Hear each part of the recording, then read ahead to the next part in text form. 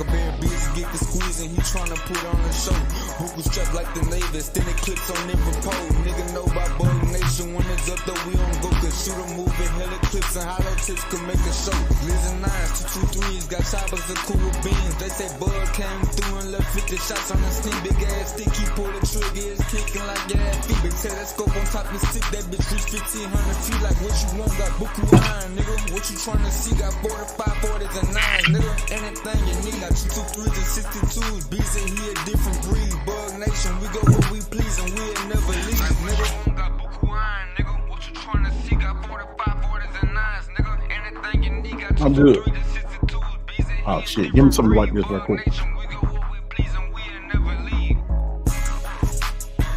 What up, family?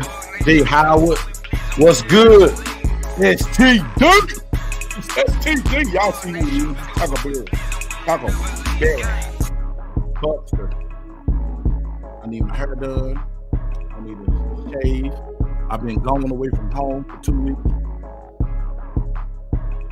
And I wasn't even at home right now. I wasn't even at work, y'all. What's the deal, man? Y'all seen the title today, man. It's getting real out here, man. Y'all really think that that y'all should be like having y'all kids paying bills? You know what I'm saying? That's the question of the night.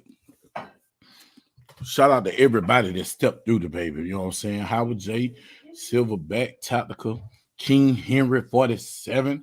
Man, what it do, man? We here early. I'm almost on time, y'all. Y'all look, I'm almost on time, man. I got home, man. I'm at the house. You know what I'm saying? I've been in Louisiana all week. Had fun down there, man. Shout out to my cousin Vicar, man. And my nephew Grump, my nephew PC, man. You know what I'm saying? I had a good time with them cats all week. You know what I'm saying? I've been with family, a lot of family this week. Enjoyed that, man. You know what I'm saying? What it do, man? What it do to everybody? I'm starting early. I guess I go to work this week. I ain't been to work in a couple weeks. I guess I go to work. I don't know, Super Bowl this week. Well, the money worth more than the Super Bowl, man. What's up, everybody, man? Y'all seen that title, man. What y'all think about that title up in that chat, man? Y'all tell me in the chat what y'all think about that title. And if you don't know, it's Bug. It's a Taco Bear Bug. It's in the glass, yeah. I need to start putting it in my studio kit. So wherever I go, I have my glass. Hold on, man. This thing is too low to the ground. There we go. Ah, there we go. Woo. Knew it was something like, man, hold up. There we go. This thing was too low to the ground. I feel like I'm sitting down. This table too low. Yeah, man. On this desk. What y'all up to? How everybody doing? Just had my Bug Nation brethren inside of the Bug Nation chat. They throw it off. But how everybody doing, man? Everybody.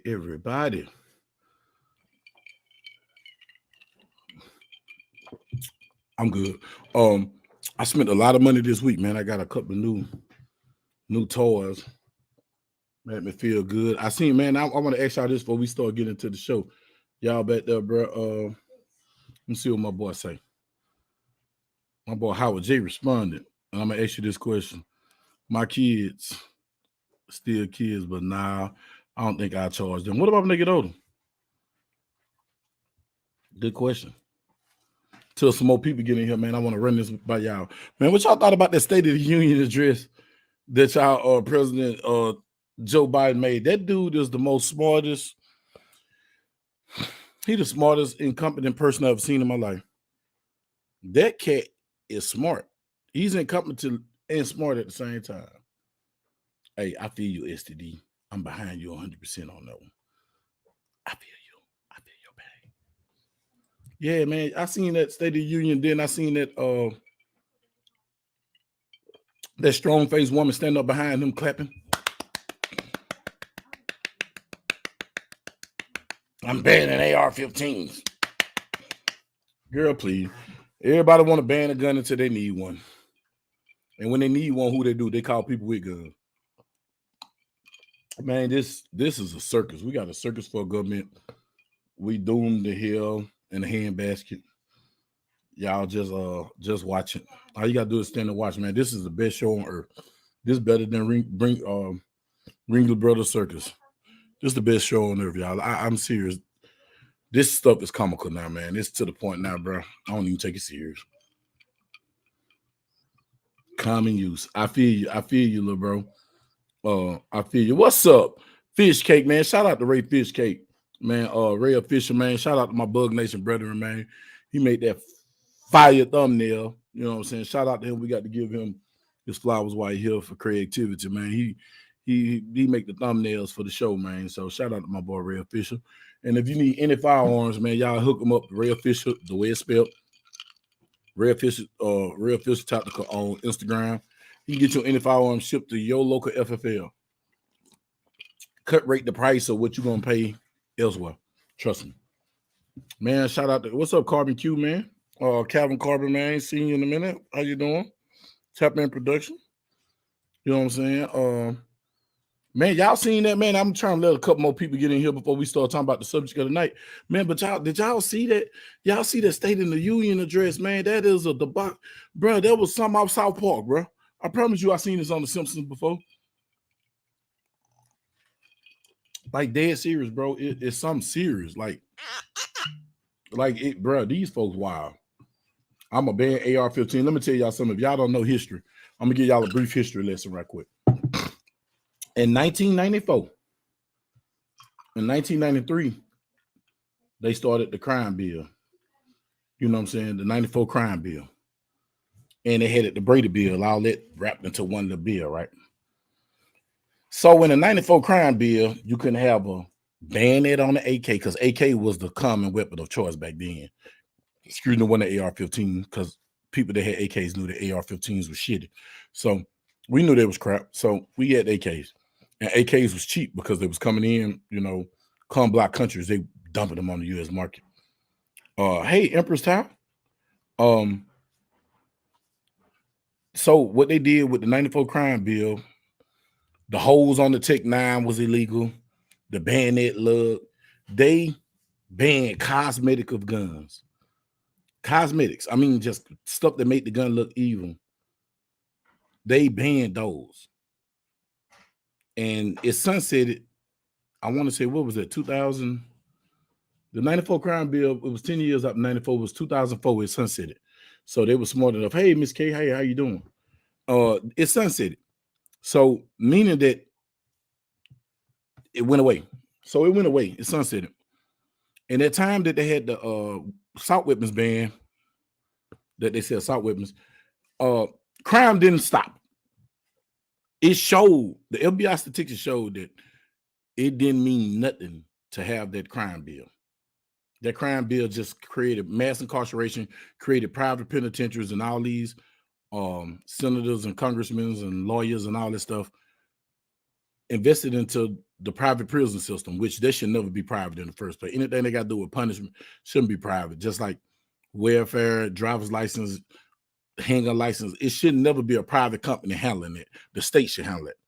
So with that being said, they banned a lot of accessories.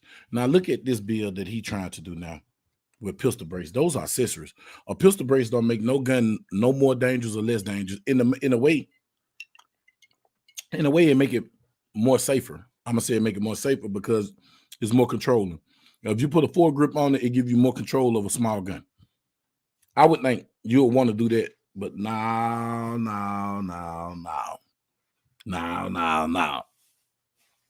Like, this remind me of the 94 crime bill 2.0. Then you got this big black, long-faced, banana-built, body-built woman. Yeah, I ain't heard from her all year. You ain't heard her say nothing. She stay hid. She stay hid like a bad case of syphilis or herpes. You don't never see her until she pop out at the wrong damn time. So now she done popped out. Yeah, I'm a ban the assault rifles. Assault rifles. Your people don't need assault rifles and AR-15s, and I'm gonna ban them. You ain't banning my AR-15. We're gonna ban Joe Biden for being. I'm telling you, he's the smartest retarded person I've seen in my life. He's a smart retarded person. What's up, Joe? What's up, Miss K, man? How y'all doing? You know what I'm saying? Thank you. Listen what she said.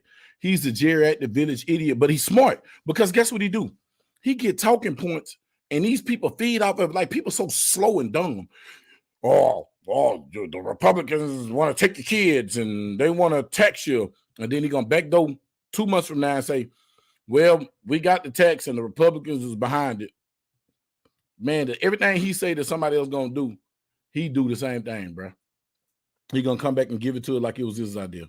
But anyway, man, I digress. I just want to talk about that, bro. And just ask if y'all seen that debauchery. Oh man. And I want to speak on this, man. I've been in Louisiana all week. I've been in Shreveport. So Shreveport killed this young man. Shreveport police killed this man. And the state police did a news conference talking about absolutely nothing. I never seen nothing like this in my life. They talked about absolutely nothing. I mean, if they did something wrong, it was all over the news. It would have been a big deal. It'd have been, I'm talking about, it would have been page 1 news. Everything about him would have been out, but now it ain't nothing out about him. So they let me think that police officer must have did something he hadn't been doing. But everybody know Shreveport police got more bodies than any gang member in the city. Any of them little young boys sliding about this Instagram stuff, SPD got more bodies than all of them. That's just my opinion. My opinion means nothing. But hey, man, y'all need to look into your local government. We need people to do something. You need to keep an eye on it because they're going to keep an eye on it when you do it. What's up, Skilly? What's going on? Oh, man, nothing much, man. Over here sipping on a little cognac, you know what I'm saying? And it's Chockerberry Bug is in the glass. And then we got my girl Empress Tao in the building, man. Love her to death. We got my internet wife, Mrs. K, is in the business. Miss KTV. We got my brother Joe VarQ in the building. We got Howard J. We got an STD. He's spreading syphilis like it's going out of style, but now Silverback Tactical Defense, man. We got him in the building, bro. We got Ben Shooting. We got Ray Fisher. You know what I'm saying? Everybody in the building, man. Y'all, let's talk about this. We got enough people here now. Let's talk about this. Miss K, would you make your kids pay rent? That's the primary question. Then we're going to get in depth in that. I'm asking for a friend.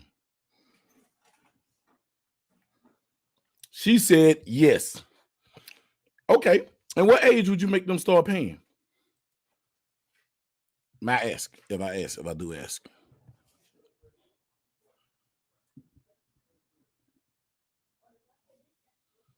What age do you make them start paying? Now, if they come back. Oh, I love her. See, this is why this is my internet wife. Because when we make some kids on the internet, we're going to make some virtual kids out of avatars. We're going to charge some little bastards when they turn 16. Yeah, when they turn 16, we charge them twats. Would you charge your kids rent? Skilly? Yeah, if they come back, I gotta. So if they stay at the house and they 40 years old, they don't got to pay nothing as long as they stay. No. I'm saying no. Nope. Nope. Don't renege now, buddy. You said if they leave and come back, they got to pay rent. So if they stayed and never left and they 50 years old in your house, they don't got to pay rent, huh? I see what you're saying. No. Watch your words. Watch your words. Watch your words, young man. Bro. Oh, yes. Metaverse babies. Let me say this. Once they start their first job, they're going to have to contribute to the house. Not necessarily pay rent. They got to contribute to the house in some way, form, or fashion. What's good, BR? Had them pay when they start working. Okay, see, we got some reasonable comments coming in. Beavers and Buttheads, your headlines for tonight. Hold on, man, I'm lost. Either I'm dumb or I'm slow. Yeah, I think I'm slow tonight. Oh, I got a buzz already. It's 7:00 p.m. in Texas. You said 16? Okay.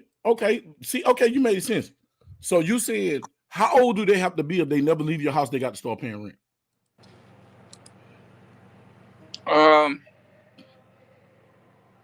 Let's see. As soon as they get out of college, I mean, no. I'm not. Let me redig what I was about to say. Once they get out of high school and they find themselves a job, I'm not going to make them pay rent. What I'm going to tell them to do is take a bill. Okay. That's your bill. Maybe it's the internet bill for $65. You know, just pay that, and then we'll go from there. But just take on a small bill. I'm not asking for all you little money, but just take on a small little bill like the internet for $55. Your internet 55? 65, 55 or 65. Shit, I need your internet. Oh, we got the cable without internet though. No, see, I ain't got like $250. Fuck that cable. bruh, that's ammo. That's 500 rounds every time I see them. But it's like what the cable bill about what with the internet? Like two something? Yeah, 200. It's 200. See, I'm not in the house enough to pay that type of money. Well, I'm not, but I ain't gonna lie to you. When I be in that truck, I can hit my DirecTV app. You can. Yeah, that is the good part about it. You can't do it. Bro. Shout out to my brother-in-law. He just gave me a tablet. Man, I got a tablet now. I got me a new iPad to take on the road with me in the truck. I'm ready to go to work already now because I got some new toys. I've never been ready to go to work. I'm like, TV. Now you ready to go to work, huh? Man, what? Got a bigger little mints. Yeah, iPad Pro. Yeah, what's up? Yeah, bro. I don't know, man. Everybody say they need to learn to function on their own. Okay, that makes sense. And I'm going down here. My boy said 21. But prior to that, you deposit 10% of your check so you can get the fuck out. Yeah, okay, that makes sense. Tell you how you hell.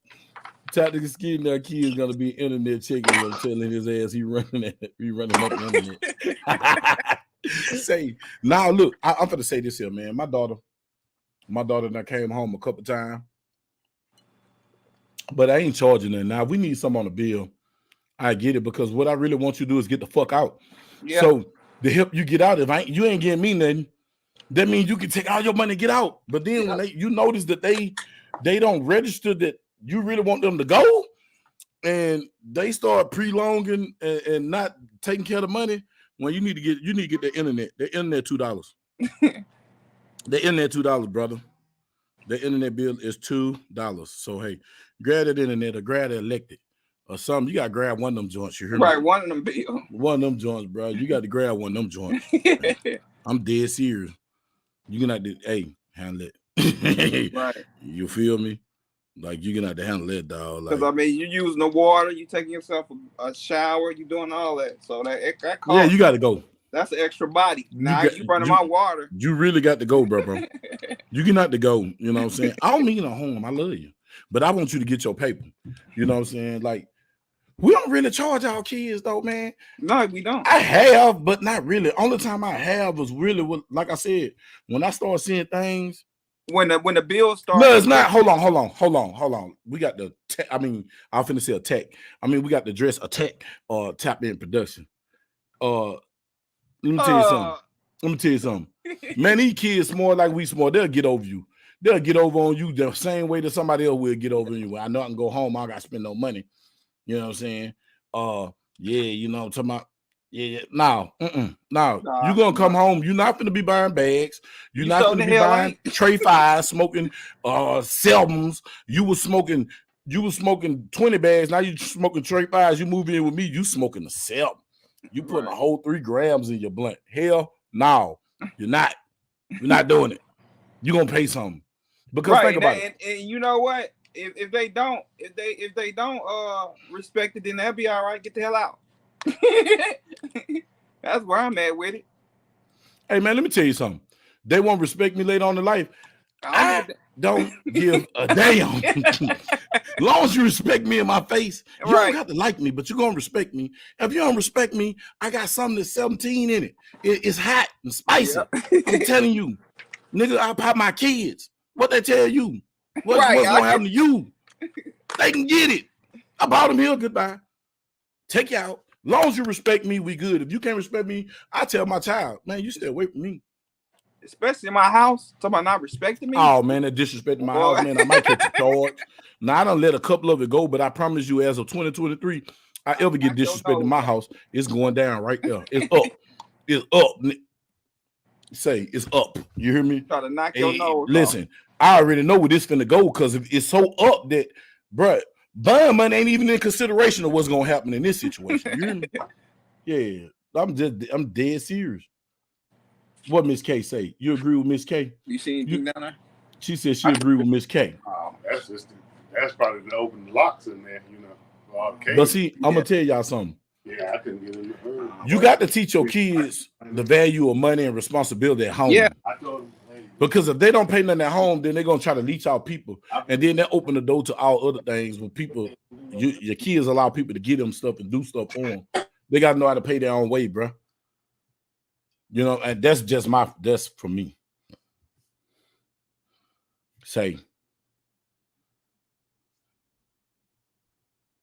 thank you. See what she started working at 16. She been getting a bag ever since. That's why she my internet wife. You know what I'm saying? I ain't making my girlfriend. We went straight to matrimony. I do. You do, Miss K? I do, Tuckerberry. I do too, baby. Kiss the bride. See, that's me and Miss K. Hey, y'all, Miss K.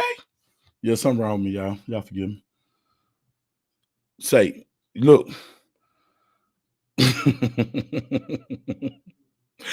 Boy, this man here stupid. Now, for real, though. Really. What up, feeling slow? Long time no see. What's up, OG Tank? If you don't teach them lessons while they in your house, they're going to keep coming back. Okay, I'm going to make your life a living hell while you're in my house. You ain't going to want to come back to this motherfucker. I'm going to be petty.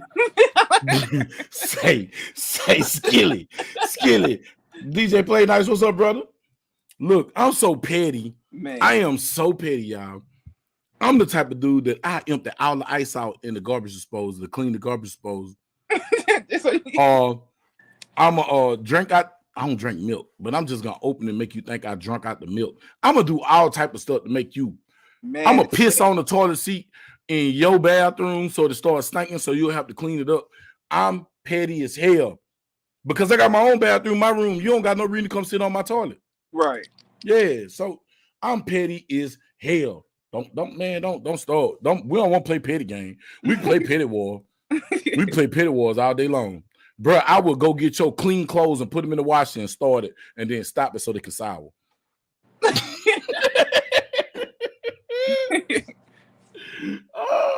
Well, I make an art project out of your laundry detergent in the backyard on the cement. You come, what the hell? This a smiley face? I know that ain't my laundry detergent on that concrete. As soon as you come, hey, guess what? I'm gonna take the water hose and go and spray it right off into the grass. Now, I'm so petty. You know, on the toilet, they got the little valves back there. I go turn the water out so that joint won't flush. Look, you try to go, you think you're finna use my washing machine? Man, I would take the whole plug out there. Boy, and take the plug and go hide the plug in my trunk of my car and go to work. Y'all know I go to work 2-3 days at a time. I do 6 days on GP. Dog, I done messed around. People done left my TV on. I done took the cord out the TV and took that bitch to work. And my wife called me like, where the cord at? And then, what you mean?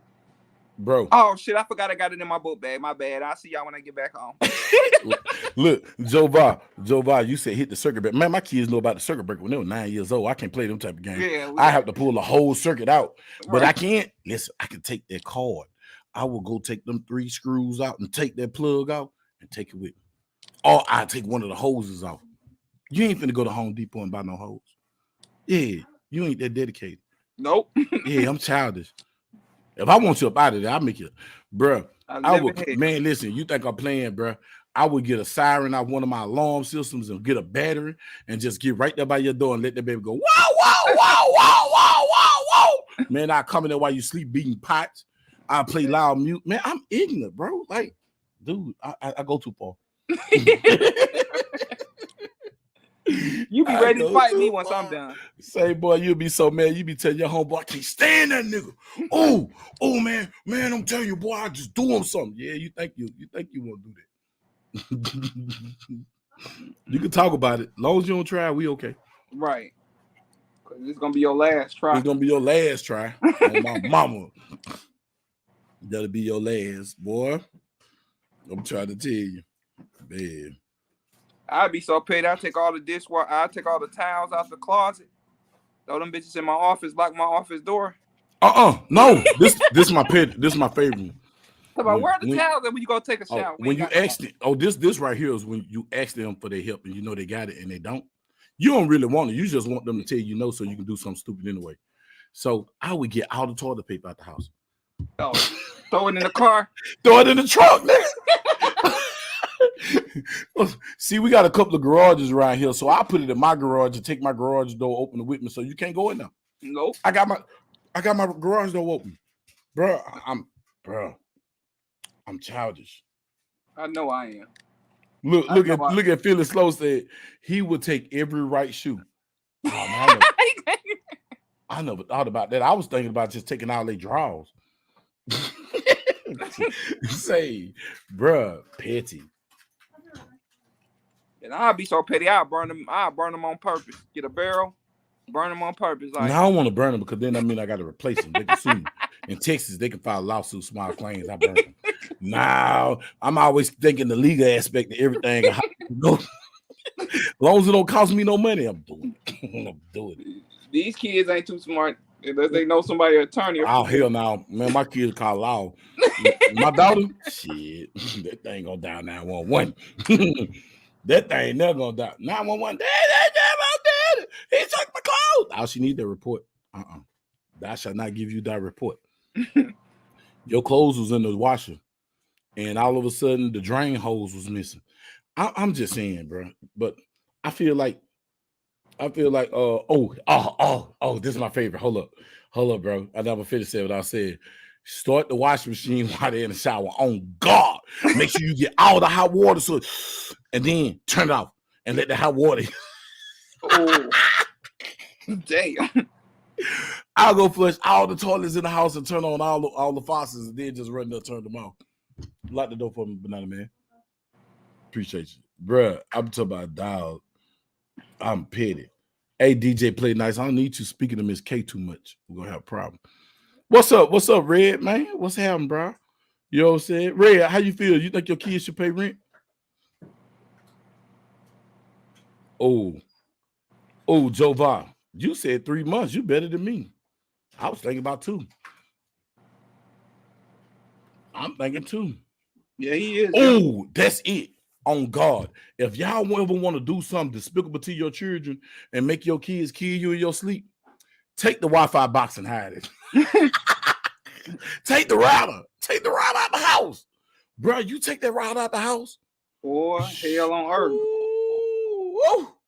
Say, oh boy. I mean, there's no iPad, no iPhone.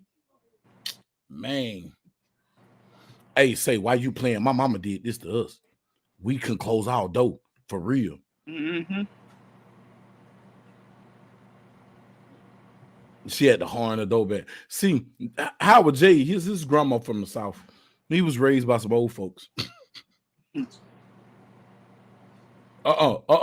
said, hell no. Just change the password. Hell no. I'm gonna make it interesting. If I take the router box, no cable TV, no internet, no nothing. You go back to 1993.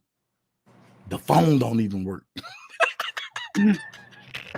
If you ain't got that old antenna, you in trouble. I got one in my room on my TV right now, just in case. Boy, man, if you want your kids to kill you, kids will plot on parents if you steal that Wi-Fi box, boy. It's World War 20. It's World War 26 in that one. Let me say, bro, if you take that Wi-Fi box, bro, that Wi-Fi box, boy, because I got some little nieces and nephews. I swear they so damn riding. I just, man, you know what? Beating them, they used to a whooping. A whooping ain't gonna hurt them. But I know how to hurt them. You take that Wi-Fi box, man, take that router. Just snatch the whole router. Say, man, what type of homosexual activity this man is on? You see what he put up here? What's happening? Ain't no gun girls in his Buzz Nation in here, man. What the hell wrong with you, boy? Oh no, maybe he's smoking. He forgot where he was at. He forgot he was at. He entered the wrong chat. Don't you see that hat? Bug Nation. You hear me? He say, welcome to Wicked Wednesdays. It's got the Bug Nation around here, man. What's wrong with you, boy? Disrespect our show like this. But yeah, bro. Like, so what y'all think, man? I need to hear from y'all in the chat. What y'all think? Y'all want me to drop the link? Y'all want me to drop the link? He said, my mom was a ghetto ass black woman. I love them. They'll fight you. Cut you. Mm-hmm. Thank you. That is so true, STD. You teach them at a young age so they don't have to do that petty shit already. But guess what? Every now and then it just feels good to be damn petty. Mm-hmm. Okay, so if you don't make yours pay rent, would you make them pay rent? When would you make them pay rent? When would they have to pay rent then? Since you don't make them pay rent, I don't make mine pay rent, but mine grown now. Right. When would you make them pay rent? Hey, on guard. Tell them again, Grind Talk. Pay rent or hit the dough. Hit the dough. Look at this fool, Batman and Robin. Man, this dude here. What that got to do with anything? Like, what is wrong with some people? Bro, I got a buzz, but I ain't fucked up yet. You hear me? I ain't even drunk yet. Like, this dude tripping. But nah, man, I don't know. I feel like this though, for real. I asked my daughter to get a job when she was 16 and she used to work. When you leave my house and come back, if you're trying to get on your feet, first we got to figure out what you're trying to do. Right. What you trying to do? Now, when you go to try to make, he said never. If you go to make my life miserable, bruh, you got to go. Skilly. Yeah. Making my life miserable. Yeah. Who the hell? Okay. Who is Skilly D. Williams? All right. Okay, what we got going on? What's Skilly going on, you dirty ankle bitches? That's Ray official. Right. What's up, Ray? Boy, you done.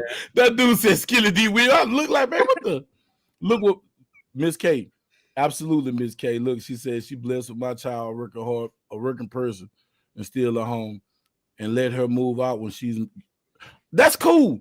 I ain't tripping on that. But y'all don't got riding kids. If you got riding kids, you got to have a backup plan. Mm-hmm. Because guess what? All our kids are not wholesome. Already, the world gonna show them the end. Man, I'm gonna put this link out here. Look what the boy said. My kids will never have to pay to stay with me. But if they constantly coming back, then you gotta draw that line. Like, why the hell you keep coming back home? What's going on with you? Right. All right, now your ass you gonna have to take on the bill now. I'm sorry. Hey, when would you make your kids pay rent, woman? Huh? Okay, I'm gonna drop this link, man. I'm gonna give y'all an opportunity to come talk about this. You know what I'm saying? So, now if you come back home, you paying rent. I mean, that's all it is, man. I mean, you know, now the thing is, what me and my wife decided to do, you know, if the kids did come back home, which I doubt they ever will, we're gonna charge you probably about $500 a month. All right, out of that 500, we're gonna put $250 to the side. So when your ass get ready to move out, you have a nice little something, you know, to get you started or whatever, you know, so you ain't struggling to get no you know, down payment or whatever you need for your no deposit. Your deposit none for your apartment. Yeah, you know, or you get you some furniture or something like that, you know. But yeah, you're gonna pay something in here, you know. But yeah, I mean, both I got daughters, man, and my oldest one, she moved out as soon as she graduated high school. Didn't like the rules, and she was like, I'm out, and ain't been back since. Yeah. And look, we talking about 12 years. She ain't been back since, and we didn't offer, you know, her to come stay here, you know, to help her get herself together and stuff like that, you know. And she's like, nope, I'm good. You know, my youngest one, she ended up going to, you know, went to college, and same thing. She graduated from college. I ain't coming back. I'm staying right here where I'm at. I'm good. You know, but yeah, man, you know, my thing is, I'm gonna charge you something.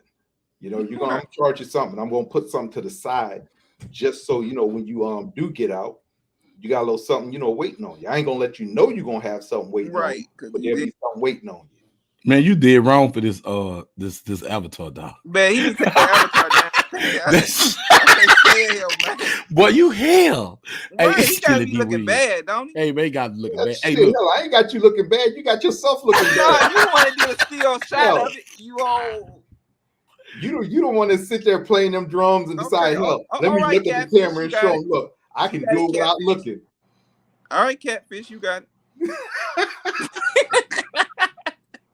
Put another video up there. I'm gonna find Mika. Picture. Mika said they help when help is needed. She better than me. And see, you better than me too. Because you said, I'm gonna get them fired out. You're gonna take 200, put toward the bill and put 3 up to help them out. You give me 500. Yeah, that's an ammo. That's an eel tick.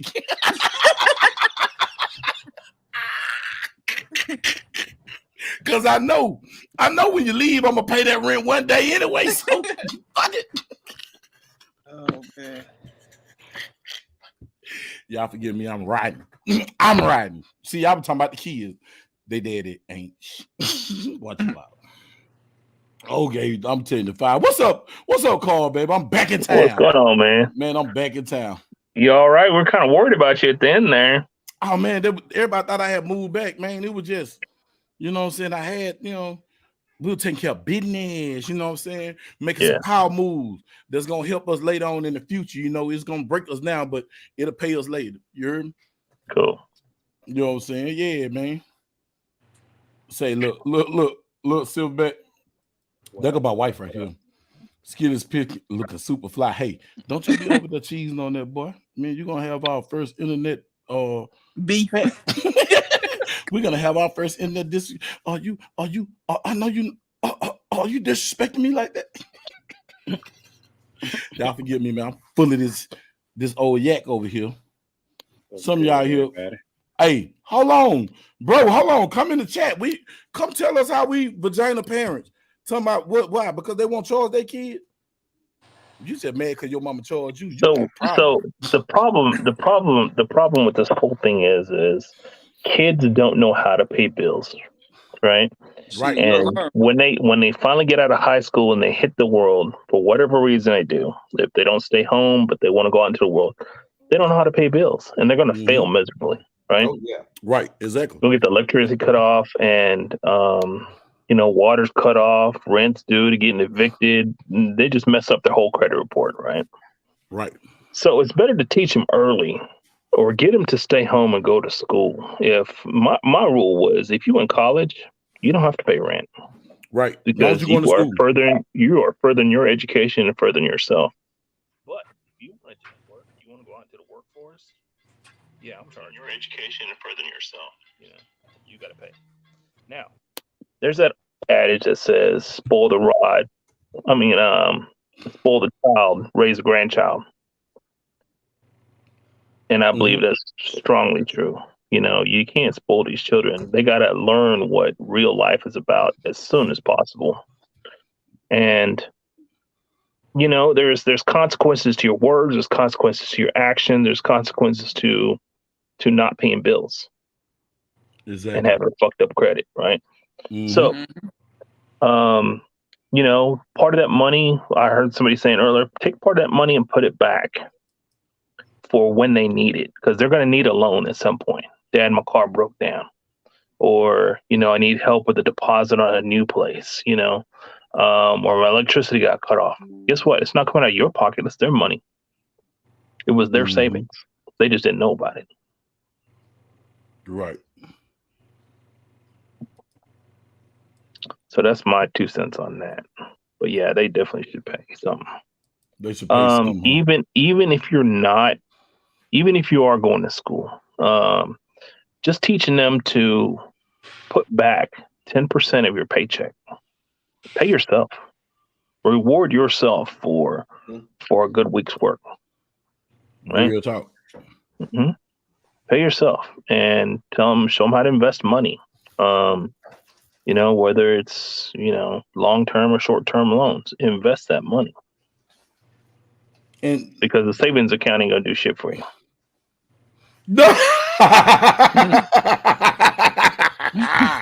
That fool said don't negotiate with Terry. I don't negotiate with him neither. But you know what though? To be honest with you, like I remember Bryce came home one time. But if you ask him for something, he'll give it to you. My daughter, that's a damn terrorist. You can't negotiate with her. You try to be nice to her, she mess up, bro. Like, Bad. yeah, man, that boy, little girl up, bro. Let me It's tell always them girls, though, man. It don't be them boys. It be them little gals, dog. You know what I'm saying? What I lie about? Twat. Them daughters, man. Say, for real, to get stuff, get they stuff. Man, look, my mom messed up my social security number when I was young. You know My what I'm mama talking said my dad did the same thing to me. Yep, my mom messed up my social security. Hey, my baby mama hit me and when they got some stuff, and then her mama when they got some fingerhood in my name. You know what I'm saying? So wait, hold on a minute. Doesn't your social security reveal your age? Back in the day, it didn't matter. Back in the day, now I do. Now you can't. That stuff they used to pull like back in the day, man. They can do. They can't do it now. They can't do it now. Okay. Yeah, you could use your kids to put your kids. Yeah, man. What? My mama had liquor in all her kids' names. Yeah, you mean? Now, one thing you get can cut do. out the Winnie D name. Now, One once thing they you get can old do enough is- and go do something, then it'll show that their name been used, and you have to Right. go down there. Now, if you have good credit history, then you ought to put your kids' names on your credit. Yeah, because it'll build their credit. Yeah. It'll build their credit, bro. All right, look. Yeah. I'm gonna tell y'all something. This is before I knew about credit, but I was dating this chick one time, bro. You know what I'm saying? This white girl, man. She told me, she said, she had American Express card and a lot of credit card. She just said, I'm gonna put your name on my credit cards, and whenever she paid her bill, it built my credit. It built my credit as it built her credit up, bro. Like, and that was before I was really on, because I was really like, I was one of them idiots. Cash everything. If I can't afford it, if I can't buy it, I can't afford it. That used to be the mentality I had. So I was cash. But then when you go out and buy this brand new car for cash, you don't spend 60, 70 grand for a car. And then you go back the next month and try to fill out application for credit. They like you got no credit. And then no credit was like bad credit. You know what I'm saying? So she was like, nah, this is what you need to do. I'm gonna put you on my credit cards. And then I had pissed off and she took me out. If I stayed on there, I'd probably be good old 8. So wait a minute. So you telling me that you got with a white chick and you had 750 credit immediately? Not immediately. It took about a couple months. Not took about a couple of years though. I ain't gonna think. It took like a year or something like that. Like a year and a half. No bull. Like, cause she paid her bills due diligently. She had never negative. She paid everything with credit card, and she'll go buy stuff with credit, pay on it. And once you get the payment history, she'll pay it off. I learned that from her, man. You know what I'm saying? Yeah, unfortunately, a lot of people can't afford it and then still go buy it on credit, and that's why they're in trouble. Yeah, like for real though. He said, "Real talk. All jokes aside, these kids don't want to do nothing but twerk on the ground and flash choppers on YouTube. And you know what kids do? That is the kids that you didn't instill morals into. I just had this discussion down there in Shreveport. Like everybody down there, these little dudes clutching sticks. But it's mighty fun. I can go in any neighborhood, and I went into 3 or 4 different neighborhoods where people beefing. These kids beefing with each other. But he said respecting. I bet you we can find old videos of all them at the freak meet. Yeah, twerking. He at Capitol Beach party, he was twerking. I bet you we can find videos of them at the freak meet.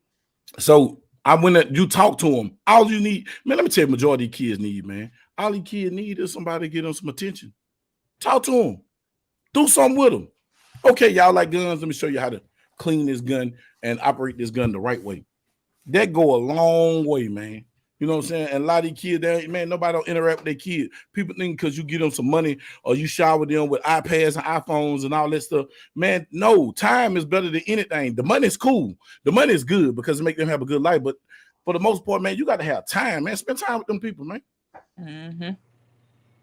Yep. Spend time with them. What if they don't want to spend time with you? Hey, find something that they're interested in that they'll want to spend time in and vicariously through that they spend time with you. So you remember that discussion we had a while back about the Big Brothers and Big Sisters program? Yep, I remember that. So if it was my dad trying to spend time with me, I wouldn't listen. Same with my mom. You know, sometimes it takes somebody outside that family, It does. the immediate family, to reach that child.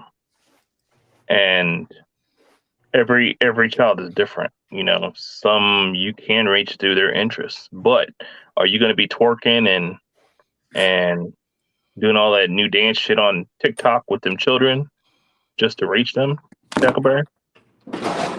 Nice. Hell no. I'm not doing no fuck. Well, I'm sorry, I'm not. if your daughter needed that, right, and you trying to Hold on, connect hold with on. her, and that's all she wants to do, Hold on. My daughter want to twerk on. that's what you got to do. Say, man. But you just said it. So what you saying? You saying Bug got a twerk? No. Yep. Shut up. Say, hold up. Let me help y'all out, because I see some bull coming on right here, and I'm glad. Bug. It say this how we do it right here. Shut the fuck up. Say, Carl, I like this setup. That was beautiful. I mean, you just pitched that up. You put the frame around it, throw the oil in, put the glass up there, and put the lights on it. You good. The old me will put you in timeout, but the new me is gonna tell you, if that's what it took to get with my daughter, we not twerking though. But we'll do a dance. But if we got to do this here, come slap the hell out of her on TikTok. Here around with you disrespecting me thinking this shit cool. Man, we ain't that cool. We ain't that common. Girl, I'll punch you in your eye. I'm getting a charge right then and there because it's going to be on TikTok of me going, because I'm going to bat the piss out of her. Don't even disrespect my mind. Even come, Daddy, come on, let's twerk on TikTok. We're going to do this dance. It's twerking in it. I'm going to slap her just for playing with me. But anyway, yeah, I digress. I don't condone violence until violence is needed to get my point across. Now, back to y'all. I'm going to let y'all come back in and talk now. Y'all can talk. Now, what y'all got to say? What you got to say? What you got to say, Baton Rouge? Ray, what you got to say? Because Baton Rouge up there just laugh. Get my charge. Damn, computer going dead. What you got to say, Ray? What you got to say, Ray of Fishnet? Say your punk ass since you going to mute me. You know the rules. You know the rules. Y'all just gonna get up there and he gonna set this up. And Carl, all week long, bro. That's how you just gonna come in like that and just set me up like that. But it's all good. You know I come in hot like that. I know you come in hot. That was like, damn, dog. So you gonna twerk with your baby? That was cold. Cause then you gonna try to make me sound like a lie. And you good, bro. I like that. My turn come, don't you cry. You know what? I always try to play the devil's advocate because people don't see that side. They're usually very polar, right? They're on one side of the subject or the other, but you got to look at it from a global view sometimes, and I tend to do that a lot. And so, yeah, children aren't easy, and every child is different. And you know, because you raise one child one way, we all know that your next child is not going to be the same way, right? And you have to connect with them differently. You know, whereas one child, your first child, you probably gonna beat the shit out of them because this is the way it usually goes. The second child, you're going to work with emotions, right? Because you've now had some emotional fortitude, and you've learned some emotional balance as a parent. So then, chances are you'll be able to work on that, work with emotions on the side, and say, "I'm very disappointed in you," and they just break down, start crying. Like it's the same thing as you whooped them. That first child, only whooping works, and then the third child might be a whole different way, you know. It might be a reward system. You take things away from them and oh my God, life is over. So you can't raise every child the same way. Fairness matters, but the way you talk to them and the way you connect with them is different. And that's the hardest thing as a parent. Yeah, so it is to find that balance. To find that balance, because like you said, like I said, I raised 3 kids before my daughter, 2 kids before my daughter was born. And at that time I was raising four kids. Three that wasn't mine, one was my daughter, and then my son, and then my baby girl just came along. I don't treat my baby girl like I treated my oldest girl. You know what I'm saying? I don't treat my baby boy like I treated Yayo and Sean them. Like even my little nephews was like, Uncle Bug, you got salt. Man, you didn't play no games on us, man. Like you didn't, like, man, you tripping. Get on them. I'm to the point now, like, I'm not the same person because I'm not in the same mental space that I was at the time that I had them. Now I learned from trial and error, and I'm gonna tell you that my biggest teacher was working for the school district, driving the school bus. I learned so much on that school. That school bus matured me so much and gave me a different outview towards kids, a different look, just an outlook toward them, to where I see things totally different. To where now my baby girl, she don't during hell, my baby girl don't even get yelled at. I don't even yell at So her. let me ask you this: is it the child's fault, or is it are they a product of their environment? Product of the environment. Sometimes it's their fault too, because sometimes these kids get smart, and when they find out that they can manipulate, so that starts to happen around 7, 8, 9 years old, right? Yep. And it's horrible at 12. At 12, they know better. That's when it's refined. That's when it's refined. I don't know, bro. I was the second kid, bro. I got my ass beat. Really? I'm telling you, bro. I got so many whippings, bro. It was ridiculous. Right. Yeah, I probably caught the most whippings out of my other two siblings. But you know why, though, right? Your nose was bigger. Yeah, the nose was bigger, bro. All right, while you over there twerking on TikTok and stuff. Hey, I'll be wide open on TikTok. My baby girl asked me to twerk on TikTok. I'm gonna cuss her ass out for the first time in her life. Girl, don't you ever in your life. There's certain things daddy don't do. You need to do that in your mama household. We don't do that over here. We don't do this on daddy's side of town. Can we get a renegade at least? Nah. Soldier boy? No. No, what we can do is a little but we not gonna be busting it wide open.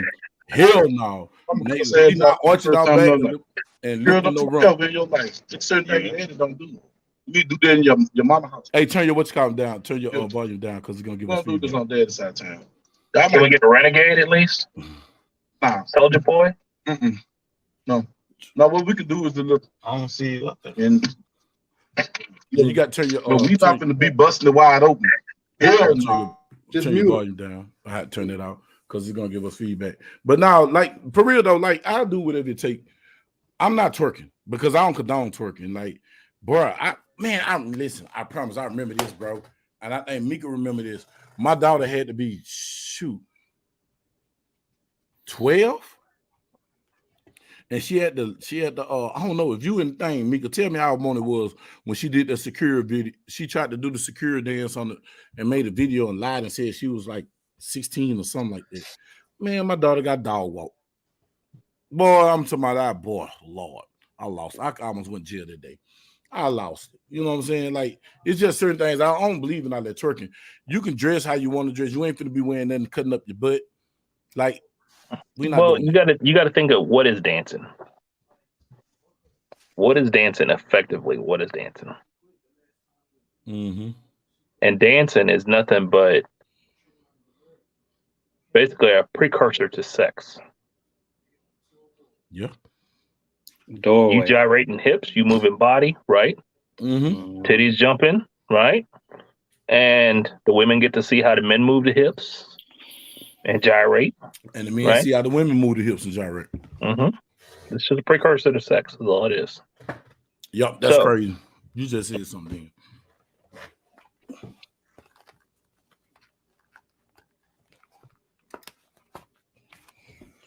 Oh, that thing hurt. This bit. Holsters and these chairs don't go together. But mating calls, exactly. It's like the snakes when the snakes do the dance. It's a mating call when they doing the ritual. Yeah, bro. But I don't believe in the twerking though. But you know, we can do the little friendly dance. But all that other stuff, like some of these women be doing, they be doing too much. That boy said, "Pow, pow, pow." I feel you, because they be doing too much, bro. Like some of these women be doing too much on TikTok. I be like, damn, TikTok for the kids. And you on here like real live getting me some. And then when I get in your DM and say something crazy, because Tackleberry Bug bees and everybody DM with the mess, I be in your DM talking crazy. Sure do. Oh yeah, I like it. I like that good knees challenge on TikTok, boy. That bit go hard. I'm telling you. Good knees, the mega knees challenge. Woo, man. 2 hands up, keep them up. That bit go hard. I ain't gonna stunt. Man, yeah. But I don't know, y'all. I just say, I like what Cora said. You can take money from your kids and use it to give it to them later. Because I'm gonna give them some money regardless. So whether if I put it up or not, I got to tally. Because when it come down to you need to pay this deposit for this apartment, I'm gonna get you. It just depends on your respect level. If you don't got no respect and you kind of disrespect them, I'm gonna let you wing it.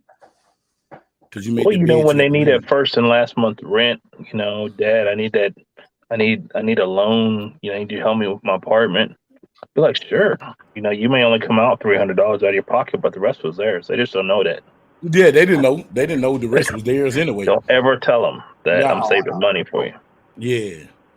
Real talk. What's up, Grind Talk? I don't tell mine anything. What's going on? Let me drop down and come right back. Mm-hmm.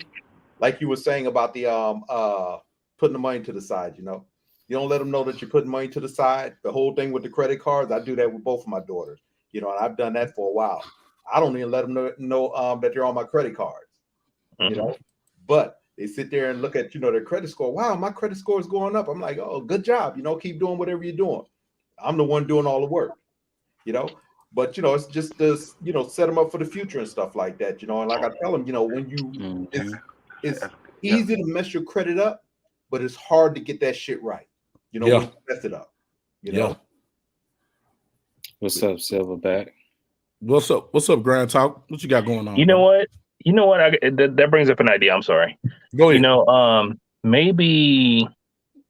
Maybe there needs to be a new company startup that offers practice credit to young people. Mm-hmm. So they can get an early start on how to manage their credit, so that when they actually hit the world, they can actually really manage. I think if us as parents teach our kids that stuff, it'll be a lot easier too. Because I know my parents didn't teach me nothing about credit. Everything that I learned about on that side of the field was self-taught. Right. So if we you learn it from white women. Nah, I learned everything about that credit stuff really from YouTube, really. Right. Right. But, yeah. There's a lot of good resources out there if you just I'm not gonna fake. I learned from the white chick, her name was Amy. And I met the little chick, bro, and she seen I was playing with money. And she was just like, whoa, you're not making your money work for you. I couldn't fathom the concept of what she was trying to teach me and tell me. And when she sat me down with it, she called me one morning late night and just broke it down to me. And then I started thinking about it. You know what I'm saying? I was like, oh, okay. And then I started noticing how car insurance, when we stayed in Oak Cliff, because Oak Cliff was a high crime area, the car insurance was high. Then when you got low credit, man, my car insurance was up 10, 20%. But then I moved to a good side of town. But then the side of town made the car insurance go down. But because my credit was low, I was still up 5, 10%. And I was like, man, what the? And I thought about that. And that's when I started taking credit, credit serious. The price of your car also affects that too. Yeah, but it's something she told me. I'm going to tell you what she told me, though, that got my attention. And I never forget this. She said, you know the difference between white and blacks? And I thought she was on some racist crap. But I said, now tell me. She said, white people live off their credit in their early years. Black people don't. They live off their credit in their later years. Yep. And then I was like, what? And then she said, by the time the white people get in their credit years, their later years, they get an LLC or some type of corporation and use their credit. And when their credit burnt out, they go bankrupt and started nothing. And ain't nothing never affected their personal credit. They use business line of credit. They're never using their personal credit. And she was like, you black people, no offense. She was like, y'all use y'all personal credit. And I just started thinking about that. Like, wow. because it's crazy. We don't come knowledge of like business credit till later on. Mm-hmm. You get what I'm saying? They're not gonna educate us on no credit. They ain't gonna make no money if they educate us on it. Mm-hmm. They make money off. They make money off good credit and bad credit.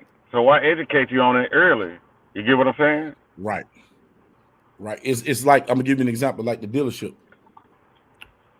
If you got a good credit, my rifle, those that rifle in that aluminum case. Just sit it down, just lock one of the locks on it, make sure it didn't just come out of anything. That was my fault. I should have moved it. The business credit, like business. I didn't learn about business credit until later. I didn't learn until business credit later. And this the crazy part, y'all. I had went to a car lot, back to what I was initially talking about. When I went to the car lot, she told me this. She said, look, when you go to the car lot, when you put a down payment on, for every $1,000, only like $100 going toward the principal. But if you got good credit, you don't even need a down payment. And I was thinking about that, and I was like, man, so I went, bought my first Charger. That thing was 40-something grand. I got hit with the highest, 18% finances. That's high as they can go for a brand new car. Man, it made my Charger turn to $60K. I was like, man, no, $6 a month. I'm like, man, this is crazy. Then I'm still paying a $4 a month car note. Insurance, because my credit sucked. I'm paying $1,000 a month for this trash car, bro. You see what I'm saying? But nobody told me about the business credit.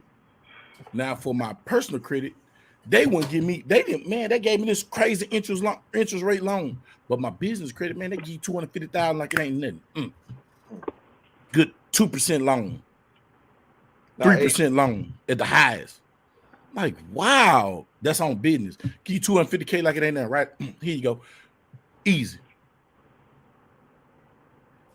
I was like, man, I ain't know that. So people building out business, they ain't using their personal credit, man. Right. That's something I try to teach my kids now. Even if you're not going to use an LLC, use a trust. Everyone should have a trust. That trust is the thing, bro. Because you can put a trust. Oh, man, look, the way you set up your trust, you set up your business, you can use your trust as your bank. Mm-hmm. You can borrow money. You can get an insurance policy. And bro, it's so many ways out here to get money that they won't teach you or tell you. And it's the people that know won't even trickle the information down. Then they'll half sell it to you. You give them 10 grand, they'll give you a piece of the information. They'll tell you how to start it, but they don't tell you how to finish it. Yeah, man. What I tell people, man, like a lot of people talk about cash and all that, I tell them cash is cool, but credit is king. If you have good credit, you can damn near do anything. I mean, you see what Silverback put up there about credit cards. If your credit is tore up, every damn credit card is hard to get. When your credit is good, shit, man, these people trying to give you credit cards. That's the whole thing. And then people have to learn that. And that's something that we're not taught, growing up, because my parents never talked to us about credit, bills, or anything. Hell, we didn't even know they paid bills. As a kid, you're looking at cars and stuff. Oh yeah, I'm gonna get this car. I'm gonna do this. I'm gonna do that. But then when you get older, when you actually get out there on your own, you don't know anything about credit. Shit, man. First thing they're throwing a credit card out at you, and you screwing up your credit right there at the start. Yep.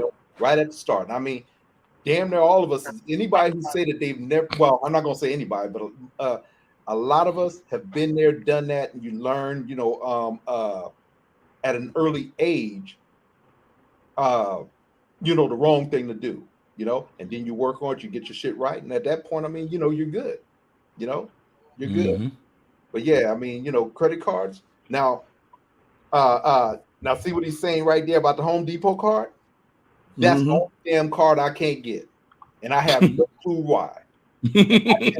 My damn credit score is almost at a damn 800. But I can't get that one credit card right there. That's the only one I can't get, which makes no damn sense to me. I got American Express. I got all kind of damn credit cards. That's the only one I can't get. And He got a black Amex, can't get an orange and white card. Right. Yeah, Look. that's what I'm saying. That's some dumb shit, man. And I sit there and I ask them, I call these people up and I'm like, hell, why the hell can I get a card? I tried 3 times to get a damn Home Depot card. Why I'd get credit cards just to see if I can get the damn thing, you know, and that's it. And that's the only one, like I said, I haven't been able to get. I've been trying for 3 years to get that damn credit card and still can't get it. It ain't like I'm gonna use the damn thing. I just want the credit card because I can't get it. Yeah, because you just want to get it because they said you can't. Yeah, it's like it's a damn challenge to me now. Mm-hmm. You know, to figure out what the hell is going on, why I can't get the damn thing. You know? Yeah, that makes sense. But I seen a guy today pull out that black card. That boy had that Black American Express. Hammy. Pulled that thing out. I was like, whoa, it just seemed like the whole building just started shining. And so I asked him, I said, hey, brother. I said, man, how much do you have to buy? He said, man, I got to spend a minimum of $250K a month. I was like, what? He's like, yeah, $250K a month, a minimum. That's the bare minimum that I have to spend to keep this card. And I was like, oh, that's why you in here spending crazy. But I get it though. But American Express is really it's a charge card because you got to pay that back by the end of the month. But that's the way I treat my credit card. When I treat my credit cards, like if I get a credit card, say for instance, my billing cycle on the 16th, right? My statement gonna come out on the 12th. Once I get that statement, I pay it off, so I don't have to pay interest. I pay it off. Whatever I bought, I pay it off. I treat it like a charge card. I pay it off. As soon as I get that statement, it showed that I used that card. I get that statement. That's when I pay it off. And that boosted my credit a long time ago. Like it put me in a good place.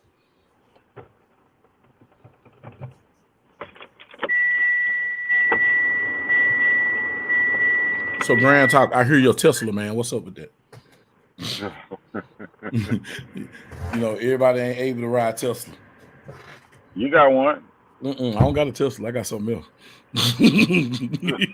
I got something else. I ain't gonna tell them what it is. They got to see it. When they see me in it, Huckleberry Bird got a Chevy Volt. Big old ass and a little Volt. You know why I don't want an electric car? After that initiative Joe Biden them put into, they snuck that bill in that nobody paid attention to, that he can shut your car off, that they got that shut off thing. I don't need nothing that could be shut off, man. And then y'all know Teslas, man. Yeah, man, it's a bit, man. Look it up, man. Joe Biden got a bill that they can shut your car down, man. For what? Shit, because they feel like you finna break loose, bust, catch 9 rabbits. Give me old Hellcat.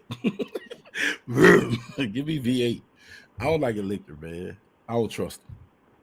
For one, they got a lithium battery. The Hellcat gonna be electric too. Yeah, but I don't want an electric one. I'm gonna keep a V8.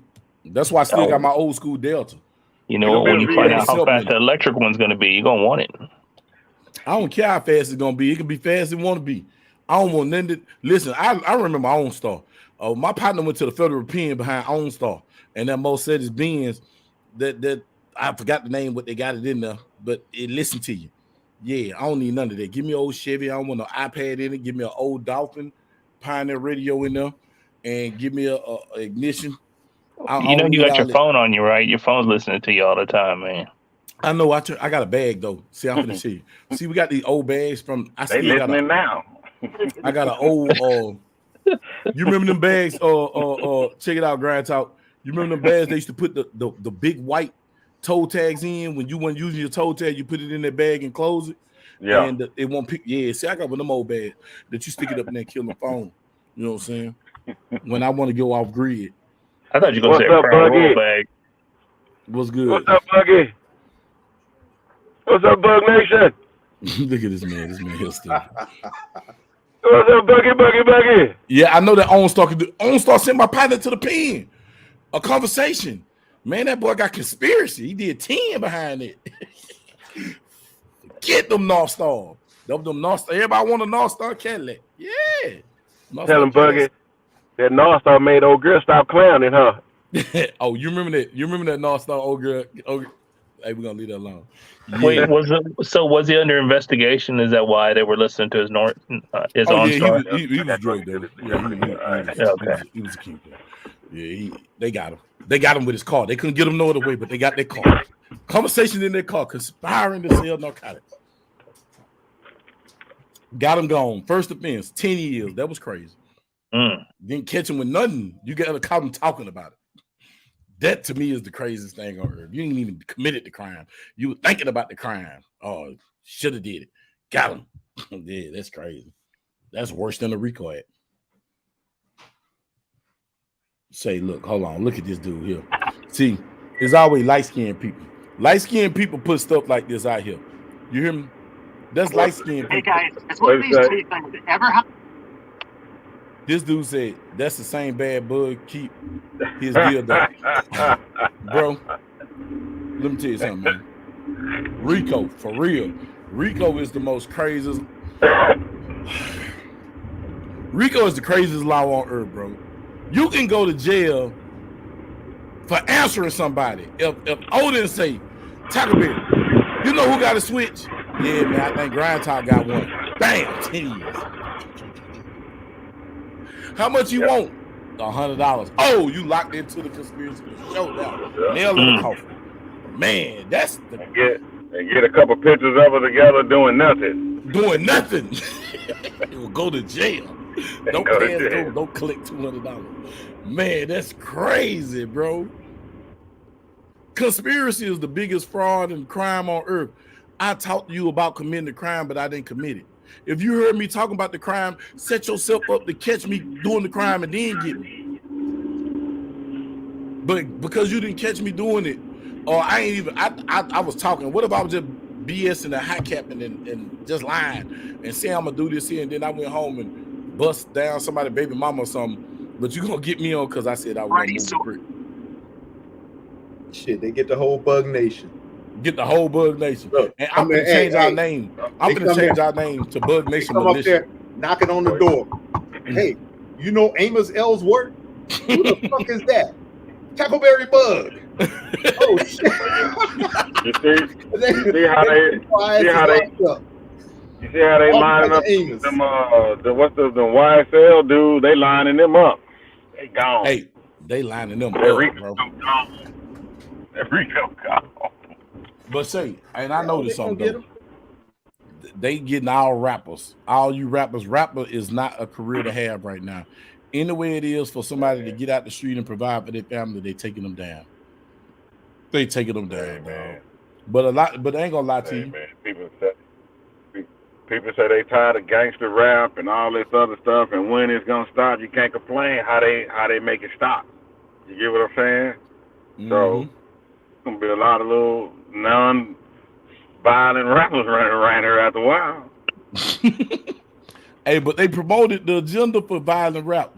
Man, you all remember when NWA came out? Before that, Two Live Crew was the most riskiest thing. I remember, bro. I remember this from the 80s. My big brother used to listen to. They banned Two Live Crew. Banned them because they were talking about. They banned them. They were talking about hunching. They weren't trying to kill nobody. They were just talking about slutting your girl out. Banned them. But then NWA came through. NWA came through. You start pushing Kwame and pushing Public Enemy and all them to the side, and start glorifying the But NWA wasn't trying. They weren't even talking gangster. They were just talking about what was going on, and then they rap changed a little later.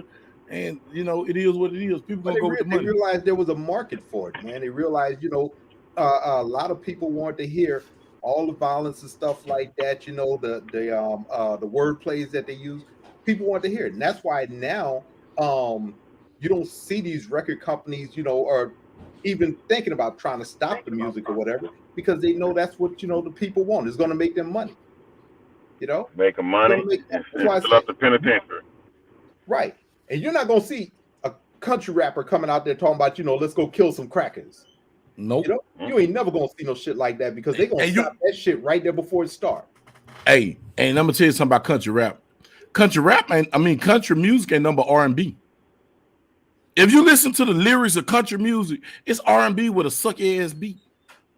Like it's a suck beat. Right now, it is. It's changed. It's changed because I was playing this this new style country. I'm a DJ as well. So, like several years back, I was working at Guitars and Cadillacs over in Fort Worth, and I came from being a club DJ into working in a country bar because they like my mixing style.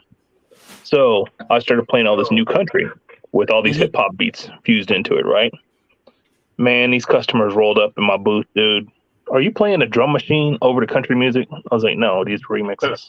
They're like, can you just play the regular song? I was like, with less beats in it? Like, you want to play a song with less beats because you can't dance to it? They said the beats were messing them up. They couldn't dance on dance floor to country music with these new beats on. I'm like, they couldn't do line dance, man. They couldn't do that country line dance. Right. So the new country, it had more groove on it, man. You could just stay on the sidelines and just dance, you know. But it's just all hip hop. Right now, it's all hip hop fusion, man. And I called it a long time ago. You call it a lot EDM, in country. So, hey, look, I remember the little girl Kelly Clarkson. What was the name of the song she made? That pickup truck song. I love that song because a girl did my Lincoln like that. That helped her to the bump off of it, bust all my windows out. Yeah, but I respected that song. Well, you crazy. I did, man. I respected that song, bro. Man, that song was real. I promise to God, bro. I was at Mika house, right? We was in Urban, and they helped her walked up on the door. I ain't gonna say her name because she married now. So she knocked on the door. I was there. So I told Mika, give her the key to. I had a key to something. I don't know what it was. It was a key to something. And she came out there, and she got mad at Mika about the key or something. I had a gun in my hand. I could have shot her, but I didn't. But she went off on me, so I shut the door.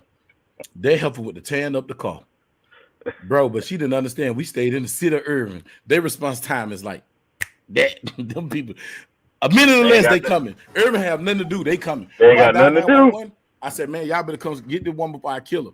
I'm a shooter. I got a gun. That's all I had to say. I'm a black man with a gun. They coming. They don't care about what she got going on. I knew those was the trigger words to get them to Urban, Texas. Yep. Man, they got the Urban, Texas. They don't surround the apartment. Bro, I got the Mac. I don't put the Mac up, come out there. I said, man, that woman done bust my window. What's called? Dog, do y'all know that they didn't want to prosecute the woman? I had to go in front of a grand jury. And when I went to grand jury and did the grand jury testimony, I had to tell the lady, the prosecutor was on my taco. And so I was like, bro, I'm going to tell you like this here.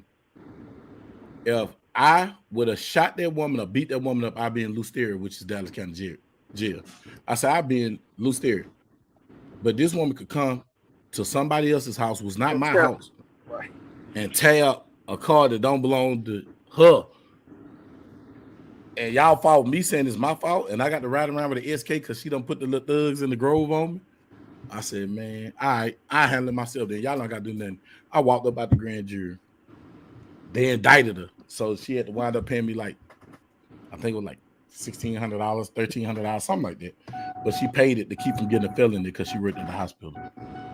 Yep, you can't get no felony working in nobody's hospital. Yeah, so they and so we settled it, but they did something about it though. But they didn't really want to do nothing because they felt like I wronged her or something. But I didn't wrong her. She knew what the business was. I told her I had an old lady. She knew what it was. I ain't lied to her. Hey, what's up, guys? Thanks for having me in. What's up, Joe?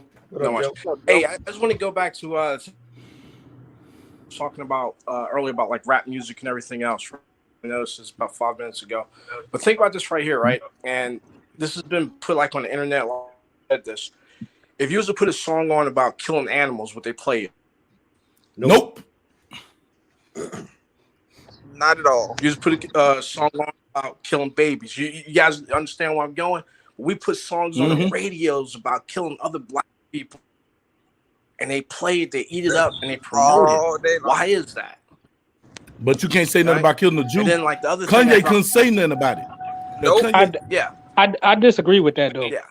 For what? Because all music is expression. right? Whether you're talking about rap music or whatever, it's all expression. How dare you label my expression, a nigga from Oak Cliff, it's that artist's somehow different than a motherfucker from Carrollton? Like, you gonna label my shit gangster, but these polka dot wearing motherfuckers over here, you're gonna be like, oh, that shit's rap music. Man, fuck out of here. And I'm saying that from a nigga that used to be in the industry and shit. Like, you know what I'm saying? Like, I done did South by Southwest 3 or 4 times. You know what I'm saying? Like, I'm not new to this. You know what I'm saying? Like, stop making these divisions and shit like that. Like, it's expression. My expression ain't gonna be the same as yours. Ain't gonna be the same as Bugs. But now you want to classify and quantify shit. Like, nah, stop that. I think what the problem is that that's what's happening in the streets, and they trying to stop it at the head right there. From let's stop promoting it, and maybe it'll stop happening. You get what I'm saying? Mm-hmm. I think that's why they saying that. Well, I don't listen to a lot of rap now anyway. It's all up to the person. You know, that's just me personally. I can't stand the bullshit. I ain't gonna lie to you. That shit hurt my ears. I'm sorry. I don't listen to the bullshit, so. I'm with you, because I got an 8-year-old, like, he, you know what I'm saying? He all in that young boy and shit like that, you know what I'm saying? But, like, that's his expression or whatnot. Like, I'm not gonna curb that shit, you know what I'm saying? Oh, that'd be the same way as somebody trying to curb me not listening to UGK or NWA or some shit like that. You know what I'm saying? Like, come on now. Shit. Like, that was what they was talking about was what was really going on in the streets. Yep. That's true. You call it gangster because they talk about killing niggas. Yeah. We was killing niggas in the 90s. That's what we was doing. Like, they would just it was art imitating life, not life imitating art. But you gotta look at it also. And then hip hop and branched off. Hip hop then branched off into drill music, and that's where it's coming from. You get what I'm saying? Hip hop, drill music, and reality is all 3 different kinds of music. You get what I'm saying? So a lot of people is going crazy over the drill part of it. Hip hop music like UGK and stuff like that. That's what we were listening to, but they weren't promoting killing everybody and doing that. They had their little songs where they said little stuff, but it wasn't what they doing now. You get what I'm saying? So I'm real big into black music, right? Like I go to like the Afro beats and the reggae and shit like that. You know what I'm saying? Like there was violence of what Fela was talking about. Like, you know what I'm saying? Like, but they somehow they glorify that and want to, you know what I'm saying? Like, stop making these divisions. Like, that's crazy. But like you said, it's a lot of these kids don't understand what reality is, and that's partly because of maybe the lack of somebody letting them know that, hey, just because you hear it on the radio don't mean it's something that you should do, because there's definitely gonna be consequences behind your actions, and that's what my daddy taught me. And I mean, I might have listened to it, but I knew if I did something, my daddy ain't about to go in and you know, if you going to jail, you going to jail. My daddy didn't glorify that. My dad, like, if you go, hey, more power to you, but don't count on me to give you no phone calls. Don't count on me to bail your ass out. It's not happening. But that effect ain't no different than anything else in life, right? Delusional motherfuckers gonna be delusional. You delusional, you get on that football field and I run through your ass. It's the same shit. Like that's a universalism, right? Like you don't know where you at. Like if you're not situationally aware, which is something that we push in 2A, you know what I'm saying? Like that you gonna get got. Like that's just on you. Yeah, that's true. Yep. So I wanted to bring up something since y'all talking about music like that. School shootings. The prevalence of violence in the street really wasn't as bad to what the mid 80s, early 80s, mid 80s, somewhere in there, right? 84 through 89 was like the whole, like it really kicked off about that time, right? So was it the music that did it?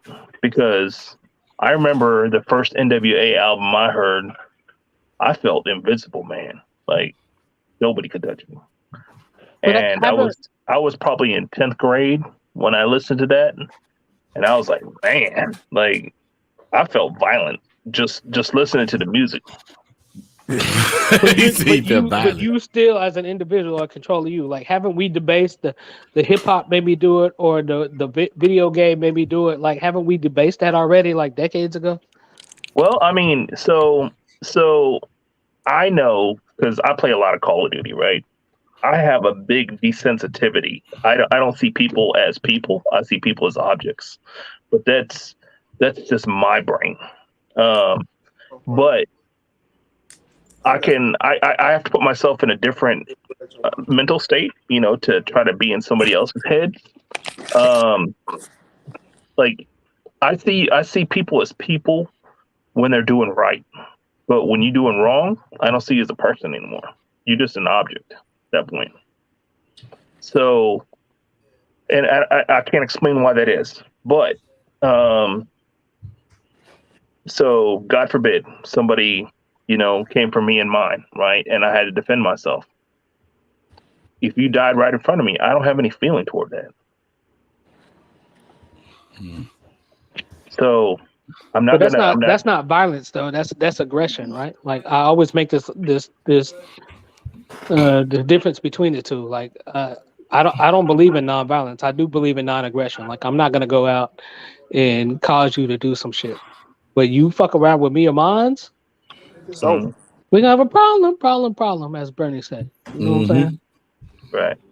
Like that's like even Malcolm said the same shit. Like I don't consider it violence. I consider it intelligence. You know what I'm saying? Like but that was what in the 60s.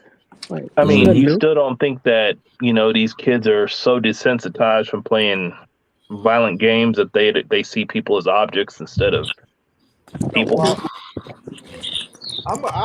I kind of agree with what he's saying as far as that, and this is just me. What music nowadays and the way these kids are trying to live the shit that they hear.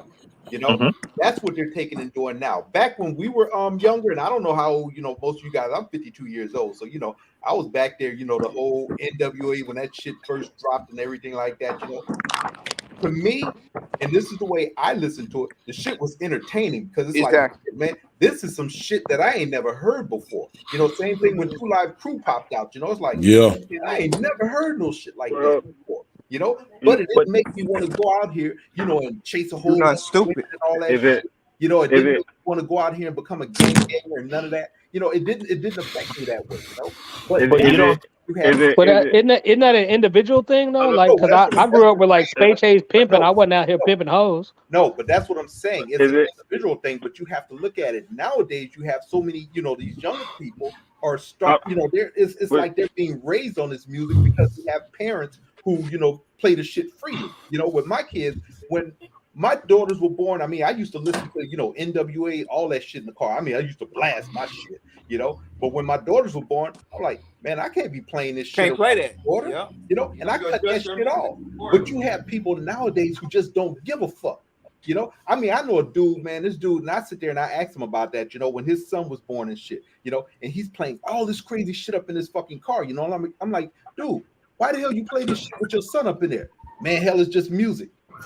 I say, but listen to what the fuck they're saying. I mean, are you okay with your son hearing this shit and maybe going out and imitating this shit when he gets older? Because in his mind, because you gotta still think about it, these kids are growing, their mind's still developing and shit, So when they get to a certain point and they start, whole reality and I mean, I guess fake shit collapses in. These little kids don't know the difference. But I mean, I answer that with that's the role then of a parent, right? That's what I'm saying, and that's where the problem comes in at because my youngest is 8. Like, you know what I'm saying? I was taking him to daycare, listening to Good Kid, Mad City. You know what I'm saying? Like he might know every lyric from that damn album now. You know what I'm saying? Like. So let me take it to an extreme there then. But he know damn well like I'll beat his ass if he step outside of that. Hold up. Grand Top was trying to say something. So I know he was getting ready to say something. So let's go ahead. Let Grand Top say something. Go ahead. Hey, I mean, is it any different? I mean, you saying about what we have to watch what we let our kids listen to, and so they don't go out and act it out, but we sit around and let them watch SmackDown. You get what I'm saying? That's violent. We sit around and let them watch The Last Dragon with Bruce Lee doing karate and shit. They go out and act that shit out too. So I mean, if we're gonna talk about one, we gotta remove what they watch too. Right. Where you gonna put that line at? Yeah, you gotta draw that line. Yeah, you got a fact there. I mean, because my kids were shit, man. I'm trying to think. When did Friday come out? What's going on? Because both of my daughters sit there and watch damn Friday.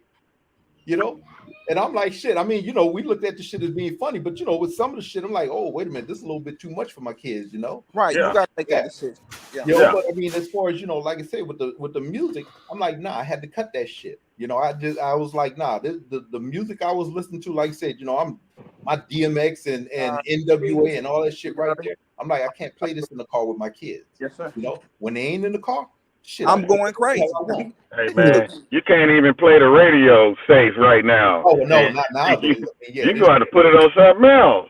Hey, because you're gonna hear some homosexuality. Boy, I would hear sex. It's out here in the radio. Sex. And to be honest, the shit that's out now is tamed compared to what we had. You know what I'm saying? Like, I remember sitting in the aisle watching Menace to Society and shit, talking about, you know, I feel for your mother type shit. Like, what you say, homie? Like, you know what I'm saying? Like, but that shit. Now You know what I'm saying? Like, when we were young, that's the context that I came up in. You know what I'm saying? Like, but you see, when we were young and we were listening to that stuff, and all the protests came out. Those are the people that are our age that were saying they were doing the protests. Like, this is not good for children. And we thought they were stupid. And we're turning around and saying the same shit that they are in a different age. Warwick. What's her name? Dionne Warwick and Reverend Calvin Butts and whatever. Like, if you go back, if you listen to Thuggish Ruggish Bone, like the intro to that or whatnot, like we are not against rap music. We are against those thugs. You know what I'm saying? Yeah. That, right? Fuck all them. We're against right? those thugs. Yeah, I remember right. that. That's why I say fuck Hobson and Christian music, because they took a 100% stance. You know what I'm saying? Like, that may be why I'm 5% now. You know what I'm saying? Like, what is 5%? We don't know what that means. So you can't. If you don't know, you Google it. Whatever. You know what I'm saying? Whatever. Just Google the nation of gods and earths. That part, right? There you go. You'll learn everything you need to learn. Well, I ain't gonna say everything. I mean, it's a whole lot. But within that, like, you know what I'm saying? Like, I got my ex when I was 17. Like, I started to fuck with the MGE a few years after that. Like, I've been with the Garveyites. It was like everybody but mainstream black Christian, black church shit. You know what I'm saying? Like, whatever. The New Wabians, right? That nigga that said he went to the fucking sun and back and shit. You know what I'm saying? Like, all that. Hold up. I just found out what 5% is. I learned something today. In 2023, really? Yeah, today that's retarded. I just learned what a 5% was. Right. Because I'm a douchebag. Right. You didn't hear Wu-Tang talk about the other guys put me on how to rock this. Look, you know what I'm saying? Look, he just said Wu-Tang. The religion is Wu-Tang. What is a 5%? Look what a 5% is. Nation of God. I mean, wise intelligent, poor righteous teachers, or parents, or Ice Cube. Ice Cube had fucking brother Khaled in, you know what I'm saying, in his thing. Like, you know what I'm saying? Big Daddy like, Kane. Come on now. Rakim. This ain't nothing new. So rock this, fuck me, joy, right? All so that. that brings up another question. If you ain't caught it until 2023, that's on you. That's the definition of retarded. Nah, you got to think about it though, man. In the Midwest, there's very, very few 5%ers. Okay, the majority of the 5%ers, and you're right. You got. Let them outside of that, you got De La Soul, who's never been 5%er. And we're talking about you know what I'm saying, like. No, but we're not talking about the music. We're just talking about the actual 5%ers. There was very few. Right. It was like so. Here's what I'm saying. It was like black mainstream Christianity and everybody else. I done built with Garveyites. I done built with New Wabians. I done built with whatever. You know what I'm saying? Like, I was 17 when I got my ex. You know what I'm saying? I was born in 77. You know what I'm saying? Popped up my mama at fucking you know what I'm saying? The original fucking Parkland and shit. You know what I'm saying? So like 17 years past that, you know what I'm saying? Like Parkland was still there on Harry Hines, whatever. Like this ain't nothing new. So let me ask you this: why has conscious rap gotten such a bad deal over? Because niggas like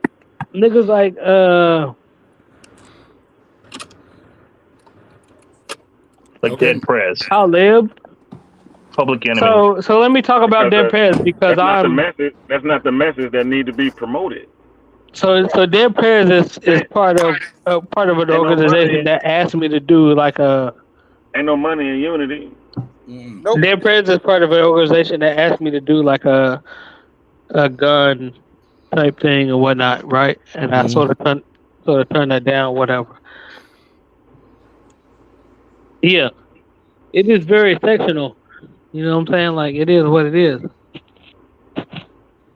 How many of y'all motherfuckers don't understand like the Hoover movement or some shit? You know what I'm saying? Yeah, like, but don't you want people to be woke instead of sleep? No, letting them woke. sleep.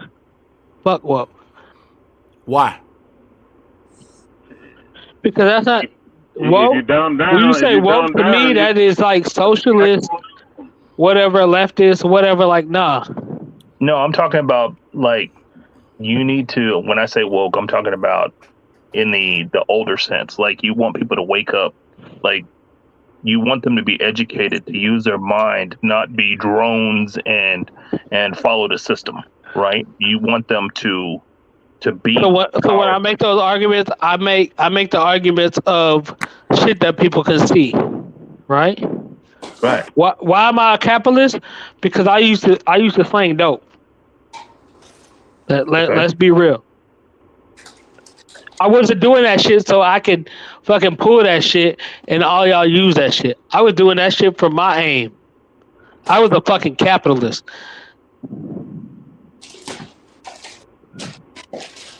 Right? The whole Black Lives Matter and fucking defund the police. Nigga, I wanted less police on the fucking streets since the 90s when I was pushing shit. That's not nothing new. I don't think you answered this question. Why am I Republican? Because Republicans believe in less government, less police, less fucking oversight. No, I'm so. That's exactly what the fucking nigga like me was on. No, so what I was really trying to ask is about like Dead Prez's message, right? It's about politics and running up in the city hall and protesting and changing laws that are unjust, and jail terms, are higher systematically for Black people, right? Drug charges, same way. But until those things change, we're always going to be stuck in this rut, right? You mess up once, you gonna ruin your whole life. I know them niggas personally, right? Okay. And we want the same outcome in a slightly different methodology, right? And your methodology, how we get to that, might be different, might be like whatever. Like they have a certain methodology.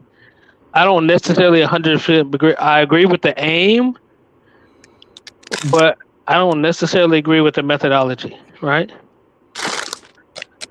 They'll be like, yo, everybody get on some EBT and like pimp the system type shit. I'm like, man, come on now. Stop that. Do you, nigga? Oh, so that goes along with the Black Power movement. Learning to practice your rights as a Black person, and start carrying arms and being ready because that day is coming, right? And if you don't do, I mean, everybody, I'm gonna bring it back to everybody knows 2A laws were initially written against Black people. Yep, right. But in this day and age, they just can't outright come out and say, okay, Black people can't own guns. It ain't gonna work like that no more. So now Black people are training, they're getting armed, they're making groups, just like non-melanated people have done for many, many years. They have their own groups. They got militias, they got gangs, they got crews, they got, whatever you want to call it, clubs, right? So now the Black people are doing it. They're more accepted now than they used to be, but at the same time, you can still tell that there's a kind of underlying like fear. And so I agree with the message. It doesn't matter who you are. If you are oppressed, then get educated, get smart, get training, use your rights. They were given to you, So that particular point that you just made, you understand why I'm anti like BLM and shit like that. Mm-hmm. Because I feel like the struggle, right? The wider argument that I can make is like citizens versus the state, right? The state being the ultimate, like decider of like goods and services and ultimate use of force within a geographical area, right? Like that part. Like, so I'm just like that doesn't have a racial component to it at all. So I might be pro-Black, you might be pro-Mexican, you might be pro-white, whatever. But we have a common enemy. Those who seek to gain control. You know what I'm saying? Like, so like we talk about the inordinate amount of Black folks killed by cops or whatnot. Mm-hmm. But like we look at the whole of like citizens versus the state, like state agents, aka cops. Like to me, that's a greater argument. You know what I'm saying? Like that's we can work within that mind frame a lot more than we can by like sectioning it off or whatnot. You know what I'm saying? Like I'm anti-statist. You know what I'm saying? Like fuck whatever color skin you is. Like if you on some authoritarian statist shit, like you're not on the same team as me. Mm. How many people are really like that though? That part. Where they don't see color. That part because it hasn't been. That part because it hasn't been. You know what I'm saying? Shown to like a lot of Black folks will be like, yo, you pro-Black, you was in the nation, like you got an X behind your name and you're Muhammad and whatnot, like you held post for Minister Farrakhan, like how can you be with these white folks? So I'm like, bro, do you not understand our aim in this particular? That part too. But do you not understand like our particular aim in this is like on the same level? Like I don't understand. Like, you know what I'm saying? Like, do I want like even before? What happened? Because I didn't kick his ass out. So what happened to him? Yeah, I don't know. Come back, Tank, because I did not kick you out. That wasn't me. Damn, a lot of people getting smashed out, and it wasn't me. Be StreamYard kicking people out. It's StreamYard. Is when listen, every time we start having controversial conversation, you get kicked out, or the mic start tripping, or my mic cut out. It's always something. I'm gonna find another streaming service, man. How many people did it kick out? It kicked two people out. I didn't kick nobody out, bro. I'm sitting here, mouse right here. I didn't kick nobody out, bro. It just kicked them out. Maybe it's certain words in their algorithm that it pick up. You get what I'm saying? Certain conversations make it happen like that. He started talking about anti-government. Hey, Temporary Bug of the Bug Nation does not condone the speech that is an individual.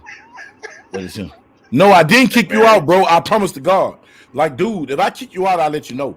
I didn't kick you out. I'm throwing the link back out here, bro. That was StreamYard, bro. MJ, man. That's MJ said that. Oh. I didn't kick you out, MJ. Shit. MJ was high and hit the wrong damn button. That's what happened with his ass. But yeah, man. We started talking to him, say, hit that button, MJ, and say, okay. But back to like the conversation we was talking about, we gotta understand, man. We ain't gonna never change the system. You gotta get that out of you. You're gonna never change the system. You'll never change it, but you can get in it and learn how to prosper from it and how to grow from it. The system is done. America is built on that system.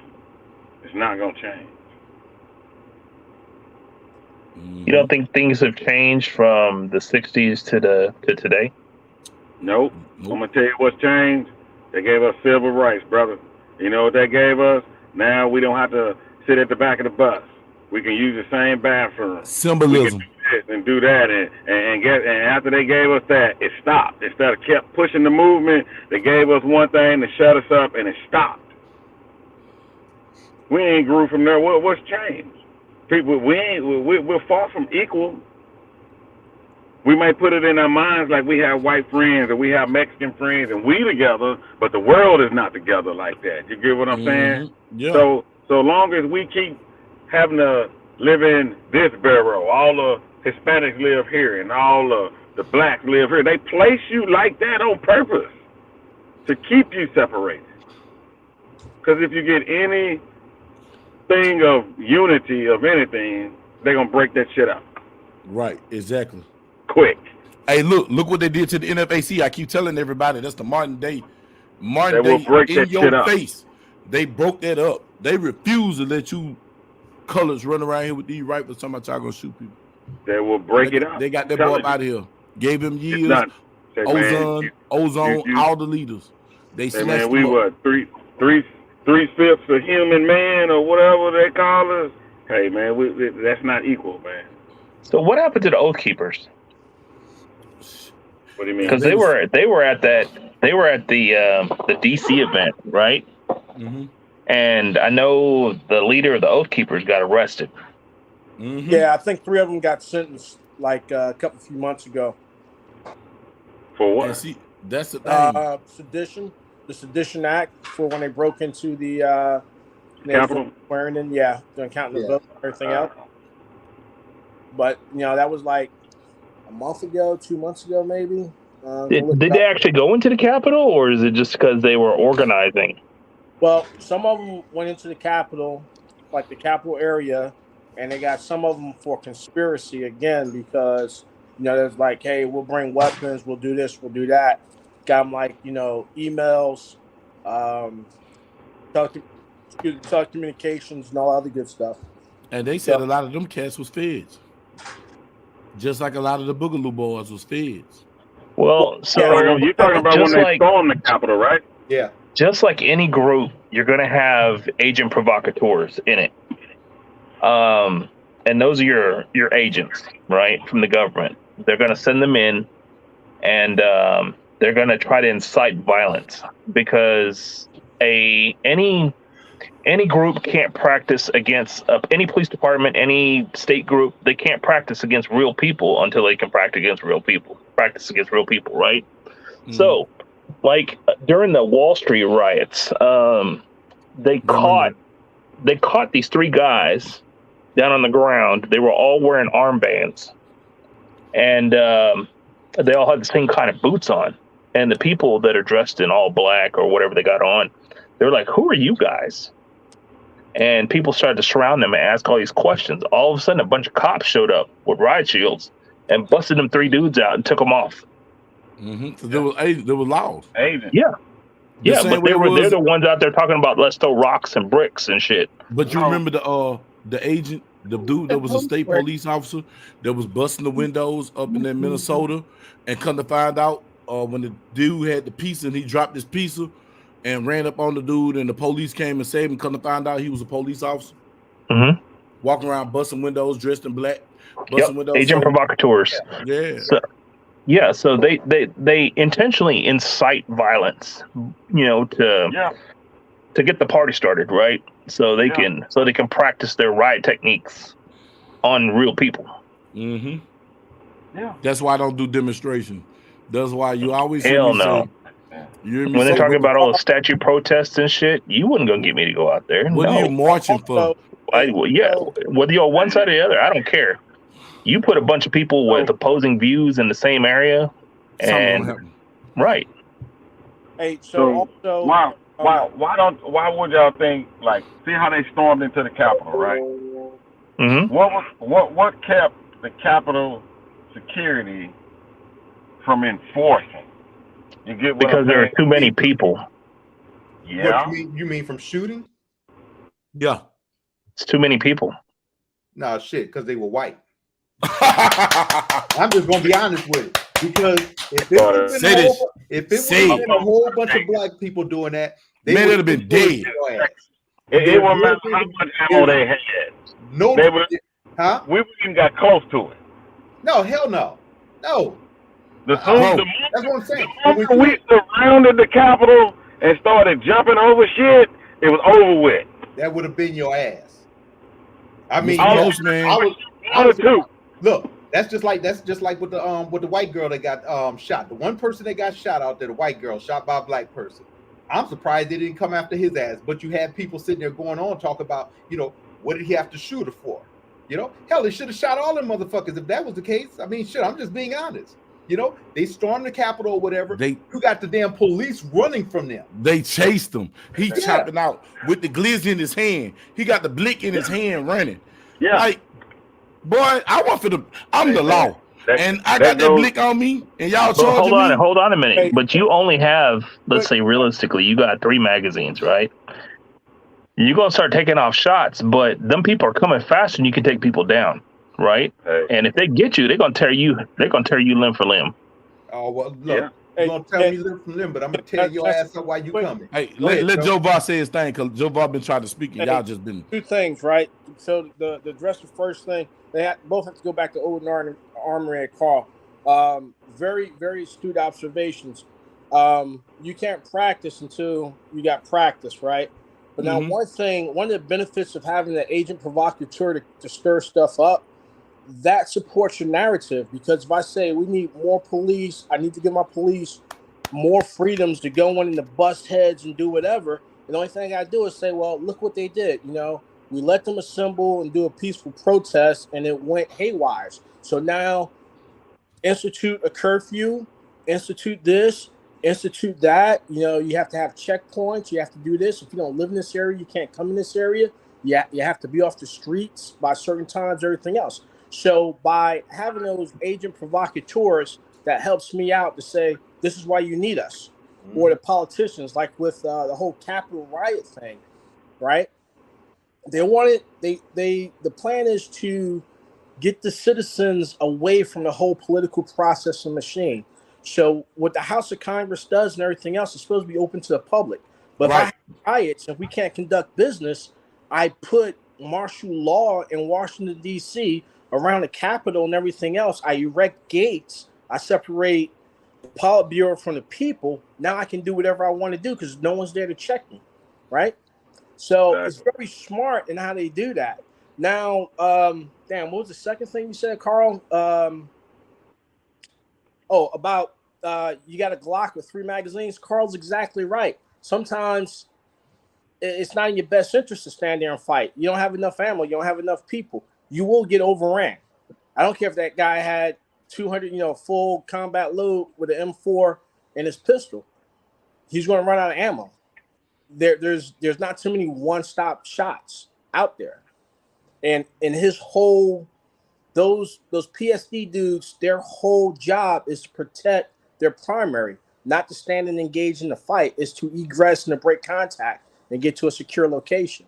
So we got this about, hey, I'm standing there and fight. I'm Delta, I'm this, I'm that. We're going to stand there and fight. It's like, no, we're going to do what we got to do and fucking leave.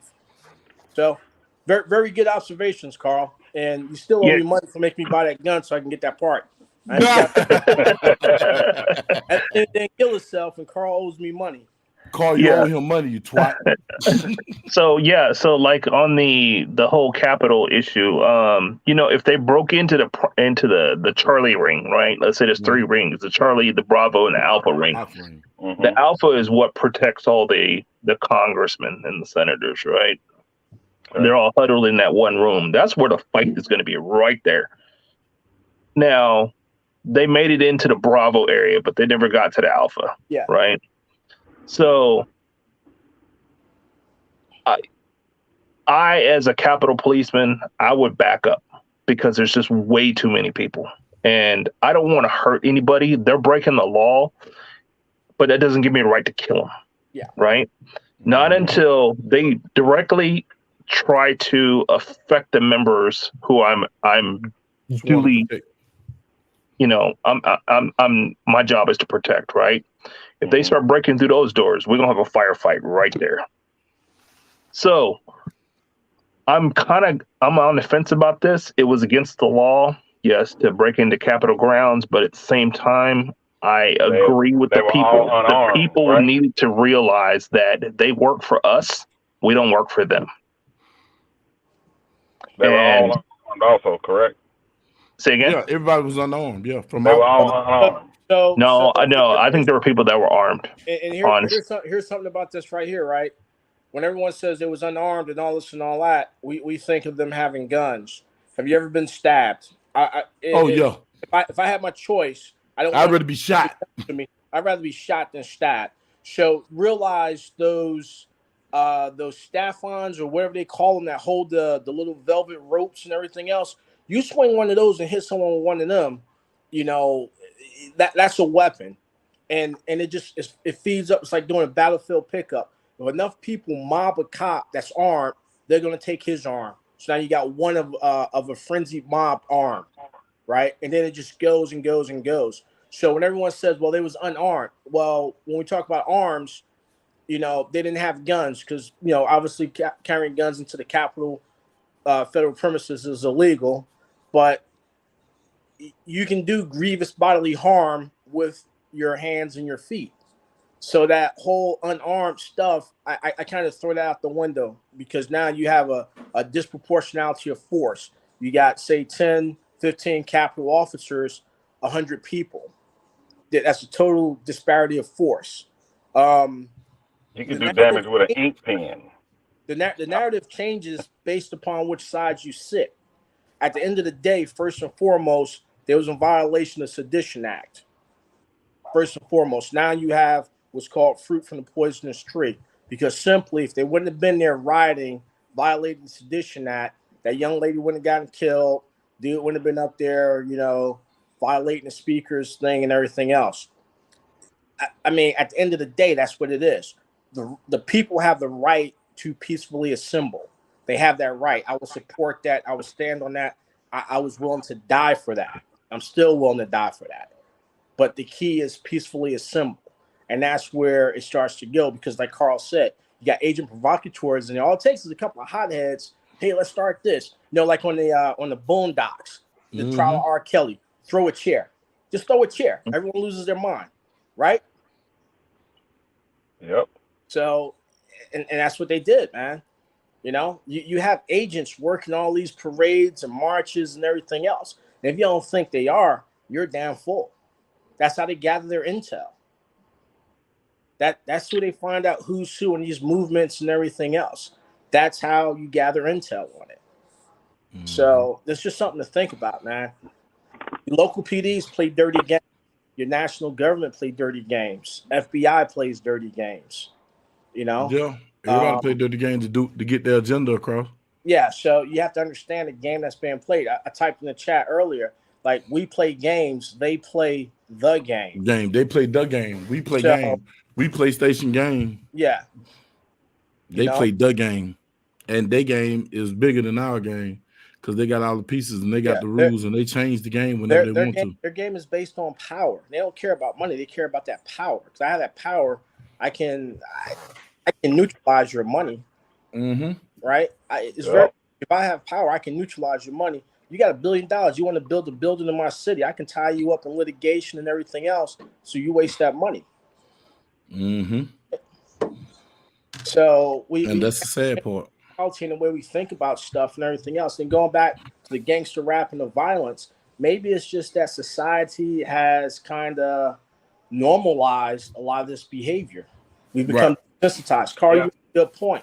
You don't see, if you have to engage someone, you don't see them as a human. You see them as an E-type silhouette. Mm-hmm. Trained in the military, so I can detach and desensitize myself from that.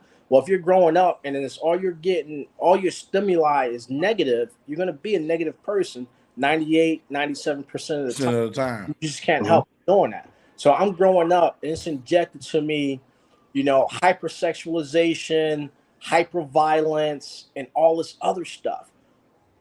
90% of the time, 95% of the time, how you think I'm going to turn out unless I got a good role model to steer me away, to find that spark that says, hey, you know what? Take that energy and aggression and turn it towards this. You can still be aggressive. You can still kill people, but we want you developing missiles to do that. Right? Mm-hmm. So I ain't got the answer. I'm just saying. I grew up era gangster rap and all other shit. I ain't got no felonies, hopefully. But I think, I don't have any felonies either. But honestly, I think I should have caught some. Because I was out there. I was out there in the streets too. I was slinging felonious cock, bro. So felonious cock. I was a neighborhood deep dealer, and it wasn't dope. Man.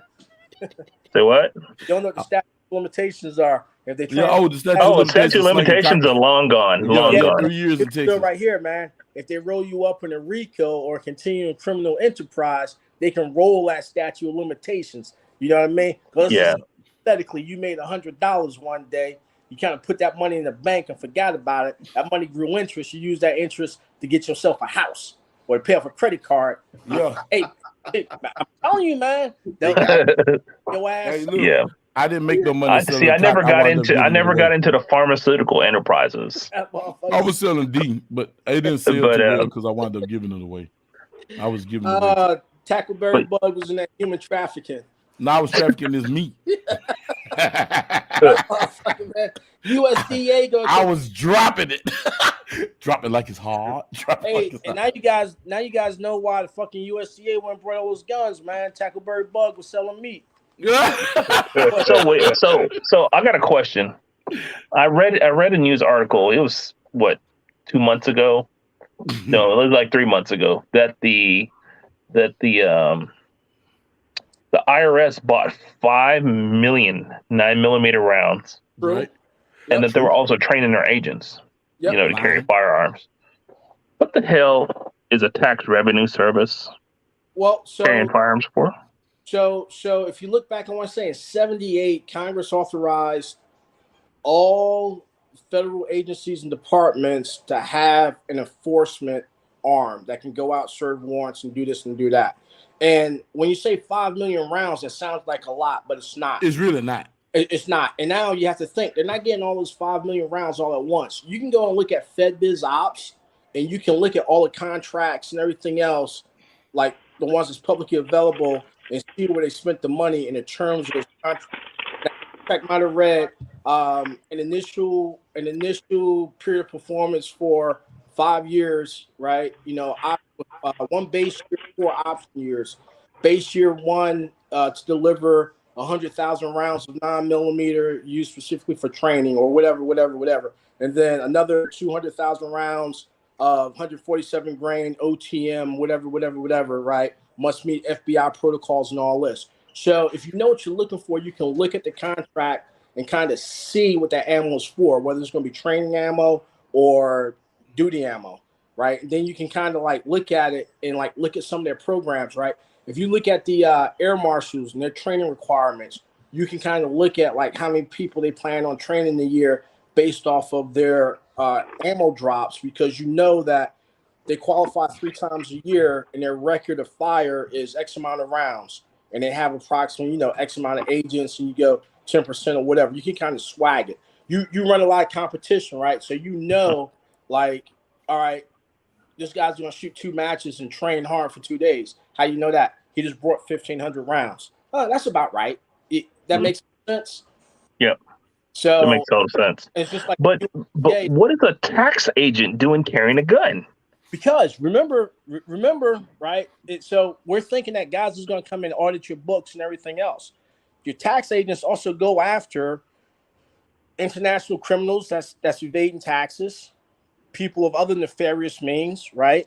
But don't they call in the federal? I mean, don't they call in the feds? I mean, they are the feds. So I mean the FBI, and so they might. And a lot of times they'll have a joint task force with FBI, U.S. Marshals, and everything else, because each one of those agencies brings something different to the table in order to investigate. FBI is good at forensic analysis and accounting on wiretaps, right? IRS is good at looking NSA.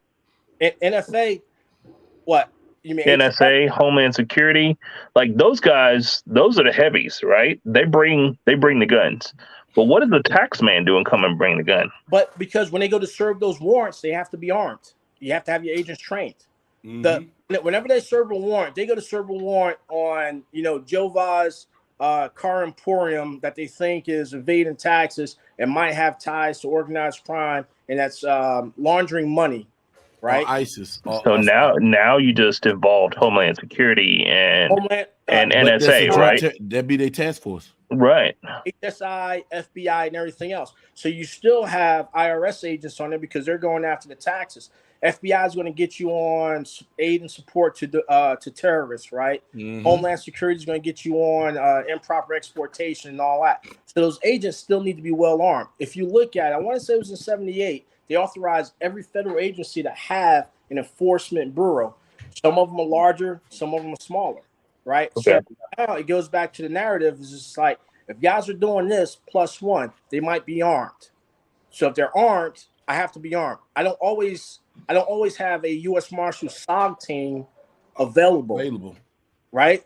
So you get a hostage barricade situation. Depending upon the severity of it, you're going to call FBI, SRT. You get FBI special agents down there doing some work. They're bringing all that forensic capability and everything else. All of your FBI SAs are armed. So they have to train, right? Your field agents, everything else.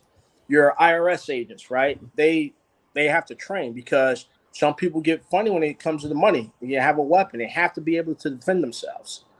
And that's the premise. Just like the USDA agents.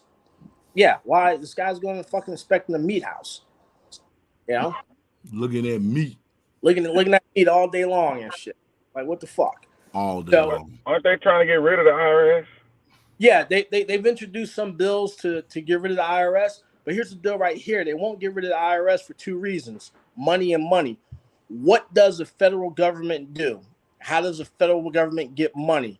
They print it from the reserve, but they get the rest of the money by taxing us. Someone has to collect that taxes, right? That's why thing you're born with. That's why the ATF got started, because they sliced that thing about guns and everything else from the FBI. I think it was like 3 agencies handling it. They said, hey, ATF, you're now created. Same thing with the DEA, right? So it's like banks, man. Banks, how do banks make money? By fucking other people over, loaning them money, because banks don't own anything. Think about that. It's just like that credit we were talking about earlier. That's how they make money. Give you that credit. They know you when you don't have no education about it, you're gonna flop. Yeah. That's just the thing. It's just like your Shylocks, right? They don't want you to pay off that loan because they're gonna juice you on the VIG. I'm gonna give you $200, and every week I'm gonna get you for 2 points on it, and it's compounded daily. I don't want you to pay it off. I'm gonna run it out. If you got a business, I'm gonna bust it out. That's taxes. You don't pay your taxes, season your house, season all your possessions, and auction that shit off. Give a fuck. Not that I would do that or anything, man, but I seen this. That's how they work. Remember they got Red Fox? Remember they got Red Fox? Hell yeah, they got all them actors. They got all the people. On the back end. You're a sovereign citizen. You ain't got to pay taxes. How that shit work out for Blade? They had an auction at your house. They're going to get your ass regardless. You know, so it's just one of those things, man. So I think we need to be metered and kind of like understand what it is we're talking about, because you'll see a lot of people. I go off half cocked when I get, passionate about stuff. I don't be thinking about it, but we're looking short game, short term, everything else and shit, right? But we're not lifting our head up. It's like right now, everyone's thinking about Sunday, man. Sunday. Sure. What about Monday? Because they're making moves. They want you to be fucking worried about the Grammys, who didn't win, who should have won. They want you to be worried about the Super Bowl and Brett Favre and whoever else shit.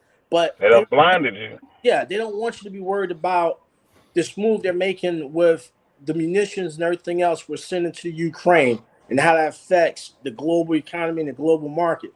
They, when does anyone know the next time the Fed's supposed to be meeting? No. Nope. But it affects all of us because the Fed's gonna meet, they're gonna fucking raise the interest rate to slow down the fucking inflation, right? Mm-hmm. The economy. That affects all of us. Oh, they want to do what? They want to raise the prime rate again. Yep. They want to do like 0.75 basis points, which is going to end up upticking interest rate by about 2%. Yep, about 2%. If you ain't got a house now, your interest rate 6-8% maybe. Do that. Like, hey man, you got a lot of equity in your house. You want to sell it. You want to refinance. This is how much equity you got in your house. And I was like, all right, so if I sell it, I still got to go fucking buy a house, and it's going to be fucking inflated. Right. So, bird in the hand. Joval has a good point. So pre-COVID, you could go out and get a car 0% interest rate. People with prime credit now are now paying 6 and 7 and 8%.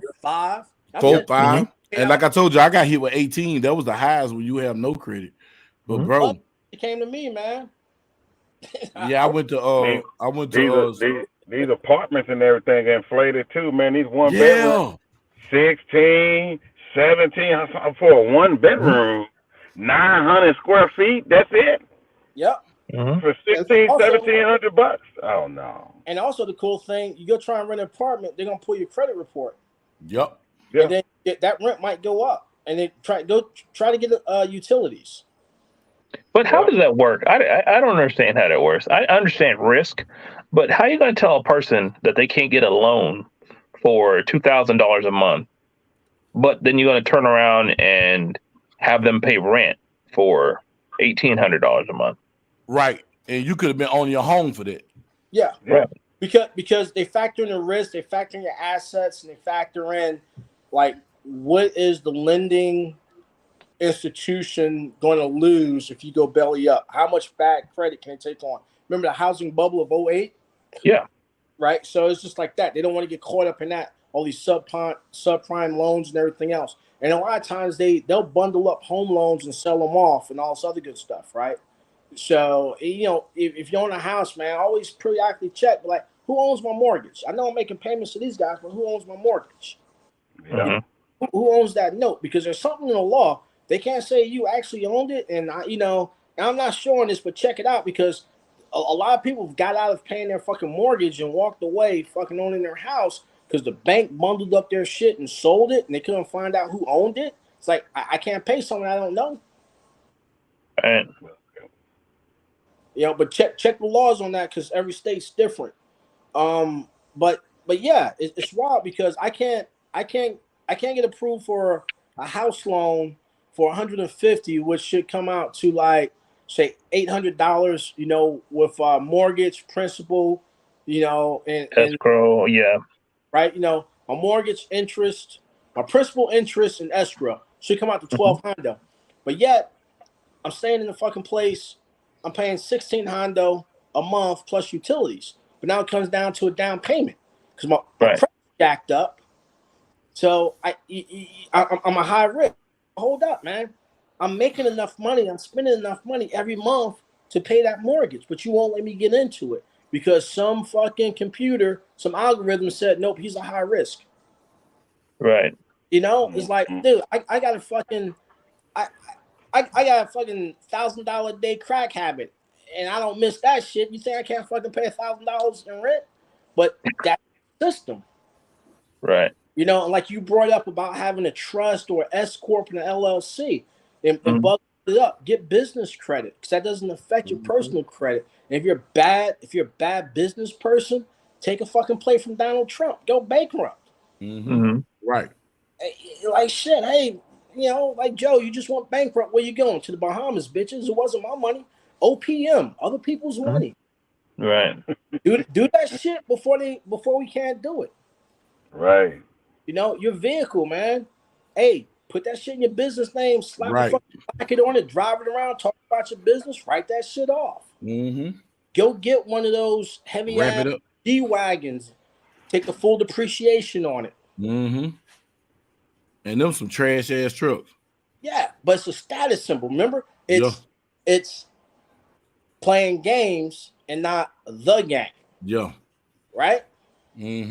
Build your credit, man. Go there and yeah, you can afford a Mercedes, but go get something else where you can make that payment, build that credit. I think there was a study that was put out. They said blacks are the largest owners of Mercedes Benzes, right? So we got more debt, consumer debt, than we do wealth. Right. Figure that shit out. Cause I'm out here flossing, man. You know, I'm putting 38s on a fucking 76. Yeah, but when that car breaks down, I mean, they're hurting bad, you know? Like, the normal price for it, let's say, I don't know, let's take a Lexus. Let's say you have a valve cover leak and a rear main seal leak. You know, let's say the repair on that's going to be $3,200. On a Lexus, I mean, on a Mercedes, now you're talking about $9,000. Right. Exactly. Why would you pay that much more just to drive that status symbol? Like, exactly. It's about the quality. I mean, I know the quality of a Mercedes is good, but every car breaks, right? At some point. It ain't better than a Lexus. It ain't better than a Lexus. If you're gonna buy a luxury and you want to be economical, Lexus.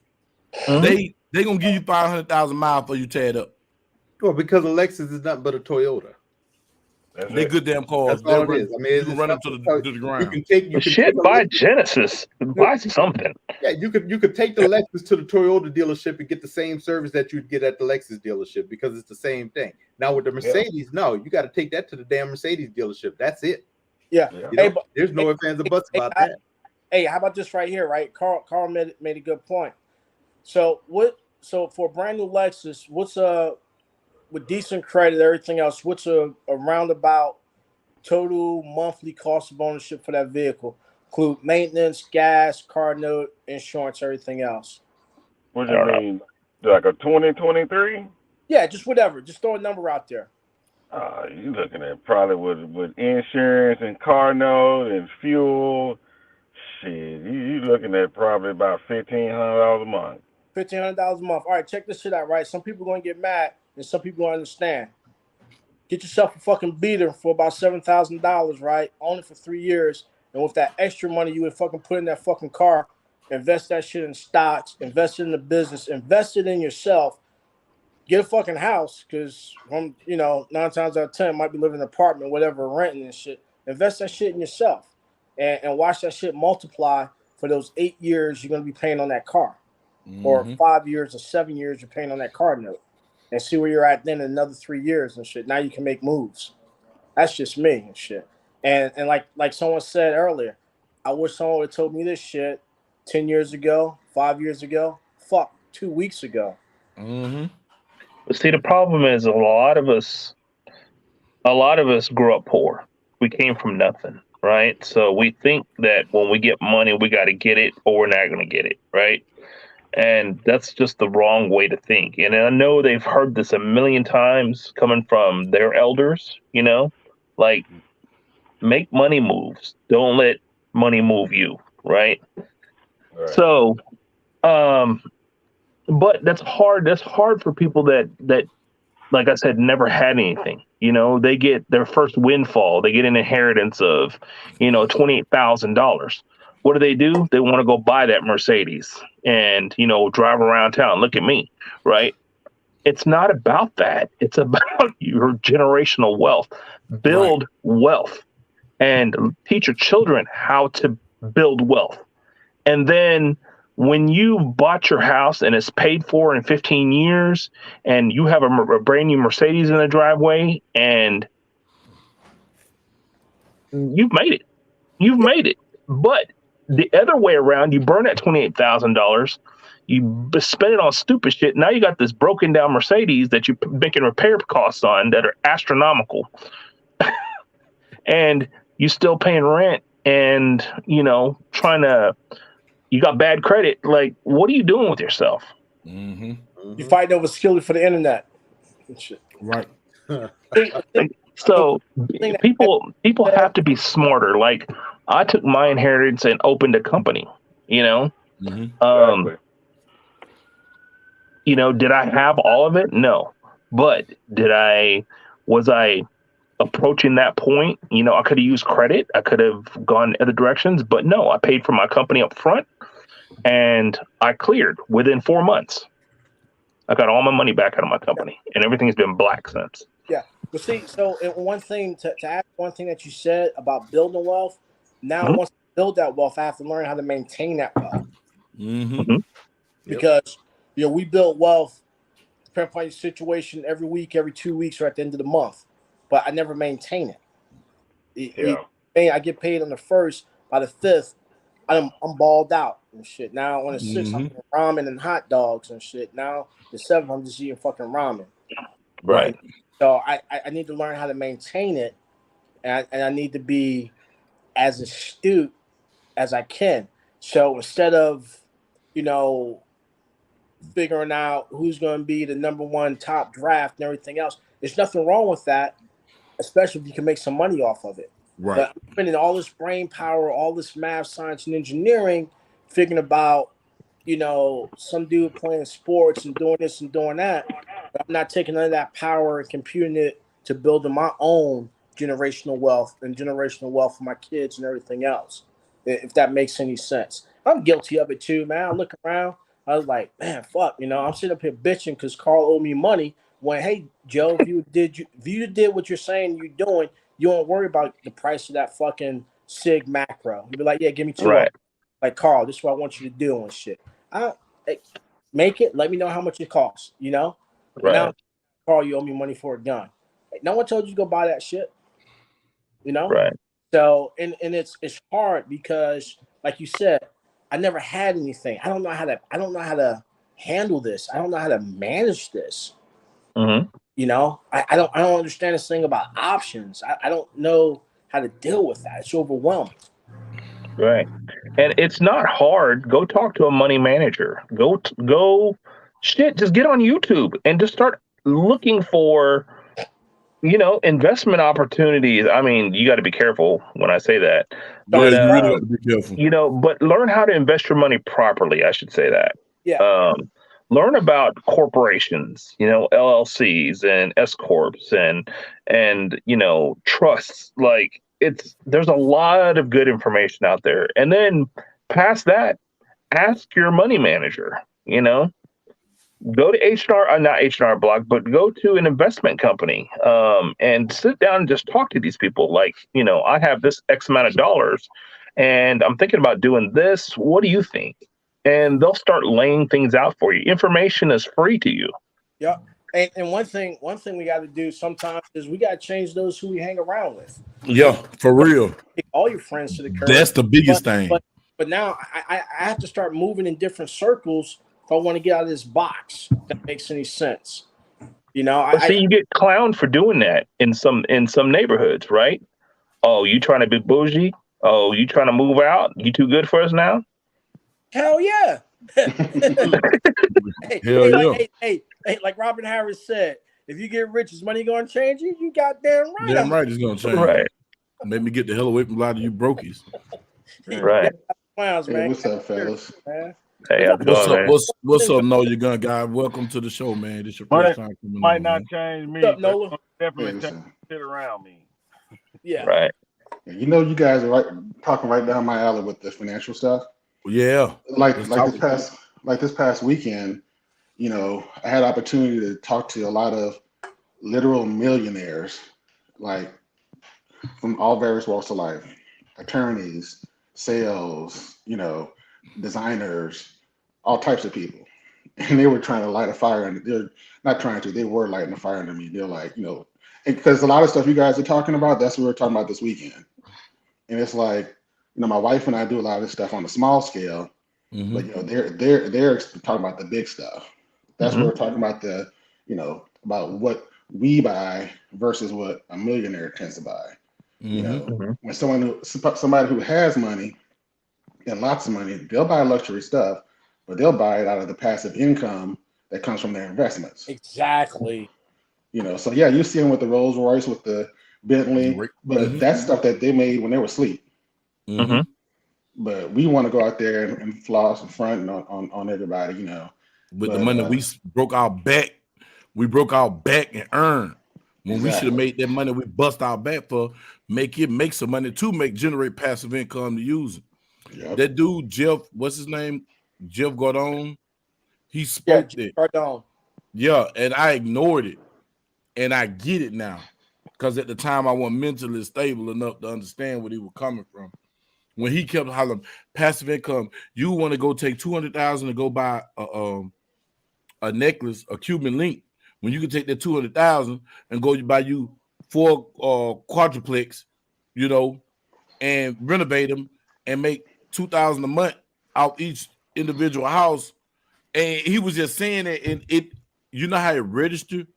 You hear it, but it didn't register. 2 years later, it's registered. Boom. I get what he's saying. Yep. So, you know, it makes sense. Like, but I know what you're saying. You're starting to smile. That's what me and Mika been on this traveling tour. We trying to figure out how to go to the next level. It's time for the next level, dude. It is.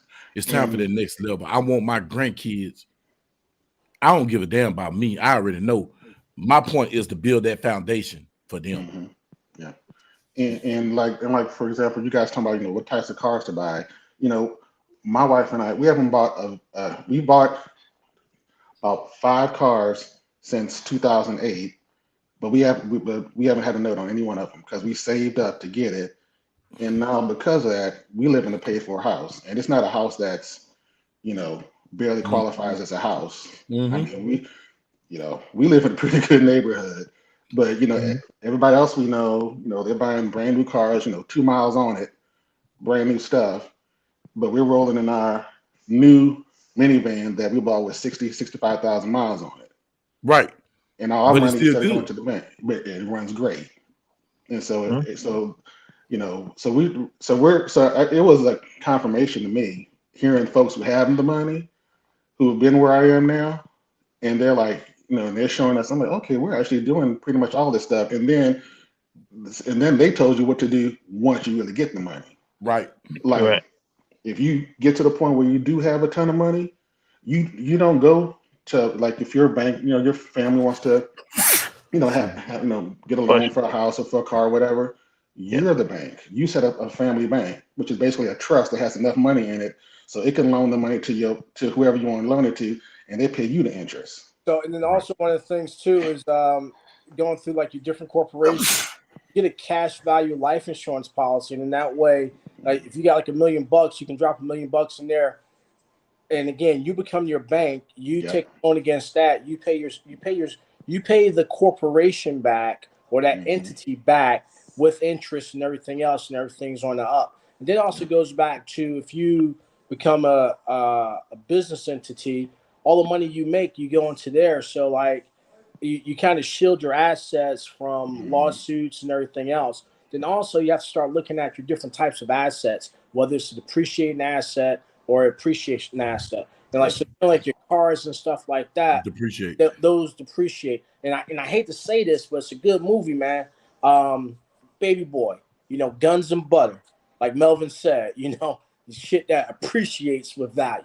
But I don't understand that because I got a wall full of Jordans. They might appreciate some, but they're not going to appreciate on that scale that land, precious metals, oil paintings, stuff like that. You know what I mean? Real estate, stuff like that. You know, and then like if I drop 200K on my collection of Jordans, right? It's 200K. Might go up, might go down, whatever. Someone to buy it. If I drop 200K on a plot of land, a piece of property, and I'm smart with it, you know, this is a booming town. It's up and coming. I buy 15 miles outside of the city limits. Why are you going to buy out there? The city's going to come to me. I'm just going to let it stay there, you know, get a hunt lease on it, pay the taxes on it. The city's going to grow. They're going to bring utilities and everything else, and then they're going to say, hey, we want to sell this and do this. Hopefully you don't get fucked over by eminent domain, but you're still going to work out, you know? Mm-hmm. But no one teaches me this. I got to stay up late at night watching Harry Wu, you know, make money like a millionaire. And shout out to Big Fish. He dropped a good book in there, Rich Dad, Poor Dad, you know? So it's just like certain things that, like, it seems like whenever we get together, you know, and I say we, guys like us, guys that look like me, very few times do we talk about, hey, what's the stock market doing? Hey, what's this? Hey, what's this move? What's that? You know, the Fed's going to raise interest rates. So if you're looking at doing something, do it now.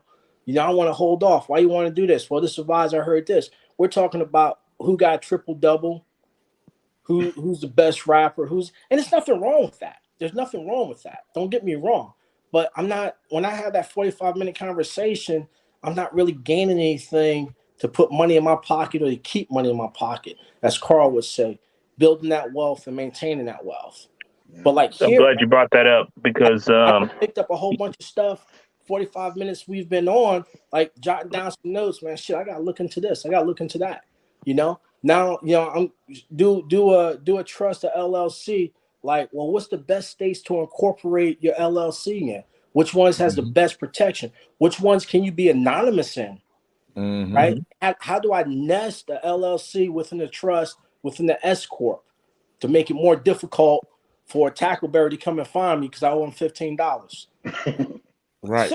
I'm coming for my $15. One thing though, when you do set it up, make sure, like, you know, it's easy to go set up LLC and all that type of stuff through like LegalZoom and stuff, but make sure you really go with an attorney so they can walk you through all those issues that will cause, if there is an issue, that will cause a court or whoever to call. It's called piercing the veil, where if you do certain actions, then they can actually reach through those legal protections and actually still come after your stuff. So you really want to get with a lawyer so they can kind of go through and describe to you exactly what type of actions will cause that to happen if something should go down. Then like check out your local's business rules and ordinance, because, you know, like, how much business do you have to do under your LLC? Is it just a shell company? Is it a holding company? Your different states got different requirements, because you could be legit, get it set up, but you don't have a business license in that state. Well, guess what? You asked out, son. You know, then check your name. You know, some states require you to list a registered owner or officers of the corporation, LLC. You know, Or have a brick and mortar building. Yeah. Because some let you use virtual buildings, and some they want you to have a brick and mortar office. Well, so where I'm at, you know, we can register LLCs out of state. So, like, what's the best states to register out of state LLC? You know, Nevada, Delaware, Wyoming. You know. Yeah, I heard about Wyoming. Or like, if you want to get into shipping, man, hey, register your ship in Liberia, and don't ask why Liberia is a place to do it. It goes back to 1949. but you know what I mean, man? There's so much to the game that we don't understand, you know? It's like, fuck, man. And sometimes I got a bad habit of it. I don't do it. Just go into a room with some movers and shakers and sit down, shut the fuck up, and take notes. Exactly. They're gonna give you game. Give you all the game. You know? Because they know that there's enough money out here for everybody. Yep. Because most folks are not going to do anything. That's what that's one of the things we teaching our kids. It's like, look, nowadays most people, if this is the ground floor, most people are like just here, and that's all they want to do. If you go just to here, you're going to succeed and achieve more than they're going to do, because they don't want to do the extra work. But if you really got some kind of work ethic behind you and want to learn, it's gonna be yours. I mean, our kids now, we set them up, and so when they'll get extra money working, like help my wife with her eBay business, and they'll go buy fractional shares. They're like, okay, what game do we want to buy? What product do we want to buy? Okay, we're gonna buy some shares in the company first, then we're gonna buy the product. Yeah. So they just get in that mindset of thinking about, okay, that's great to own the thing, but own the company that made the thing, and that's gonna get you further. Exactly. I mean, they got 12-year-olds, a 10-year-old, and a 7-year-old, and they all doing that. Yeah. Well, that's just like what Shaq did with the Ring doorbell company. So impressed by the product, he went and brought a piece of it. So, if we sit down and we think about it, it's just like, what do I use every day that's not like a big thing up and coming, but I see other people doing it. Am I willing to go out there and take that risk? How risk averse am I? And how do you leverage that? And that's just the thing, because like right now, man, in all honesty, I'm trying to figure out how I'm gonna get this $500 for the Super Bowl party tickets and these new kicks and fit I got to get to go in there so I can look like $1 million instead of trying to get 700,000. See, I'm glad you mentioned that, Joe, because I don't watch football. I'm probably weird to y'all, but I don't watch football. I'm weird with you. I don't go to concerts. I don't buy extravagant clothing. I don't wear the latest kicks. I literally wear my tactical clothing. That's it. And I've had the same 3 pair of 511 pants for about 5 years. And I wear those 3 pairs. That's it. I have a couple jeans that I wear on occasion when I want to look nicer, but that's it. But while y'all sitting there talking, I'm sitting there looking on, those little wallets that you're seeing on Facebook that you click the switch and the cards jump? Yeah. I'm sitting there looking at those things on Alibaba, and, they're $2.85 going up to like $4.85. And I'm starting to think, well, I could get my friend who has a laser company to laser etch those for about 65, 75 cents a piece. And I could throw those, at my customers as a vertical sale, right? Or it could be bundled into their thumb rest purchase, right? Hey, this wallet thing is, $25, but if you buy the part, then I'll give it to you half price. So I paid something for something that cost me $5.50 after shipping and everything else, right? The logo on it, which is advertising, free advertising. And then, I'm still making double that, more than double that, just from a sale of a product, which helped drive the sale of the product itself. So always try to find that little something that somebody's going to be very interested in next, that is going to propel if you have a company, take your company vertical, offer services that you normally wouldn't think about doing. I don't care if it's t-shirts, if it's hats, if it's stickers, if it's bundling things together, because you see websites that say, hey, add this plus this, people normally buy this together, it saved this amount, right? So Planet does it, yeah. Right. So, you can get an additional 15% off if you buy this. Well, if you think about it, you just made 2 sales as a company. You just made 2 sales instead of 1. And you offered 15%, but you sold 2 products. Yeah. It's a lot smarter, but people just don't think like that. And that's where you really have to get with people or start seeking the knowledge. Go out there on the net and just look for it. You'll find it. And, it might take you some time because you don't know how to search. But again, that's something you need to learn how to do. It's just like the first time you went into a library, you didn't know anything about the Dewey Decimal System. Like, where do you find books in this bitch? Right. But, once you started to learn how the card catalog system worked, then you could find anything you wanted on any topic, right? And drill down to the most finite detail and find that book. So business is no different.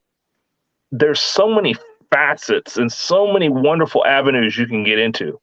Instead of spending your hard-earned cash on shit to impress other people, spend it on yourself to impress yourself and own your shit. That's what impresses people. It's not how flashy you are, it's how much you own. Yep. We had this conversation a long time ago, huh, Carl? Right. He said, own your shit. You know, have your house paid for. Have your cars paid for. Yeah. If you want to have 5 cars in the driveway, you're going to impress me more if you don't have any car payments, like straight up. If we was talking about this, he said you can have, you buying 10 staccatos don't impress me. You go and buy a house and giving it to your kid and let them do what they wish to it to make passive income, make income off of it. That impressed me. And that stuck with me. And me and him talked. We was on the phone all night. And that stuck with me because it was like, I got all these guns. Now I'm selling guns. Like I done went into my collection ridiculously, but it's to buy other things that accumulate interest in the wealth. Because some of these guns, but look at it. I'm gonna give an example. I bought a Tech 9 20 years ago, $300, $150, $300. It's 2023. Look how long it took just for that to get to $900.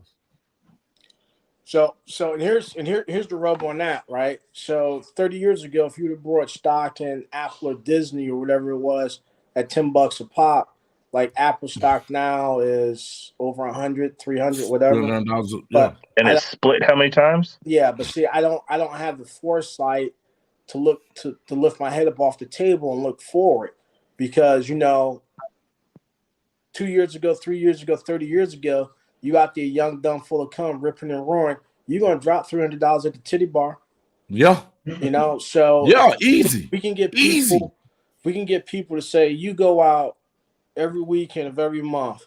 One weekend don't go out. Take that money that you was gonna waste anyway and throw at a stock or throw it at improving yourself. You might not see a tangible return right now, but guess what? When you go out on Friday and get blitzed, you're not getting a tangible return. Yeah, you're gonna have fun, but that tangible, that return you're gonna get on your investment 5, 10, 15 years down the road might be worth those, $3,000, $4,000, $5,000 that you didn't spend at the titty bar, popping bottles, on rims, on kicks, or whatever. Yeah. So I call that the cost benefit ratio. So how much you gonna spend on this girl to try to poke them guts? Man, $40. Hey, I'm telling you now, man. I catch OnlyFans on sale. I go to OnlyFans where you can just Google Pinocha and it just pop up for free. It might not be what you want. You give me 15 seconds. I gotta be set my eyes. I got a got 3,000, 9,000. That thing is a monster. Hey, it's starting to sound like PlayStation season. Hey, you better go play Grand Theft Auto. You see all the Mushu you want for free. You just spent the $60, man. But now you guys said something, because I was in Louisiana all week. Man, I might have spent $200 on alcohol. Like, I was like, damn. I went to tally up my trip, and I'm cussing. I'm talking to my nephew like, damn, bro, I done spent but I ain't gonna lie, I got a minute 14. I got an 18 minute 14, so I'm proud of that. Nice. But I bought a couple of guns that I couldn't get my hands on, so I was like, well, that's one of my bucket lists, so it's all good. But I guess the whole thing is you have to set your parameters. You're not saying just go out there, work, and don't have fun. You have to find a balance. But if I'm going out here every weekend and dropping $400, $500, $600, I'm living in an apartment, I'm leasing a car, I can't drive because I already got 12,000 miles on. I can't pay that 35 cents a mile. My program is not a program. No. That makes any sense, man. Because I haven't sat down and talked to Nola Gun guy, and it's like, hey, man, just I ain't trying to get in your business, but we work the same job, we get paid about the same much. How can I be down? Hey, stop going out. Shit, You're not playing to win. You're playing to impress. Yeah. And that's the thing you gotta, you have to look at. It's like when what was it, Bug? When I was talking to you and you was riding around, you and Mika was riding around looking at the houses and stuff. Yeah. Know? So I sit there and called up one of my boys. I was like, because I went and I looked at the houses out in the area, So I hit up my boy and I told him, I said, hey man, look at these houses out here in Shreveport. Yeah. Because used to be able to take like up here in Virginia, Newport News area, man. Hell, you can go out there and pay $15,000 for a house and renovate that thing, and get you 30, 40, 50. I told my boy about those houses out there. I'm like, and he's looking at it, he's like, damn, hold on. They cheap. $12,000 for a house, $15,000. Man, hell, depending on the area, shit, you can sit there and renovate that and like I said, flip it or rent it. Rent it. Listen, forget the flip. The thing is now, I'm going to get this game out here for free. Guess what the game is now? It's rent. Felons don't got nowhere to stay. Yep. You think they're going to complain about a neighborhood? They're a felon. They know the hood. They don't put it down. Reputation is a must. Okay, everybody know that's Bug House. Bug, you go mess with Bug House, try to steal a copper, something bad going to happen to you.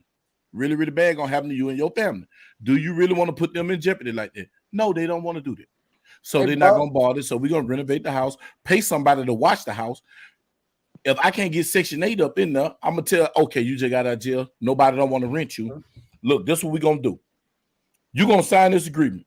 They find dope in anything in this here, you void the rent, the lease, anything that's in the apartment you no longer own. I got to make it work to make you don't want to lose it. Because if you go putting big screens in here and lavish, you got lavish, furniture and all that, you got it all nice and comfy, and you go do something stupid that's going to put the police on my trail to try to make them take my house, okay, then I'm going to make you lose something. Okay, you sign this saying this here. In the state of Louisiana, once the notary put their seal on it, that's a legal document, binding. Yeah. Now, you just signed saying that if you're doing nefarious activities inside my house, as the homeowner, you have no rights to nothing in this house. So if you got a stash in the wall or under the floor, it's mine now. Hey, but you said something. You said something there at first, man. If you get your Section 8, your government assistance, and everything else in the house, that's guaranteed money that the government before the first every month, all month. Then also, I had a guy tell me this one time, and I wasn't in a position to understand it and shit. And I told this some other young cats that like coming in and out of my facility, young guys, 18, 19, just getting started. I say, hey man, I can show you how to make anywhere from 13 to 15% on your money a year, guaranteed, right? And they don't believe me. And I was like, that equates to about 1.32% a month, And then you get a couple of guys like, hey man, all right, fuck man, how can I do that? It's simple. If you got any credit cards, pay the motherfuckers off, right? You just made whatever your interest rate is. That goes back to paying yourself and shit. Don't get caught up when he's talking about that credit card interest. And that's how I do them. Yeah, like I told you. Now that's 15% a year, guaranteed. I can save you. I do it like this here. Once that billing cycle come out, I know I found that last day of grace. I hit them with whatever I spent, so they can't hit me with no interest. They hate me. They hate me because if they go looking like, damn, that dude just spent 20 grand. Yeah, but you got a $30,000, $50,000 card. You spent 30 grand.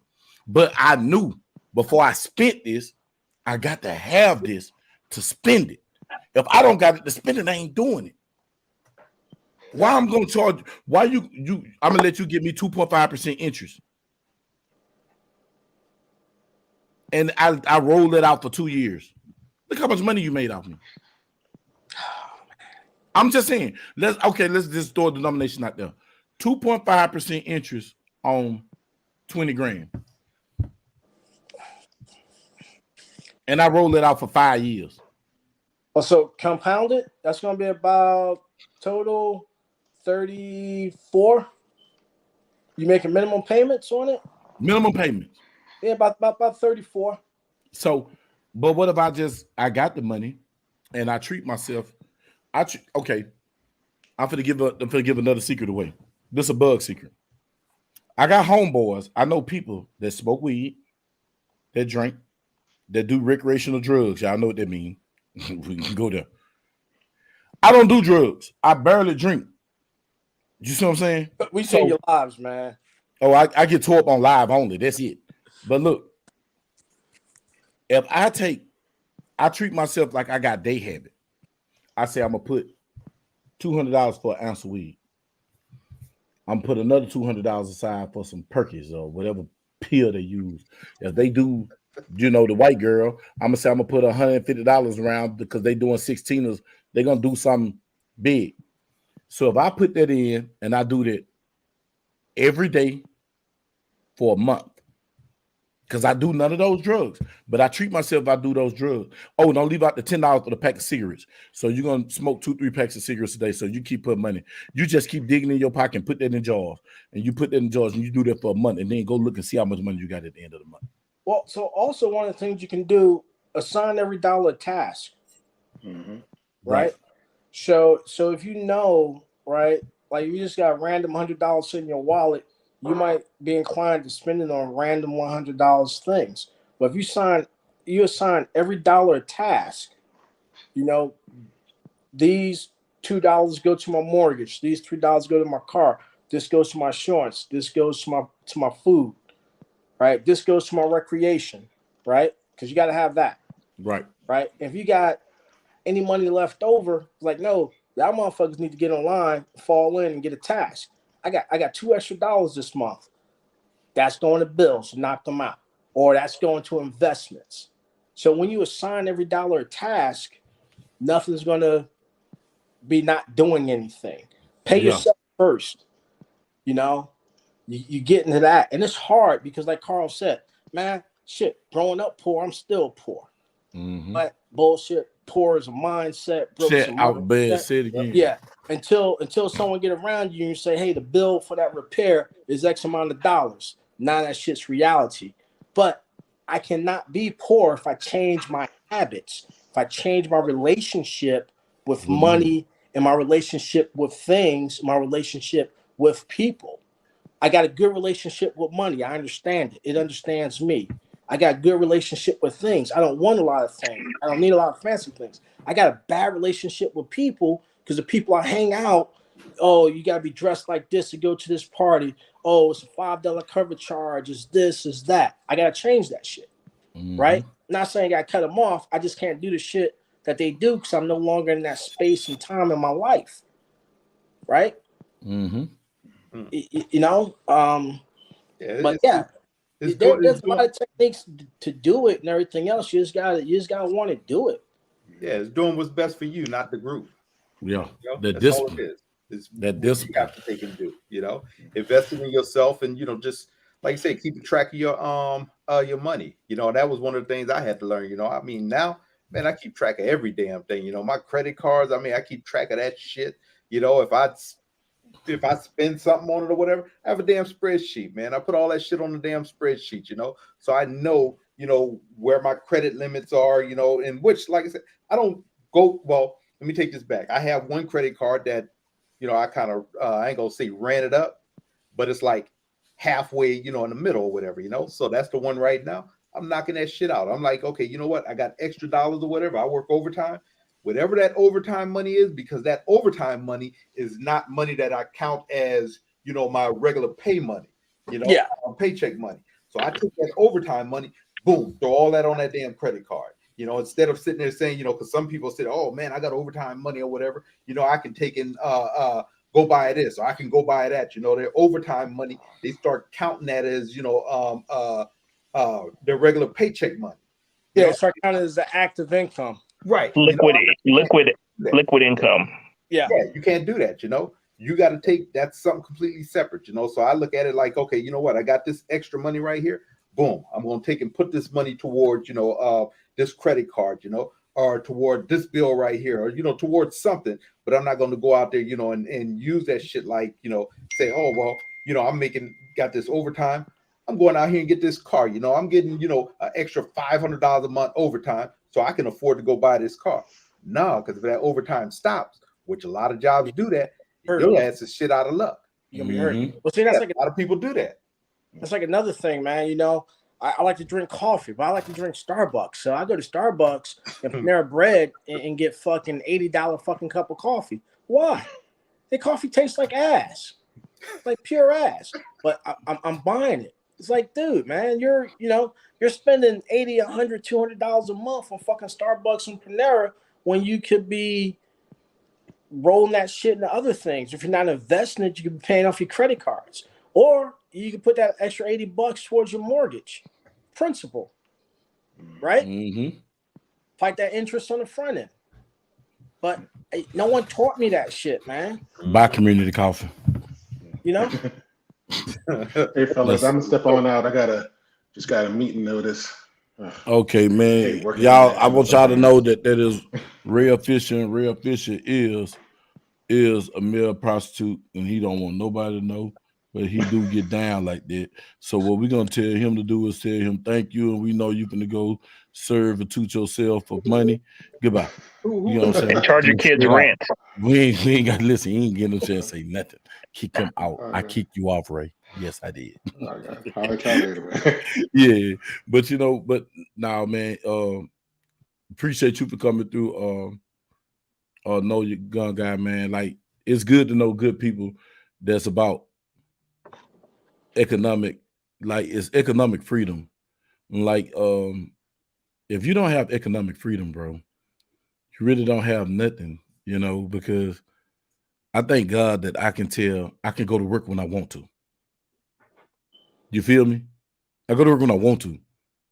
You know what I'm saying? I'm finna go to work this weekend just because I ain't been to work in 2 weeks, but I can go to work that I want to. And the economic freedom, like, I ain't there yet, but I'm thriving to get there. You know what I'm saying? I'm thriving to get there. Just like he said when he was in there with these people, it's levels to this. You just can't get a piece of knowledge and try to go up there and be with Bill Gates and Warren Buffett. It's levels to this. I'm trying to get on Odin's, Carl's level. You know what I'm talking about? But I'm working now. You got to set goals and you got to get there. And the more I learn, I love talking to you brothers, man, because you brothers are insightful. Some of y'all are douchebags, Carl and Jovar, because he send the craziest damn videos.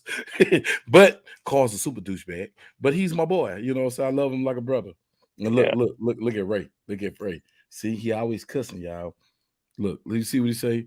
Bug used to sell butt, but he like, no, I don't. I'm gonna take that down, man. I ain't finna.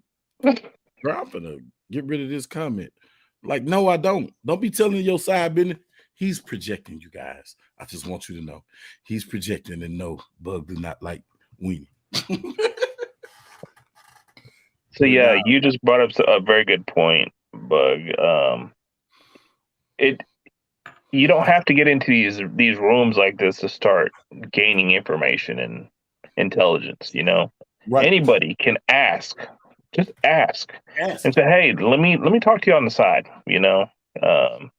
And we're more than willing, to answer questions because somebody helped us at some point. Right. We're all in this together, right? And we should all be helping each other. And now, as far as starting a business, 90% something amount of businesses fail within the first year or two. Yep.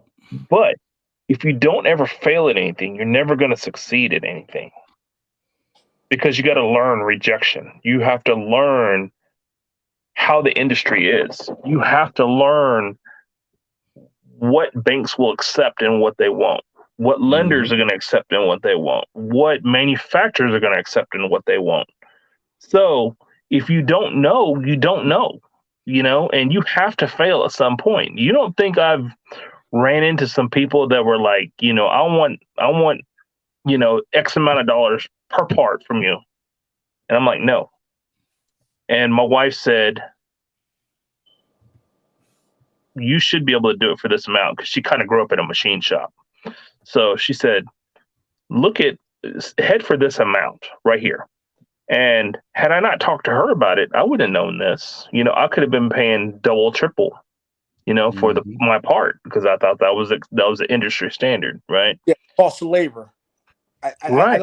I don't understand the prevailing labor rates in certain markets or things like that. So I have to get someone's tutelage, or either I can learn this the easy way from someone else pulling my coat and doing a research, Or I can learn it the hard way by getting bent over and getting fucked because someone's like, man, Joe's green. We're going to charge him $15 per piece, plus points.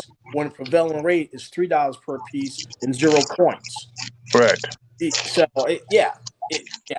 I'm sorry, but yeah, I was going through that shit, man. So I was like, yeah, this is what it's gonna cost. Like, no, that's not what that work. That's not the prevailing rate for that job. Right. I'm sorry. Hey, Carl. I got. So yeah, no, it's good. Thank you for bringing that up. Good, man. Do your thing. So, my goal, Bug and Va, is to own my own shop with CNC machines. I'm gonna get there. Yeah. But I gotta really hustle to get there, And you're talking about each of those machines being 600,000 to about 800,000. You gotta have 240, 220 volt for those machines. You gotta have water coming in. You gotta have like space. You gotta have it leveled. You gotta have you gotta have programmers, G code running.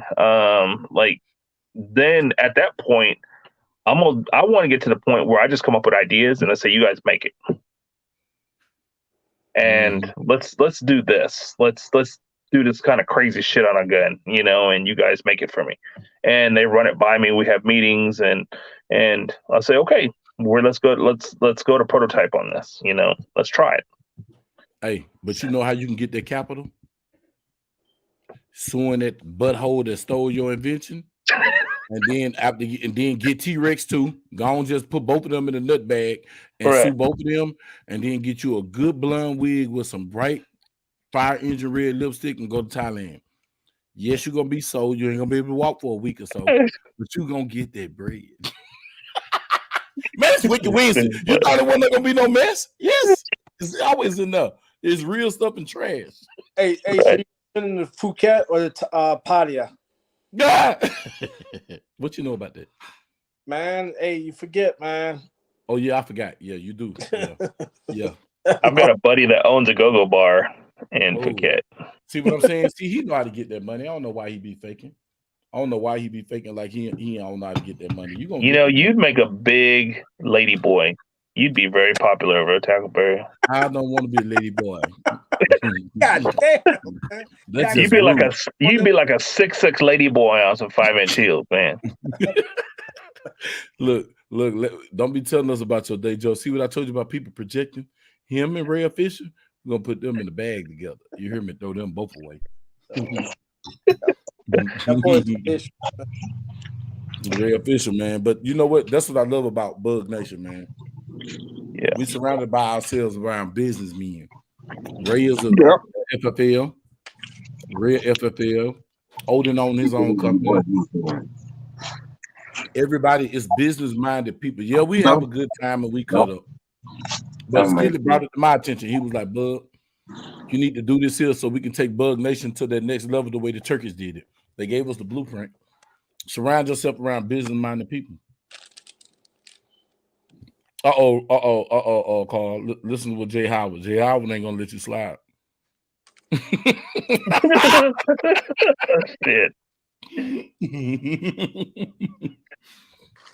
But we got my boy Dear Meat. He a mechanic. He do his own business. Right. He like me. He work for somebody, get a paycheck, and then he do his own work. Mm-hmm. Everybody business-minded, man. But we have a good time doing it. You can't get rich working for the man. You got to be the man. That's my thing is my goal is not having to go to this trucking company. My goal is to position myself before this year is out so I can be at home when I'm asleep. The money is going to the bank. Passive income is going to the bank.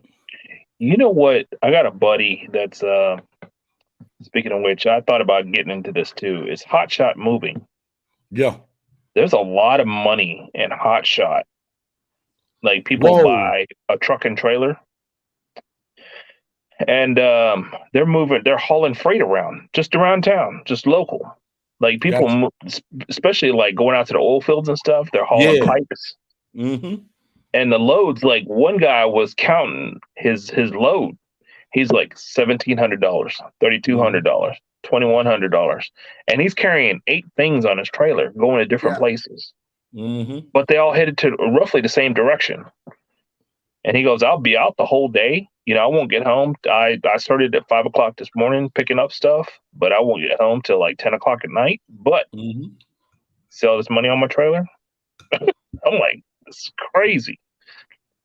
But you know, but you got to remember he's paying for fuel and you know, wear and tear on his vehicle, tires, you know, trailer maintenance, like all that figures into it, you know. But you know, when he loses the transmission or, you know, a rear end or whatever, he's down a truck, right? So he's got to have a backup truck and a backup trailer. But he runs that half the time that he's running his actual rig. So if his primary goes down, he can still back it up, and he may have to take less jobs with less trucks in his shop, but he'll be back up in no time, and he has a second crew running.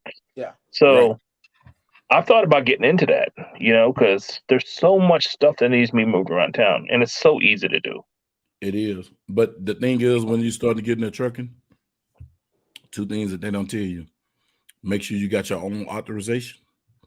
And make sure somebody in your household is your broker. Because that's who get paid the money. Them brokers get paid more money to do absolutely nothing. Right. Why they get paid the way they get paid, I still don't get. It don't even make sense to me. Well, it's just like being an agent, right? So your sports star might get $1 million a year contract, whatever. He still got to pay his agent, right? And his agent, if he's successful or mediocre, might have 4 or 5 dudes on his roster. And he's getting a piece of every one of them. You know what I mean? So it's just like, hey, man, don't be a player. Be the manager. Fuck that. Be the owner. Well, you got to remember, Bug, when you drive in, you don't have time to be reaching out and making contacts and pulling contracts in, right? You don't have that time. So that's who that person is, right? They're doing your books, they're doing your scheduling, they're doing, you know, all your contracts, your cold calls, all that kinds of stuff. And they're also taking all your appointments. So that person is crucial for your business. Yep. Yeah, true. Front office. Right. They are the front, back, and your manager. Yep. You hear that, Bug? Front and back.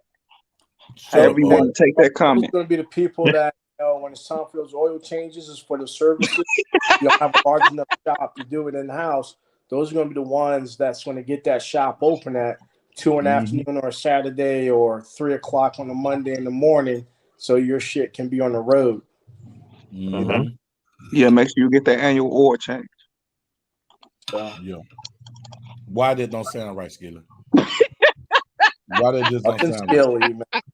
Yeah, Skilly back in here now. See, right on the left. Right on the left. Now Skilly back here to my annual oil change. Hold on, man. You gotta look at my face when I say this, homeboy. What you mean by that, homeboy? You gotta turn your camera on, look at me and talk to me. Nah. What you mean, little dude? What you mean? What do you mean about your annual oil change?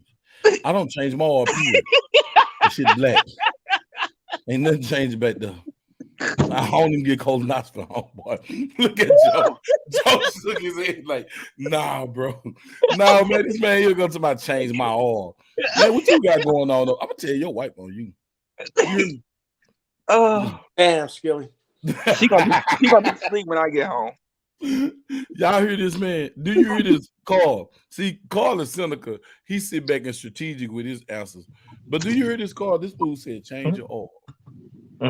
You change your oil, Carl? No. Me neither. Hey, but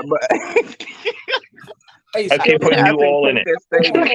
For what you want to take it for. So if you get your oil changed, then that's your business. I hate him. He hate life. You see this, Joe? Joe, I'm sorry. I apologize to y'all panelists for being part of this tomfoolery. Hey, we started last night. Me, you, and Ben on the phone. We've been going. But y'all got to leave the back chat in the back chat. Y'all can't bring that to the panel. Joe, if you be on the phone with these fools, and being shooting is the worst. The oldest in the clique, he's the worst. Man, we have fun, man. I will say that. We be having a ball. Them dudes the worst, man. This man's the worst. So I got a question for you, Carl. Go ahead. Do that gas pedal work on the 45 SIG 320? Because is there a difference between the 45 and the 9? Because it seems different. It looked like the 45 is thicker. I want to say yes, it'll work. Well, I just got a SIG in Louisiana. It's a 45 full size. Been cut for Delta Pro, lightning cut and everything. If I bring it to you, we can play test them. Okay.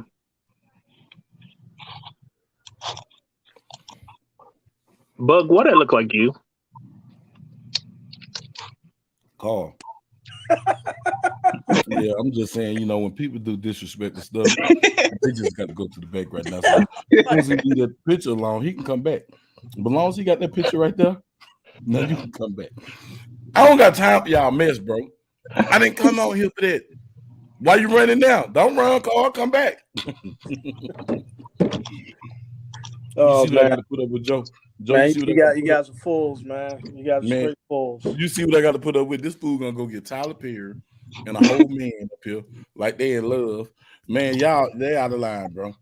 Then hit these boys over here talking about you need to change your oil every 30,000 on the maintenance. No. I think he's talking about like legit on the 18-wheelers. Yeah, 18-wheelers and shit, man. Yeah, he's talking like legit business there. Yeah, but see, Skilly wasn't talking about legit business. I know Skilly. Y'all don't put words in my mouth. No. We're not gonna do that. We're not gonna do that. Skilly talking about his oil. He's talking about his oil. He took the plug out. No, we're not gonna do that. That man didn't have nothing to do with no mechanics right there. That didn't have nothing to do with an 18-wheeler box truck. That didn't have nothing to do with business, not the business we talking about. No. When I said it, I said whatever that means to you. So if that means that to you, then that's your business. No. Can't clean that shit up, Skilly.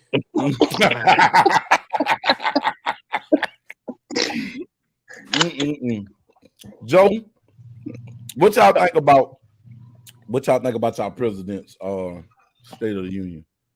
Man, that's a back chat conversation, man. Okay. Well, I mean, you know what?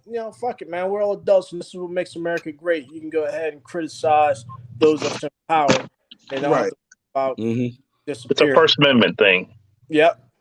And that First Amendment is first because the Second Amendment is still there. So I mean, I couldn't watch all of it. I couldn't either. It got irritating. What I seen, it seems like he was just talking, but everything that he said, it was like 180 out. He really didn't. He didn't create any jobs, because when you look at it, the federal government doesn't create jobs in that sense unless like you'll work for the federal government. A lot of those jobs that boosted numbers was people like finally coming back to work from COVID. Yeah. So then also like the federal government might pass legislation that makes it easier for private companies to hire people. But then again, that's up to the private industry or company to hire people of whatever. So, you got to give them a Pinocchio on that. Some of the other things that that said and everything else was just like, I don't see it. He didn't talk about China. He didn't talk too much about Ukraine, like anything meaningful to me. He didn't talk, he said that, I don't see it. Maybe I'm just bad with my money. He said that the American citizens are doing better under him financially. I'm not. How? I'll see it. Shit. You know, then he also said people under 400K won't have any increase in their taxes. That's another Pinocchio. My taxes went up. Right. You know, I'm paying more in taxes. I don't see it. So for me, it was like talking out the side of his neck. Yeah, it was like he came back out and made promises that he didn't keep. And people are going to go for it and everything else. And you had, you know, this side jumping up, standing up, clapping their hands. Maybe for them it's working out a lot better, but for me, it's not getting any better. And that's just like right here where I'm sitting at right now. Gotta go to bed because I gotta get my ass up and go to work. Because I wasn't smart enough to get a liberal arts degree in fucking ancient Incan matrimonial ceremonies and bitch and complain about paying back my student loans. I gotta go to work and pay off fucking student loans. And then he's talking. I had to pay mine back, fuckers. I did that shit when I. No, what I'm saying is I gotta pay for someone else's student loans. You know, because whatever, or potentially pay for it. I shouldn't say that. Now he's talking about security at the border. He said they secured the border, national security. I'm telling you now, man, don't believe the hype. Nope. And you guys are down there in Texas, so you see a lot more of that impact than other people do. So, you know, that right there is 4 fucking Pinocchios. The rest of the stuff I just couldn't stomach. But you gotta watch it just to see where they're coming from. Bro, I'm here on the border. I drive I-10. I drive I-40. Yeah, that's what I said. You and Carl are in Texas, right? So you guys see it a lot. Hey, a lot of other people see it. That border is not secure. No, it's never been secure. They need some. They need to change the law to put landmines or change the law. I don't give a damn. It's women, women and kids. If you cross into this country illegally, if you cross into any other country illegally, you're gonna get blown up. You're gonna get it should be a shoot to kill. Thank you. No, I can't say that, man. As much as I want to say that and everything else, because I've had the fortunate or unfortunate experience to go to some of these other places that these people are trying to escape from. And I understand what would drive someone to, you know, to take that arduous journey. Now, is there a proper way to do it? Yes, I'm all. But now, there's another place they can go. Yes. And don't get me wrong, man. I'm not a bleeding heart liberal. I'm not saying give me your poor, give me this, give me that. You know, hey, you know, give me your single moms. It's like 2025. We can work something out. Shit. You know what I mean? So, no. But, if you're trying to escape Venezuela, right? You can go to Ecuador, you can go to Chile, you can go to some other place, right? But you come to the United States because there's the most opportunity here. Yes. Yes, and you got the better health care. You got, you know, your kids can get schooled here. You can end up having what they call what's that when your children are raised here and they get anchor baby.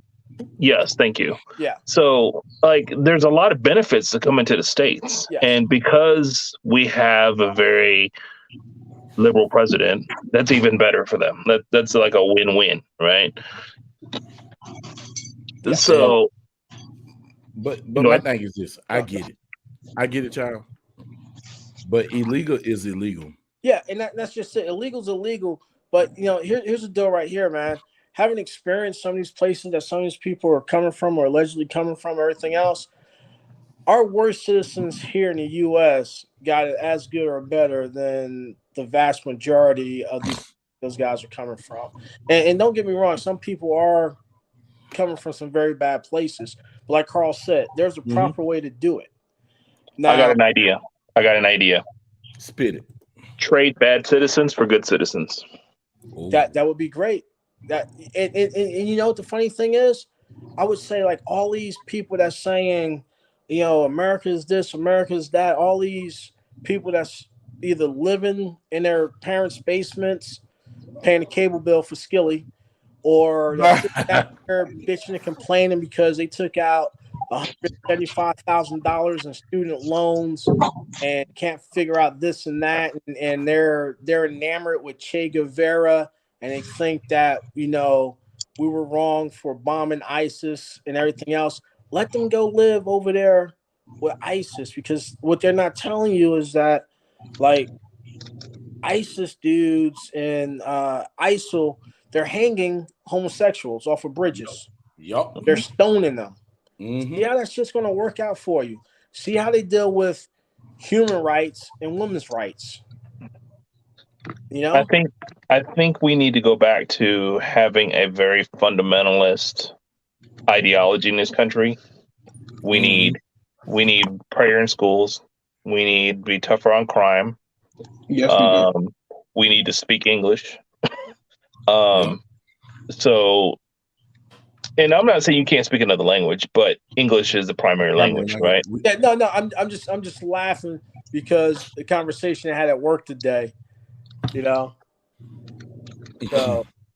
So if we can get to that point, then I think we can be a lot tougher on our laws. So let's say you're indoctrinated into, an extremist ideology of any sort. Well, if you're committing acts that are treasonous or, paying monies to aid foreign fighters, whatever, you're basically a threat to this country, then they send you to that country. Yeah. You get booted and they bring somebody good. Yeah, you should be booted. Yeah. So it's a 1-for-1 trade, right? Yeah. So you wanna if you snuck into this country illegally, you're gonna get booted, and we're gonna allow somebody to come in legally. Yeah. That waited, right? That went through the process. Yeah, absolutely. So like on white collar crime, you commit crime, they're gonna take everything from you. There is no shielding money. We will find it, and we're gonna take all your money. And that means your kid's college fund, all that shit. We're taking all that shit because that's what funded all that money, right? So the same way they do with the drug lords, the same way they do with the drug dealers, right here. I can't tell the good money from the bad money, so I'm taking all the money. Correct. They do it to the drug dealers. Yeah. Like me in Texas, if I was governor, I would only have so many inmates on death row per capita. If it's been proven without a doubt, unequivocal doubt, that you committed that crime and you've confessed or whatever, then let's say there's 2.9 million people in Texas, you would have 2.9 people on death row. That is it. If 3 come in the front door today, 3 go out the back by the exact means in which they killed their victims. And I bet you it would stop a lot. It would. Well, see, so Carl, the problem with that is you get all these people that start getting touchy-feely and everything else, and then fuck that shit. Well, and this is the deal, right? They start getting touchy-feely and all this and all that. Now you got Congress sitting up here doing studies on this, studies on that, and everything else. They're studying a study of a study that didn't do anything, but they're not getting to any of the root causes or setting anything out, right? They did like a study on something. They formed a commission on something that they didn't have any authority over. Mm-hmm. And so you got AOC up there, and they was doing the Twitter commission today, right? AOC was just like, well, this is bullshit. We're up here talking about Hunter Biden's laptop and all this and everything else. We should be doing other stuff. You should have been doing other shit 2 years ago, right? So, we're perpetually feeding this cycle, right? You got the Republicans kicking Dems off of committees. You got the Dems saying they're not going to do this or address this and everything else. No one's working together, so I don't know how to do it, but get rid of all of them. Yeah. Let's drain the swamp. Knock it down to the foundation and build that shit back up. And guess what? If it's wobbly, hey, just move it. Bomb it and move it to another place, put a good foundation in, and build it back up. Because we're sitting down here for these pet projects and everything else. You're like, why the fuck does Paul Pelosi need to be at the State of the Union address? Right. Is he going to tell me how to make a sweetheart deal and make $25 million on a split of Microsoft before they're announced to get one of the government contracts? Right. Going to tell me to have a fucking alleged DUI? Or is he going to show me how to take a hit from a hammer? Right, I was just gonna say that. Didn't he just bust somebody up with a hammer? No, he got busted up. Yeah, I mean, I was just like, didn't something nefarious just happen with him? So, like, hey, he's gonna be like, someone swing a hammer at you, you gotta like swing and duck into it and shit. But like you said, AOC talking about Hunter Biden. Hunter Biden lied on the 4473. Prosecute him and show us that you really mean something with this ATF. You got 3,000 laws on the books at state, local, county, and federal level. Enforce those laws instead of going after braces. Rein in the ATF, right? Rein in your SEC and your banking fucking people, because we're bailing out banks, we're bailing out the airlines, and they're treating us like shit and making profits. But that's capitalism. That's the American way. I'm all for it. Just don't switch it up when I try to sell eggs out my backyard and say I need a permit and an ordinance and to do that. I don't need all that. I'm just taking money out of one of your donors' pockets. Therefore, I'm taking money out of your pocket. I got to pay to play, right? So I think fundamentally what's wrong with our government is we need to get rid of lobbyists, and we need to get rid of the two-party system. Yep. And term limits. Term limits on everybody. Yep. If the president got Those 8 years, three things. If the president got 8 years, everybody got 8 years. You got 8 years. If you did 4 as a congressman, you got 4 as a senator. That's it. That's it. You ain't gonna do 4 as a congressman, 4 as a senator, and then 4 as a president. No. You got 8. It don't matter if you was a congressman or senator or whatever. House of Representatives, I don't give a damn. You got. But you think power is going to let that happen? No. Hell no. Power is going to find a way to jail you for bringing that up. Yeah. They're going to label Bug a domestic terrorist. This is a degenerate. I just want y'all to know that. See? Stereotype. Why you putting your mouth on my border, bro? Hey, man. Because it's liquor. It takes care of itself. No, he nasty. He probably booty or something. To get it from his daddy? No. You paying me for that, homeboy. Get out. Just take this shit. Let's go. Let's go. Bottom, out the border, man. Keep the bottom. Keep the border. I don't even want the border, bro. This dude is just disrespectful. He backwashing it. Yeah, man, I don't know what he be with strippers, man. You never know with this dude, man. This big, I didn't learn. I got it from him. See, apple didn't fall far from the tree, did it? Y'all shut up. Johnny Appleseed. Oh, y'all. Get out my house. Oh boy, man. I'm gonna put this. But yeah, dude so out. like, what's the answer, man? Because you got people like take AOC, right? First term Congresswoman, right? Yeah. In here, she has all the answers.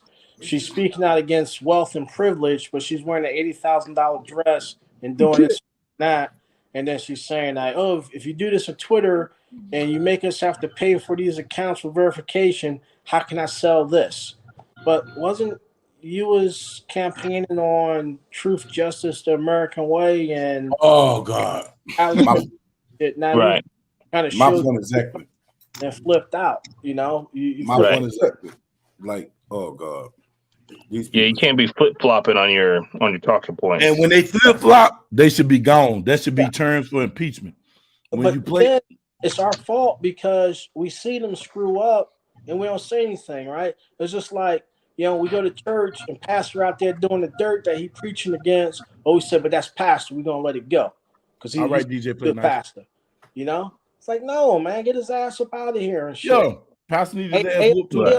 AOC is complaining that she's not making enough money as a member of Congress to live in DC.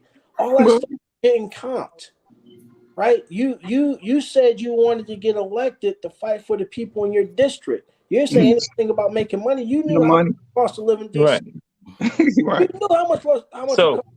So somebody hadn't let her on the inside track yet on how to make money. Oh, she's on the inside track. She's playing the game. She's selling sweaters on Twitter for like $50-$80, man. She on that inside track. She ain't gonna make millions like that though. Oh yeah, I bet you. Next year she's gonna have a fucking book deal. Mm-hmm. You know what I mean? She's gonna have a book deal, and it ain't gonna be too great, but it's gonna be like a New York bestseller because someone's gonna copies of it and burn it, put it in a warehouse or whatever on shit. You know what I mean? Yep, and they're gonna do an insurance job on it. You know, and it's just like come on, man. You know, all politics is supposed to be local, but we sit down here, we bitch and we complain. But I'm not gonna go to the school board meeting tomorrow because I'm watching the game, and then something's gonna get passed. They're gonna slip something in, and I'm gonna turn around. They're gonna be like, "Hey, Jova, you know, yeah, you can't do that." I've been doing it all the time. Well, you know, they had a board meeting, and this was passed at the last council meeting. Call your congressman or call your councilman. I'm Who only the here fuck to is sell that? Stay with me. I'm selling, but I'm only here to sell a. Right. So, bitch. There you go. It's a dude, yeah, man. It's a dude, man. Did y'all hear this fool? Yeah. So, you know, Carl, he didn't address really crisis. They just said we got security at the I border. don't even know. Where's It might have came like that. I'm quite sure they know. If it wasn't in the box, you know, came like that. Go ahead, Joe. What has your borders are done to address the border crisis? They had the border patrol agents testifying yesterday. You know, we're doing a lot of testifying, but nothing's like really happening, man. I just that whole border is simple, issue, y'all. man. The border is simple. The border is really simple. If you get a drone or you get a Apache and you send a couple of, you know how the Navy send rounds across your bow? And you can't do that, man. I ain't say shoot them. But let them know if they pass their bullet mark. Yeah, but if you know they're not gonna hit you, then you're gonna keep going. Yeah, you can't do that, man. Because like okay, so what about the net guns? You just drive by and put them in there. But square mileage of the border alone, you know how many agents it would take? You don't have, and plus they're tunneling too. Oh, look, listen. You don't have enough people to lock down the border. You need landmines. So here's something here, right? And this goes to show how, I'm not going to say racist we are in America, but how bigoted we are in America. So we're talking about the southern border. Mm-hmm. You know how many people come across the northern border? Oh, they just walk across from Canada. Yeah. Mm-hmm. I'm right up, right. And guess who coming? And guess who coming through here? Yeah, them Orientals. Yeah, some of the most wanted people that we've caught came from the northern border because it's easier to cross from Canada. And Canada got we right on top. Canada's right on top of Detroit. Yeah. Detroit. Really, you might notice there's some border checkpoints between like Michigan and up in that area where it's just a telephone. He's like, "Hey, I'm crossing the border." They're like, "All right, come on in." Yeah, you know, that shit's not controlled. Yeah, as a matter of fact, we got Coast Guards located here in Michigan. Yeah, because of the lake. And they got good weed that come from Michigan. Just want y'all to know that. Good marijuana comes across the Canadian border. The best. But yeah, man, I think that whole State of the Union address was garbage. Wait. This is the part that made me turn the damn TV off. I'm gonna ban AR-15s, and then that bull-faced frog stand behind them tonight. Stand up, yeah. With her little hard face ass. Well, so even when he said that like we're gonna start where we finished it, and he was talking about the assault weapons ban from 1994 to 2004, right? So if you look at all the studies and all the numbers and statistics, that ban did nothing to. It had very negligible impact and really did nothing to stop the amount of mass shootings and everything else. Because what they won't say is the majority of mass shootings is committed with pistols. With handguns, yeah. How about to say? Now check this out. This is the ban, y'all. This microphone can't have this stand. But even if it don't got the stand, the microphone still work. Yeah. Mm-hmm. And then it's like this agenda against, modern sporting rifles, assault weapons, whatever you want to call them, man. It's fabricated. It's just fabricated, and you got all these people that's buying into it because they want us all to be opaque, have zero morals, have zero belief systems, and everything else. Right now there's a lot of school districts and everything else that says it's okay for the teachers to tell your child, well, you can go by whatever you want to go by, and you really don't know whether you're a boy or a girl. And guess what? We'll give you hormone replacement therapy, and we won't tell your parents. I was like, no, man, no. And if you go to the school board and you confront that teacher, hey, man, you're going to get thrown in jail, labeled a domestic terrorist, and all that other shit. Mm-hmm. And then at that point, don't try and take your kid out of school, because then they're going to send the cops to you, because every head they get in the school system, they get money from the money. Yeah, federal government money. Yeah. And say, y'all see what Philly said? He referred to semi-automatic pistols. The NFA was originally for semi-automatic pistols. It wasn't for rifles and shotguns. It was for pistols. The NFA, as written in 1932 and 33, it was to restrict handguns, pistols, and revolvers, and mainly revolvers at that time, because only pistols you really had was the 1911 A1s, right? So a lot of people was getting shot with revolvers, prohibition, and everything else. And someone said, well, what if they take a shotgun and saw the barrel down and saw the stock off? They said, hey, short barrel shotgun. And they said, well, they do the same thing to a rifle, short barrel rifle. And when they figured out that they couldn't ban the pistols, they removed the pistols from the NFA Act, regarding short barrel rifles and shotguns, pistols off. And that got in 1934 gun control Act. And they never took it off. Back then, $200 was a lot of money. Mm-hmm. Right? So think about this right here, right? You could buy a Tommy gun here, but they didn't want you to have a pistol or a short barrel rifle. Yep. But listen to what Nola Gun guy said. You see, they changed the language. Yep. They stopped saying assault weapons. They started saying semi-automatic. Yep. Because they got hip. Yeah. So now they got these buzzwords, and you're gonna hear those words. You're gonna get emotional about it. It's gonna trigger an emotional response, right? And then that dude Darth Vader say it. Don't let your emotions betray you. Mm-hmm. And that's what's happening, man. All these people get triggered when you start. Just like the one video that's going around about the interview that Vice did about the guy was just like, oh, well, if there's a lady with 2 kids, they should just run out the house if people try to break in. It's like, all right, so check this out, man. People already tried to break into the house. What if that individual's not with the kids? Now they got to go find the kids and run. How can a lady run with 2 kids? Someone's getting left. Like DMX said, falling down like white bitches in a scary movie. Mm-hmm. Right? It's like, man, I hope it was the one you didn't love that much, because they got. Mm-hmm. So the home is the fortress, right? Right. Supposed to be.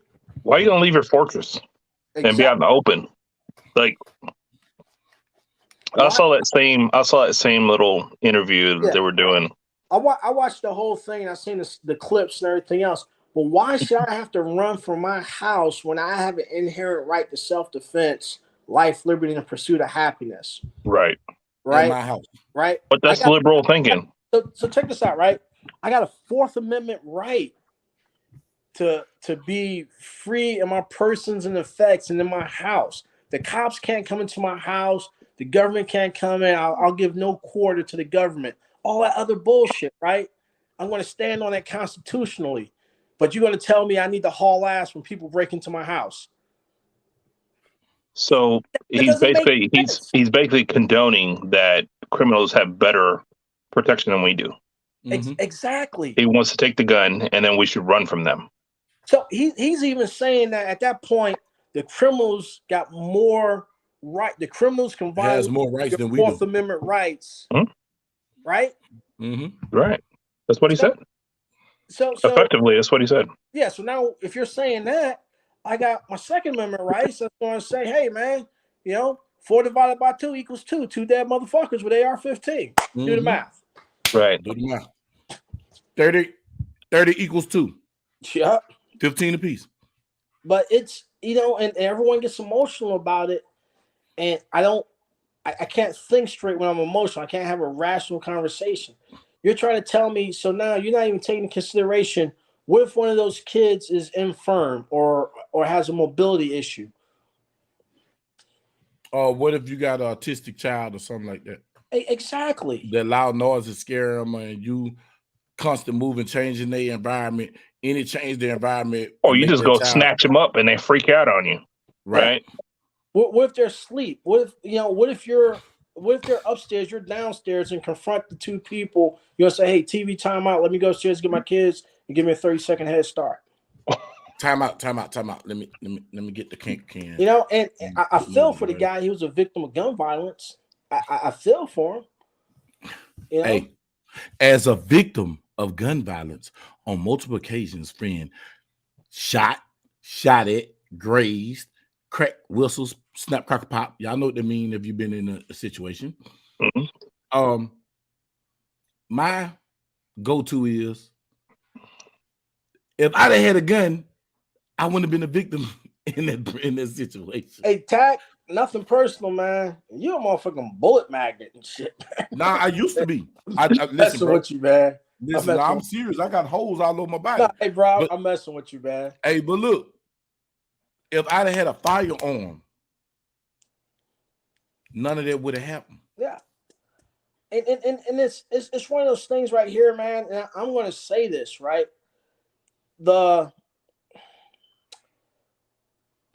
Your possession of a firearm, and statistically proven, man, mathematically proven, if you possess a firearm, it doesn't increase or decrease your chances of being a victim of a crime.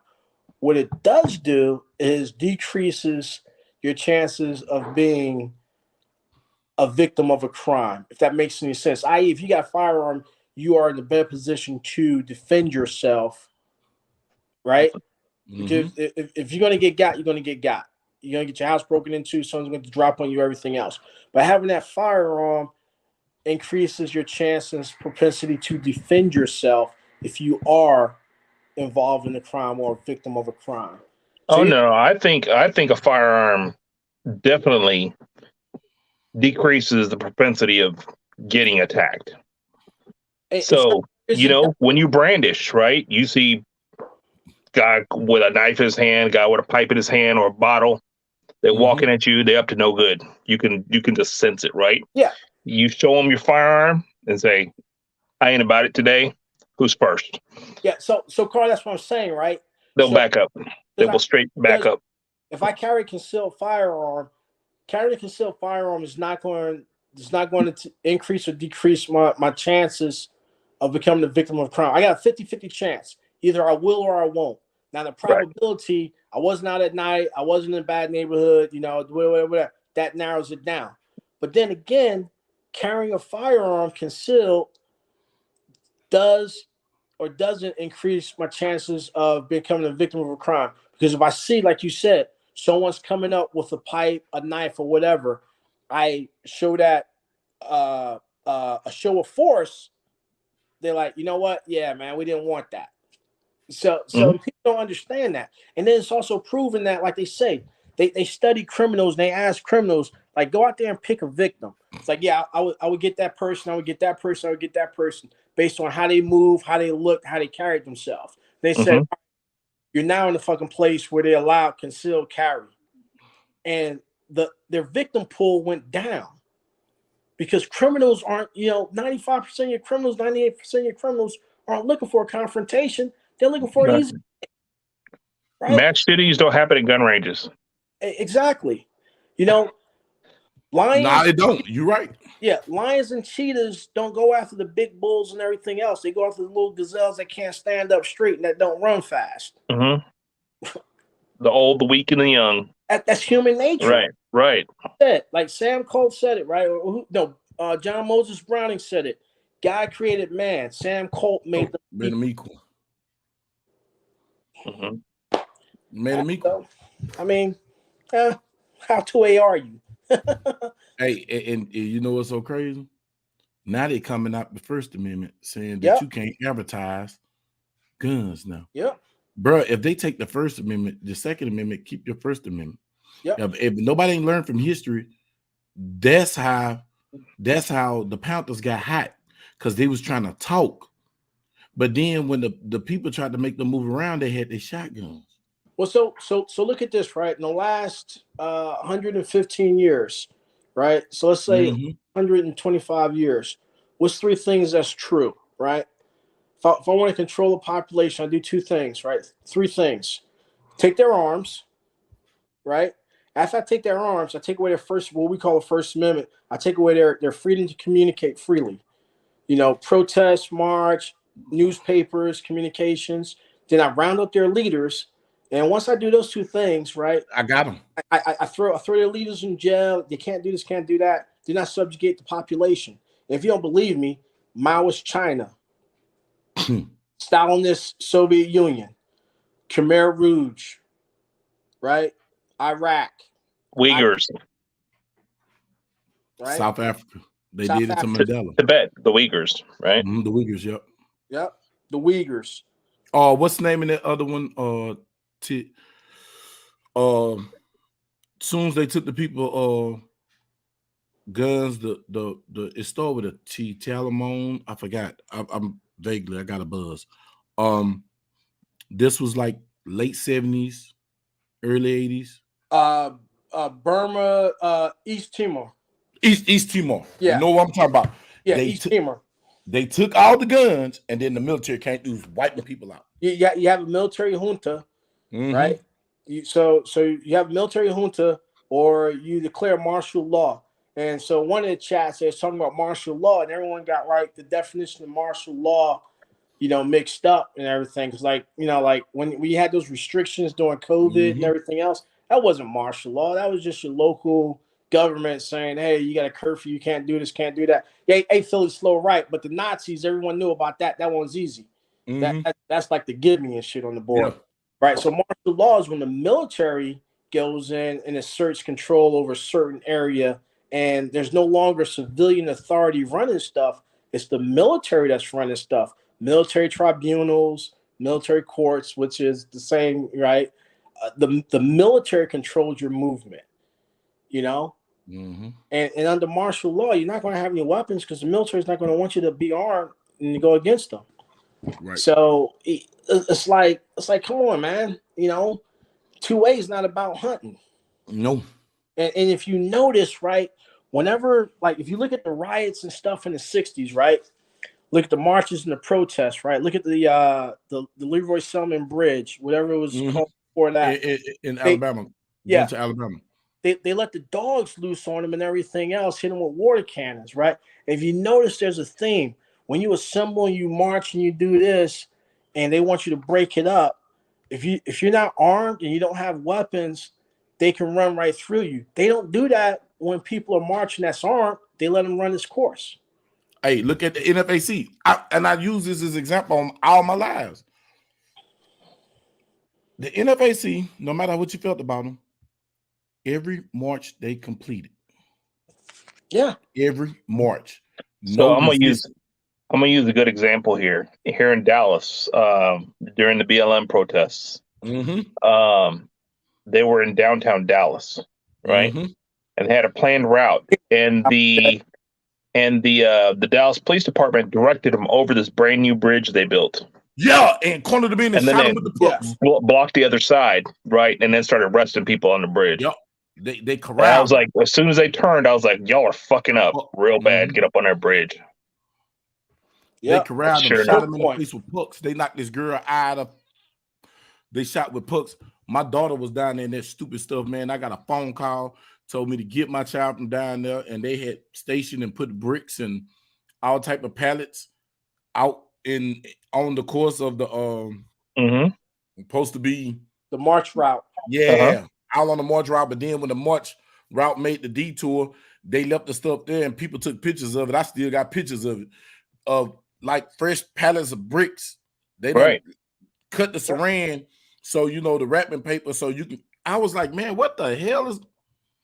Nobody was touching them. Nobody was touching them. A high level organization and everything else, man. So you got people in the Joint Fusion Center looking at that as like that takes a very high level of organization and communication and coordination to do that, man. You know, so you like, yeah, you know, and you know, like the 3 entities of BLM, 2 of them I support, the Bureau of Land Management and banging local MILFs. I'm all for it, right? The other one was like, man, you guys are like, once you start peeling back the layers of those onions, I was like, wow, man, you guys took all that money and did all this with it. It's just like you guys are fugazi. Yeah, no, because you didn't help nobody. Brainwashed a whole bunch of people. Right. But see, how come no one found that earlier in that whole process? Like, why was she so shielded from? Because she fit the narrative and she was pushing out that agenda. Right? Yeah, but so it's like this right here, Carl. If I push out this agenda, right? If I speak with a forked tongue, I say, hey, get rid of the police, ban the police, we need to defund this and do this, then everything gets bad and it gets to that critical mass, I can come back in and say, hey, well, we need to exert more control at this level. Right? So for a little bit, you feel like you're getting away with stuff. It's like when you was a kid, your parents let you stay up late. It's like, man, you know, I stayed up past 12 o'clock, I can do this. But then at 5 o'clock in the morning, when you fucking blowing snot out your nose, they come and wake you up to do some hard work. You remember that first time you got drunk and they caught you? You was like, ah, you didn't catch me. They woke your ass up at 4, 5 o'clock in the morning and you was out there. Like, this is some bullshit. So Philly was saying it morphed from the original creator. Yeah, they killed all the they killed all the dudes. All the dudes that was in BLM died mysteriously. But so that lady ended up with all the money, right? $9-point-something million. Yeah. So who was watching the money? You got to follow the money in any organization. And who was not tracking that? Like if you're donating to that cause, let's say you're giving up $800,000, right? It's tax write-off to you as a business or whatever, but follow the money. You have the resources. Find out where that money's going. Is it being misappropriated? Is it even being appropriated? Yeah. But see, hey, so Carl, here's the deal right here. If you look at a lot of these corporations and everything else, they jumped on the bandwagon. There's like, this is a new hot movement that's getting all the liberals and everything else. Let's our name to this, give them some money and everything else. Because you look at a lot of these corporations, you know which political parties they donate to? They donate to both of them. They're playing both ends against the middle. CBS don't give a fuck about you or me. They just right off. They want the latest news story. Yeah, so they're going to go ahead. This is the hot cause right now. Hey, we'll back this and get behind this, right? So they don't care. They got they don't for that. Now the people like you, me, and Bug that was given $100 here, buying this T-shirt, doing that and doing that. Those are the ones I really feel bad for because they got emotional and they got behind it wholeheartedly and they believed and they got fleeced. Right. Yep. You know, they got fleeced. And then she didn't even go to jail, did it? They didn't do nothing to the woman, did it? I think so. Huh? No. And that's why all the BLM people that support him should be tar and feathering her too. The same with a lot of these representatives. I mean, Rachel Dolezal got it worse than she did. Yeah. She got the money. Rachel Dolezal got nothing. And got kicked out of the NAACP. Yeah, I don't even think Rachel got an OnlyFans page. If she did, I signed up for that. Hey, man, y'all some pervs. Y'all undercover pervs. Man, Rachel Dolezal is kind of hot. I don't know. Yes, Say, sir. Look, hey, look. I spent a 40 in person. I ain't finna pay for no virtual. I got a hot fucking 40. I don't care what skin color she is. She's this month. She's still hot. I tell you what, man. First thing I would ask is, can you fry any chicken? You not fry chicken? And some yams, because I'm trying to cook your yams. Hey, You go to KFC, you get an 8-piece meal. What 2 sides you getting? Biscuit, and I want some mashed potatoes because I'm trying to mash it. And I'm gonna put the gravy. I'm bringing gravy, baby. Y'all straight fools, man. What 2 sides? I got mashed potatoes, and you want this corn on the cob. It's hard. Oh man, hard corn on the cob, baby. Hard corn on the cob. You say, man, I'm telling you, look. Yeah, man, I feel bad, for a lot of people that, they were misdirected, but with any cause, know what you're supporting. Right. And really do your homework, because though it ain't puppy dogs and rainbows out there, people. Like, people do nefarious shit, and like, it's vultures, man. Right. When they were talking about defunding the police, I agree that police out there doing fucked up shit. They're still doing fucked up shit, and there needs to be more accountability. But at the same time, you want to defund the police, you want to turn around and try to call the cops too. You can't have it both ways. Can't have it both ways, man. Now, right. I don't say defund the cops. I say take away qualified immunity in situations that violates civil the rights, Constitution and civil rights. Right. Whatever you did violate the Constitution or civil rights, out the door. No. And I feel like if they had to get insurance the way that doctors get malpractice insurance, it'll stop a lot. Yep. See, so why isn't there the same level of outrage with the Tyree case? That's a good question. Whoa. Damn. I can tell you why. Because it was 5 black officers, right? Yeah, it doesn't fit the narrative. Yeah, but it should be about police brutality, period. It shouldn't be about the color of the officer that committed the crime. Here's the deal right here, right? And you are absolutely right. You are absolutely right.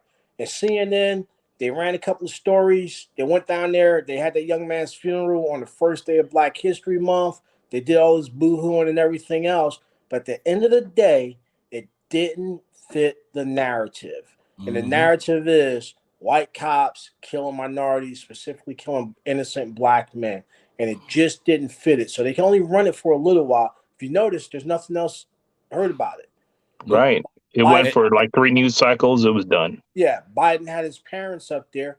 What else is really coming about it? It's at the bottom of the news bucket. It's going to go away. Mm-hmm. Right? It's going to go away. And the sad part is, look at the reason why. Everyday hating, player hating behind a woman. You stalk this dude out. Because y'all stalked this dude out, everybody on the scene, including the officer and everybody that knew, and including the chief. The chief she should lose her job. Because you should. But here's the deal right here, right? And for whatever reason it happened, let's go back to the root cause is police officers out of control, right? Or qualified immunity, color of law. Right? Mm-hmm. And that's the deal because, and I tell you like this, I'm all for law and order. However, caveat, but a felony traffic stop, what is the longest sentence you can get for a felony traffic stop? It's not death. So no matter what he did, if he took off running, short of shooting at one of those cops, he took off running. You got his car. You know where he's at. You know. All you got to do is pop up later on when you think he's asleep. Yeah. So the harshest sentence, the most cruelest sentence you can get for a felony traffic stop is not death. So again, he's not shooting at him. He's not doing this or anything else. Why is he dead? Because as a police officer, I've been indoctrinated for this us against them mentality, the war on crime, the war against this. I've taken on this warrior soldier mentality, and I got this color of law and qualified immunity that I'm going to fall back behind. And they offset ASAP. It's one thing when you run from an officer and they catch up to, and he wants to whoop your ass a little bit. But when you start Rodney Kinging people, that was way too much. They was Rodney Kinging him before he took off running though. They gave him an opening to get up. They were beating the brakes off that boy. Yeah, they were beating the brakes. Then he got an opening and took off. He was scared. Right. He was scared. He called him mama. Man, let me tell you something. I'm finna be real with you, Carl. When you hear a black man call mama, yelling for his mama, right? Man, that's deep. Look, I'm getting cold chills just thinking about that. That's deep because that's the last line of protection. Okay, so I'm gonna bring up a good question right now. Carl, you're gonna start some shit. Yeah, let's start it. I am about to start some shit. I'm about to bring some real shit. For a gun, man. Okay, so Bug, you getting pulled over, right? Officer goes to try to start whooping on you, and you feel your life is being threatened. Do you draw your firearm out and defend your person? I do what I gotta do to go home. I do what I gotta do to go home. What about you, Jova? Whatever it takes me to get home. And situations going to dictate, but probably because at that point it's no longer a driver in a traffic situation. This man's trying to kill me. I have an inherent right to self-defense and an inherent right to life. So at this point, he's no longer acting under the law. He's no longer shielded by that qualified immunity. It's a traffic stop, right? If he starts whooping my ass and everything else, I'm going to defend myself. I know how it turns out. So you're saying is once he crosses the plane of committing a felonious act himself, yes, then he's no longer under the color of law, and he has no qualified immunity. I'm not. Yeah, hey, just like you said, the Fourth Amendment shall give no quarter. Oh, I get to drop one. I'm dropping them. Right. Hey, because I'm gonna tell you this here. Jova, you served. Skilly live in Detroit. He's from Raggedy, Arkansas.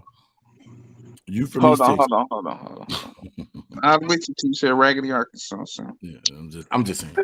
And but go ahead, finish. You know what I'm saying? You know, y'all heard the Arkansas Oklahoma joke. The guy from Arkansas was taking his daughter to meet the girl from Oklahoma, and the guy, they met up, and the dude from Oklahoma said, "Has she been accosted by your family, your uncles, brothers?" He was like, No, she's never been touched. He said, "Why the hell would my son want your daughter, and y'all ain't touching? Why would he want her?" I don't want it. Okay, that's messed up. I'm done. But listen, but I'm gonna say this. I had to get out some mess. But for real though, y'all been in this situation when you get that feeling in your stomach. They call it butterflies, but when you get that internal instinct in your stomach, and you only get this instinct when you are in dire danger, when you are in a life or death situation, you cannot mimic this feeling. This feeling do not come. It let you know when you get that feeling in your stomach that you're in that danger, that fight or flight. If I get that feeling and I'm being stopped by an officer, whatever it takes me to get home. That's all I'm saying. I agree. Carl, that's a very good question and everything else. And that's one of those questions, man. For some people, it can bring up a whole range of emotions, especially if you've been harassed, accosted, unlawfully detained by police, and it's gone to a position where they're drawing weapons on you. You know what I mean? So it's weird because you have this segment of the population that says, well, if the individual just would have complied, right? And they don't understand the whole dynamics that goes into policing in the Black community, or policing in a minority community, or policing in a disadvantaged socioeconomic community. Right. It's not like the policing you get downtown, who live in Beverly Hills. Right. You know what I mean? So, right. And it's weird because I can explain it to you, but I can't understand it for you. And I'm not saying that you don't know, or because I don't know your background and your life experiences, but it's just like certain things you can explain to people, but you can't. If you ain't experienced it, you can't understand it. Yeah, you know, you won't understand it if you never experienced it. I know exactly where you're going with this. So, and it's weird because I'm not saying no, hey, I'm gonna whoop a cop's ass and everything else. No, I was like, no, hey man, here's my license, here's this, here's that. But when you start swinging and everything else, you've just taken that from a civil interaction to a domestic situation, a violent situation. And it's hard for some people to understand that because the whole refrain is, well, you know, if just would have complied. Right? But you know what, that comply statement gets on my nerves, because if everybody would comply, then we wouldn't have police, we wouldn't have law. Exactly. So my thing is, if the police don't understand that 90% of their job is talking to the public, and you're gonna have some people that's not gonna comply with the police. That's if they're off drugs, just got through drinking. You know, it could be a number of things, but that doesn't justify cops doing what they're doing because a person wouldn't comply. That's right here, man. You know, again, all cops aren't bad. All whatever aren't bad either. But I use this analogy, right? You got 100 Skittles sitting in a jar. 2 of them are poison. You gonna stick your hand in that jar and run a risk? Nope. Yeah, no. So it goes back to this right here. You got 10 cars going down the highway. 2 cars or 1 car has, one of the individuals that just committed armed robbery and murder and everything else, real bad individuals.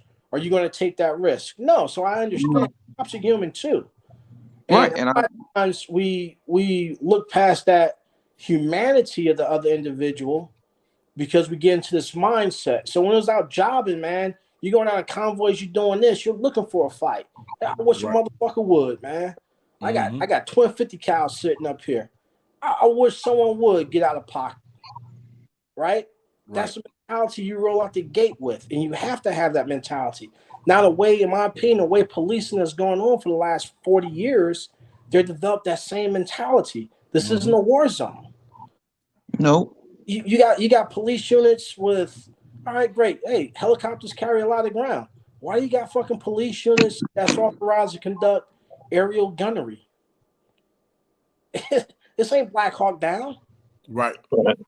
These are civilians with Bearcats and shit like that don't fucking need them. You know, all this shit. You got police units sending their snipers to all these courses and everything else to do urban combat, urban interdictions and shit like that. So when you train like that, use that shit. Right. You develop that mentality and that mindset. You know, it's just like, hey, we tack up, we suit up. Hey, Carl, let's go out there, let's get them, man. Let's go ahead and jack these 2 dudes and shit. You know? Now you go out looking for business. You start catching people on the humble. I-10 corridor, right? Louisiana. Asset forfeiture, right? They be preying on people. You roll down there, they pull you over. You know why I pulled you over? So you come down here 35 minutes ago. This is a known drug corridor. You have anything in the vehicle? You mind if I search your car? All right, so what's your probable cause? I'm going to get a dog. Are you going to write me a ticket? Because Supreme Court says I can only have to be here for as long as it takes a reasonable amount of time for you to write me a ticket. Now, if your canine is way across town on another thing, it takes 30 minutes, you violated my constitutional civil rights. Yep, $1,000 a minute. Now they go in there, I got $10,000, I got a lick off a casino or whatever and shit. There's like, how you get this money? You know, all right, if you want it back, you got to come and prove you didn't get it from nefarious means. Asset forfeiture. Yep. They'll seize your vehicle. They'll do all that shit, and you got to come and fight it back. That's how a lot of these police stations make their money. Fucking highway bandits, fear and intimidation. Right. Now, I do that once, I get away with it. If I'm on a special task force, a Scorpion unit, a Viper unit, an ass-kicking unit, I developed this mentality. Hey, the chief got our back. We can go in here, we can roll people up and whoop that ass. Who are they going to believe? Someone with 2 priors? Or someone that's on a Viper unit, the Scorpion unit, that's doing drug interdiction. Right, bringing in revenue for the city. Exactly. getting the judges elected, getting the politicians elected, and fucking up the citizens in the process. Right.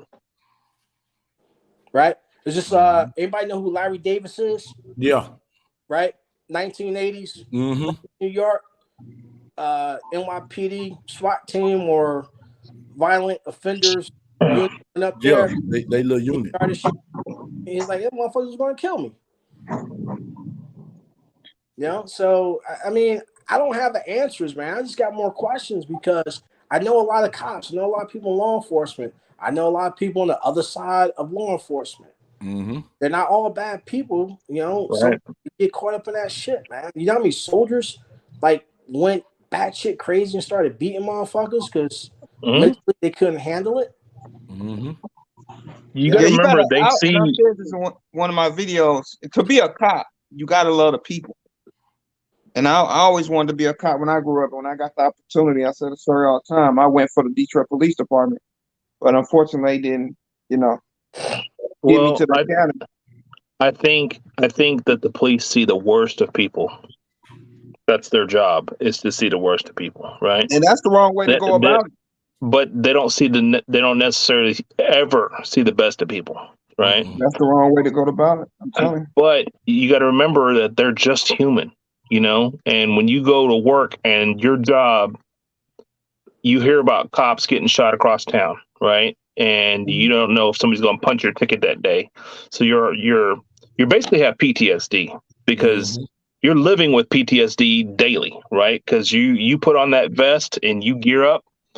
And you start to walk out that police station, check your firearms, load them in the car, check your radio, check your lights, all that shit, right? And you leave out that police compound. Your life is in danger immediately. Yeah, you're essentially walking into a war zone. Right. So do that daily, day in, day out. And like knowing that the general public hates you because of what's been going on around the country.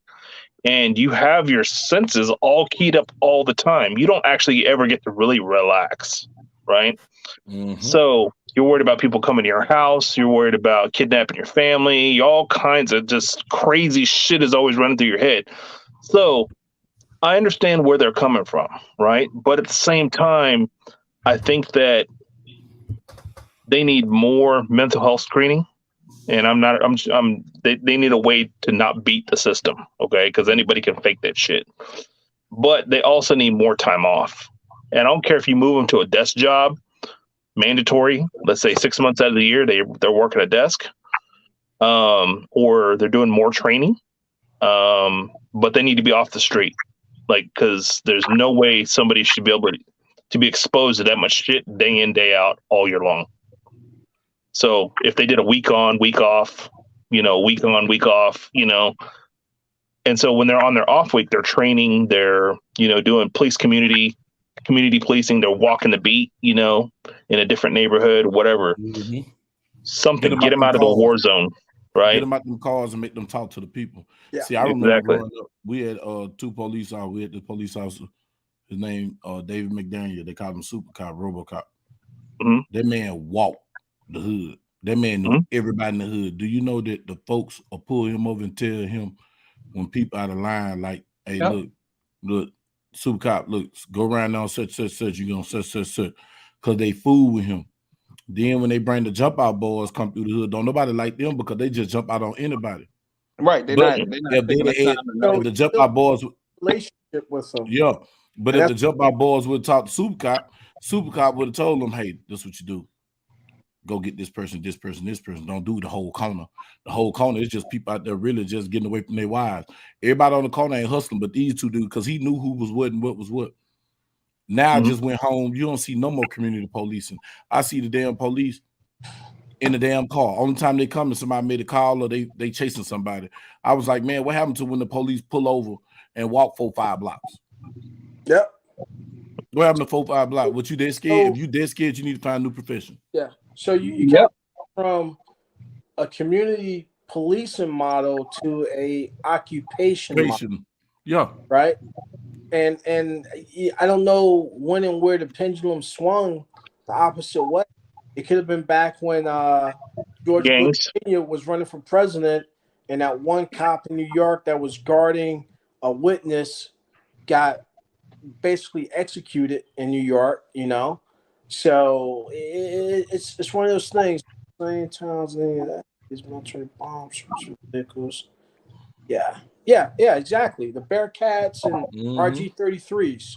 That's part of the 1033 program. If you Google and look up 1033 program, that's where you give military surplus equipment to state and local law enforcement agencies. Yeah, right? we got a Bearcat the third war on drugs back in the 80s, if I'm not mistaken. So, you know, I don't have the answers, man. Who has the answers, you know? Because the game has changed, man. There's no more respect for, you know, your opponent. You know, cops is trying to bust up the drug dealers or the boys. The boys is trying to do their thing without, you know, getting violated by the police. But there's a mutual respect there. You wasn't as flagrant in front of the cops and you didn't disrespect and everything else. Now guys just ain't got no respect for the game. So that creates problems. You know? But the cops don't got no respect no more. Exactly. It's a mutual. It's if both don't respect each other, that's a problem. Yeah. And now, you know, it's just because I got a badge and a gun.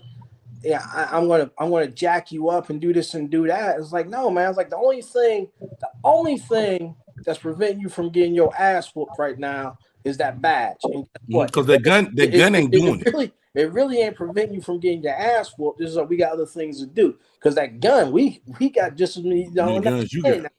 And that's part of the problem because they're saying all the cops are outgunned and everything else. Hey, man. Hey, but you know what? And it ain't even that good. When it's that badge, yeah, I'm gonna tell you what the badge represent. The badge ain't the police department. People ain't scared of the police department. They're scared of the weight of the United States government. Because if that police need help, they're gonna call the state police. If the state police need help, he gonna call the National Guard. The National Guard need help, they're gonna call the Army. So you got the weight of the United States government behind you. So it's you against. They're not going to do that, man. They're not going to call National Guard. They're going to call them Fed boys. So you go and you get an interagency task force, and now that gives them federal powers. I can violate all your rights. I can go. I don't need a judge really to sign off a warrant to get a like your minuscule. I bring resources. If I put something federal, I bring resources that's out the scale and scope of your local jurisdictions, right? Don't want to go state because if this thing sprawls across state lines, the state's got to do this and everything else. If you make it federal, it goes against state lines. It's not a problem. We're federal. We got, if you bring one FBI agent in there, you got worldwide powers of arrest. And you can farm that shit out to U.S. Marshals and go kicking doors. Marshals got like regional SOG teams. Like, hey man, let's go take a door. You know, that's all they do is take doors. Yeah. The fugitive retrieval, the fugitive task force. Hold up. Joe Vaughn was talking shit, smack the cop, put his ass on the motherfucking regional fugitive task force list. We ain't got nothing to do but to go hunt this motherfucker down. Yep. And the fusion center got all the information they need on you already. They're running phone taps, everything else, man. But then, you know, you get out of pocket, you get disrespectful, someone gonna turn you in because you bring too much heat. That's what actually, if y'all within the last 10 years, you know, a black lady spoke against the cops and ended up losing her pension. Yep. So you got that side of it to where if you do speak against that blue, you could possibly lose your livelihood. But at the same time, women like that, we need them in office because they'll speak up and do the right thing. And I think, you know, we need to back police officers up like that. That's gonna speak the truth and possibly lose their job. What was the cop name in LA? The power, man.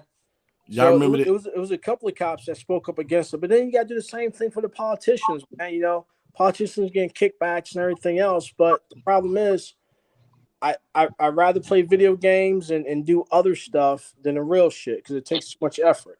Right. You know, I mean, and Carl, man, again, man, that was a great question because, and we said this a few weeks before, we need to have these conversations because if I don't ask a question, I don't know, and I will never know. And my assumption is going to be, well, you just should have complied. Right. Yeah. We should all be thinking on that next level. And it's not just about what's superficial or what's in the news cycle right now, but really get into the backside of the hardship that no one wants to talk about. Because that again exposes a lot of the prevalent issues with systematic racism, oppression, over policing, all this kind of shit that's going on that, there's a hot button in this country right now. So it, like I was talking about earlier, I don't think I don't think on one plane or the other. I'm a globalist. I have a very global view, and that's the way I attack all my problems. So if I'm asking a question, it's usually it seems like I'm a devil's advocate type of, question asker, but this is what goes through my head, because we were talking about police and immediately Tyree came up, right. I heard about Tyree. I didn't know much about it because I don't watch the news. But of course, I see it on my feed, in my Facebook and Instagram and stuff. And of course, it sparked my attention, like I really want to know more about this. So I went and saw it. And when I saw those officers beating that dude up, I was like, this is fucked up. It doesn't matter who is what color. I don't care if it was one Mexican cop, one black cop, one white cop, one green cop, one blue cop. The fact is, they have a badge and they swore an oath, right? To serve and protect and then protect their citizens. That was not protection of their citizens. You had the guy and then you let him go, right? And then you caught him again and you mistreat him, right? So in both situations, where does it stop? As a police officer, as a policing community, as a department, like as a police chief, you ought to know the shit's going off in your apartment, in your department. You ought to be able to look at the number of injuries coming into your jail. I could tell you when it could have stopped. When that George Floyd Act, if Congress would have voted on it and took that immunity out. There you go. See, yeah. So and Skilly, I agree, but I disagree, right? Because I can't legislate Carl to want me to live next to him and to be a good individual. I can't legislate that stuff. So you have to change the culture. You can do all the legislation and everything you want, because guess what? I can still cook the books, right?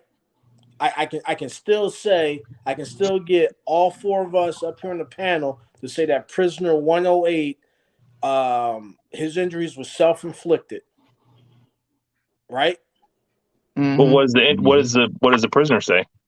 It doesn't matter because, right? So if you know anything about like the way they can file complaints in prisons, you have to give the prison or the jail the opportunity to exhaust all means before they make a ruling against a prisoner's complaint, right? So in the system, and I'll get to that in a minute, right? So I can get all that blue line to back me up on this prisoner. He has been combative. We subdued them, and these injuries are a result of X, Y, and Z, right? So I can't legislate how one human treats another human. I just can't do that. So I have to change the culture of that department and of policing in general in America. Now, you start talking about prisoners' rights and everything else. This is a trick that they do in a lot of state prisons and in the Fed system. If you're one of these people that's saying, hey, the food's fucked up in here, the guards treat us like shit and everything else, so you know what the Bureau of Prisons is going to do to you? They're going to move you. Every 6 to 8 months, they're going to move you, man. Diesel therapy. Yeah, they're going to move you from one prison to the next, right? And what does that do? That breaks you, because now let's say your family that comes up and visits you, they're in New York City, you upstate New York. They can make that hour bus trip. Well, they move you down to Pennsylvania. Now it's 2 hours. They move you out to Indiana. Now they can't see you. right? And so they're right in Pennsylvania. Your legs go to Pennsylvania. By the time your legs catch up to you, they ain't gonna catch. They move you again. So there's all those tricks and games that they can play to retaliate, right? You file a complaint against the police department. Hey, now cops are sitting on your business. Blocking Yup. traffic, doing this, doing that. Yup. All type of weirdo stuff. It's just doing community policing. So I have to change the culture. And again, I can't legislate you to like me. I can't legislate cops to be good cops. I can't legislate, bad cops not to be bad cops, or good cops to turn in bad cops and affect that change. I'm gonna tell you this, and me and Tackle Bay Bro, we kind of talked about this on Sunday about policing. That white lady pulled on her sergeant's belt. Yeah, he choked the hell out of her. Let me tell you something. He shouldn't have been dead nothing. He should have been fired. And went to jail for assault and battery on a woman. That's the problem. Fire people like him, and he shouldn't have been no suspended desk duty. None. You should have been fired on the spot when you get back to the police station. That's the problem.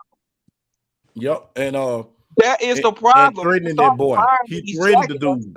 Don't deserve to have that badge. Nope. Don't say why would y'all suspend him and put him on desk duty after y'all just seen this man choke this lady on camera? Get the hell out. That's the problem. Hey, look, this the guy, Christopher Donner. He got shot by the police, and the state police of Louisiana just had the saddest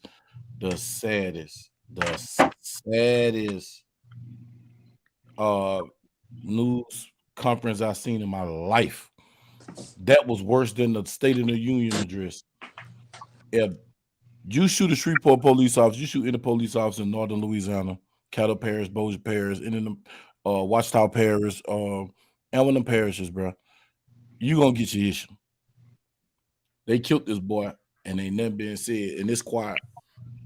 It's quiet. They ain't saying nothing. It is quiet. Nobody's talking about it. It's quiet. As you start messing with that culture in the police, don't pass that George Floyd Act where that immunity. They'll think about, oh shit, I ain't protected under immunity no more. I got to make sure I make the right decision, because that's going to affect my family. That's like doctors. Doctors have to pay insurance for malpractice. So why? I mean, they ain't protected if they make a mistake on the surgery table, are they? That's the reason they pay insurance. So hey, take that immunity away. Start working on the culture, but take that immunity away. Start by hitting that law. Take that immunity away, and then start changing that culture. And they'll think about it. Well, I ain't got that immunity. Hey, here's one for you right here, right? Think about this right here. So in some places, like if your kid does something, they'll hold the parents financially liable. Yeah, they will. Right. So lawsuits sue for the police department. They need to come out their own pocket. Yes. Why are we paying for lawsuits? If a cop does something bad, hold his whole chain of command liable, going all the way up. You as a supervisor, hey, you get broken off, got to pay a little bit, right? You start hitting people in the money. You'll start doing that. Yeah. So that guy Chris Darner. Yeah. I got it mixed up. I got to get this other dude name. He was a Navy veteran and everything else, man. He kind of went like slap batshit crazy, and why? Why though? He has some issues, so they say. I don't even think he had no issues. I think that he tried to uncover something that was dirty. He couldn't deal with it, and they tried to turn on him because he broke that blue line of silence.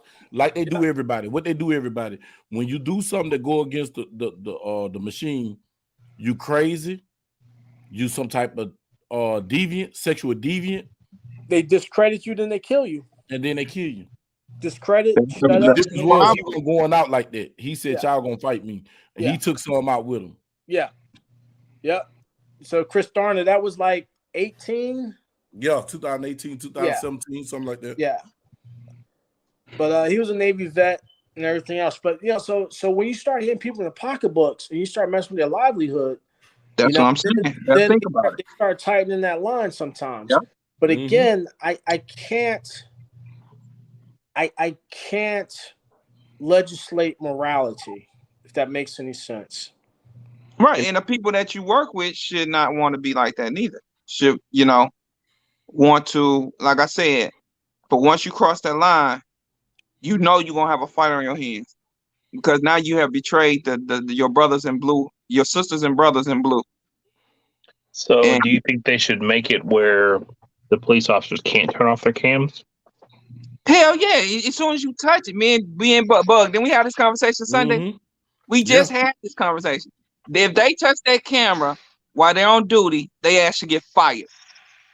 Come back to the police station once you're done with your stop or what you're doing. Hand that camera over, and you're fired. And that should be public information. That's the problem. They go to another county and become a police officer.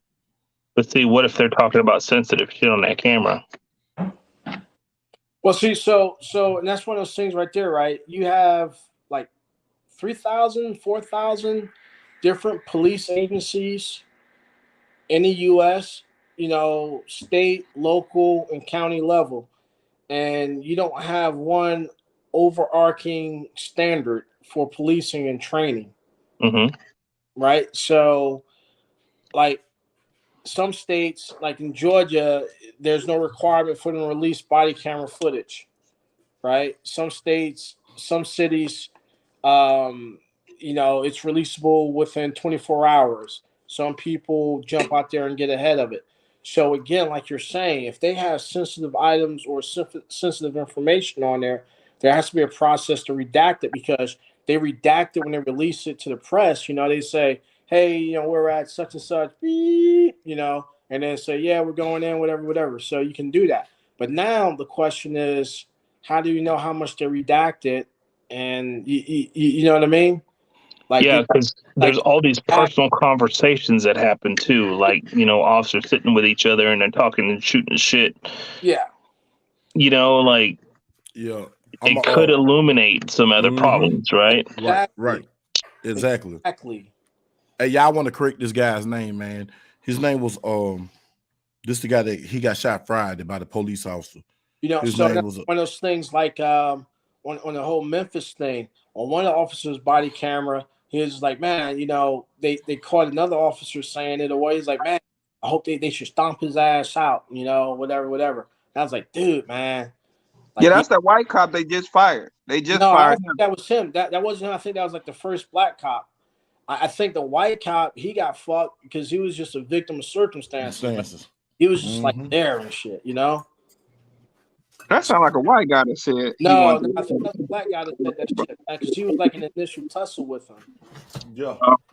But it's just one of those things, so. Well, so it goes to say that if you're a cop, you're on job, right? It needs to be everything you need to say to the patrons. I mean, the people that you're policing and to each other needs to be HR appropriate. Yep. Because technically you're an agency, much like a corporation, right? It is a corporation. Let's just call it what it is. It's a corporation. It's a piece of paper. It's a corporation. They have leadership, right? Yep. So and that's the so thing. maybe there needs to be a national backup. So every cop that comes into the station, so their radio in their car transmits their data up into the cloud for redundancy. But they can do that. They come home and they come back to the station. They plug in their camera, right? It should be and it backs it up again to the cloud. Like there's two separate points, two separate servers, but this is national. So you have a national repository that the federal government can go and look at. They don't have to go and, don't have to ask if they want to look at Ahmaud Arbery case, right? They want to see what the cops saw. They want to see what, what happened in the courtroom with the prosecutors. All that's stored in the national repository. And they got the ability to do that. Yeah, you got the ability, but you got the money to do it. Right. That's a big mainframe, man. That's a big mainframe with tons of servers. I mean, we pay taxes anyway. Right. So is it worth the? I mean, we pay taxes for bullshit anyway. Let's be real. Yeah. Let's be real. It's a bunch of bullshit. So I'd rather pay you to store that information just in case one of my relatives die by the hands of one of you bastards. Yeah, I would love to pay for that. Yeah. No Well, problem. you got the car camera, then you got the audio, Then you got the body cam, and in duplicate, right, per officer. So that's how many shifts? 3 shifts a day. You know. Mm-hmm. So let's say you have realistically, average police department has 12 officers on a day. Mid-sized town, then Do you understand the scale and the scope of that data? yeah. That you know how much data that is? Yeah, that's what I was talking mainframes. You got to have mainframes for this. Yeah, you're gonna have just like server farms. You know, how long do we keep the data for? You know, how, you know, and it goes back to, again, if a cop is running the CI, you know, and it's great, man. That would be awesome. You know, Right. It has to be hacker proof. It has to be uneditable. So nobody can go in and edit videos or remove something from the timeline. This is the deal. This is the deal. When I remember this like it was yesterday, when body cams was first initiated, the cops couldn't stop it or begin it. It started when the call was in, when the call was over, and they was dispatched somewhere else. What's gonna go off the same way the audio was supposed to go off. You can't control it, but then they went back and put the buttons and let the cops control it to redact information and all that.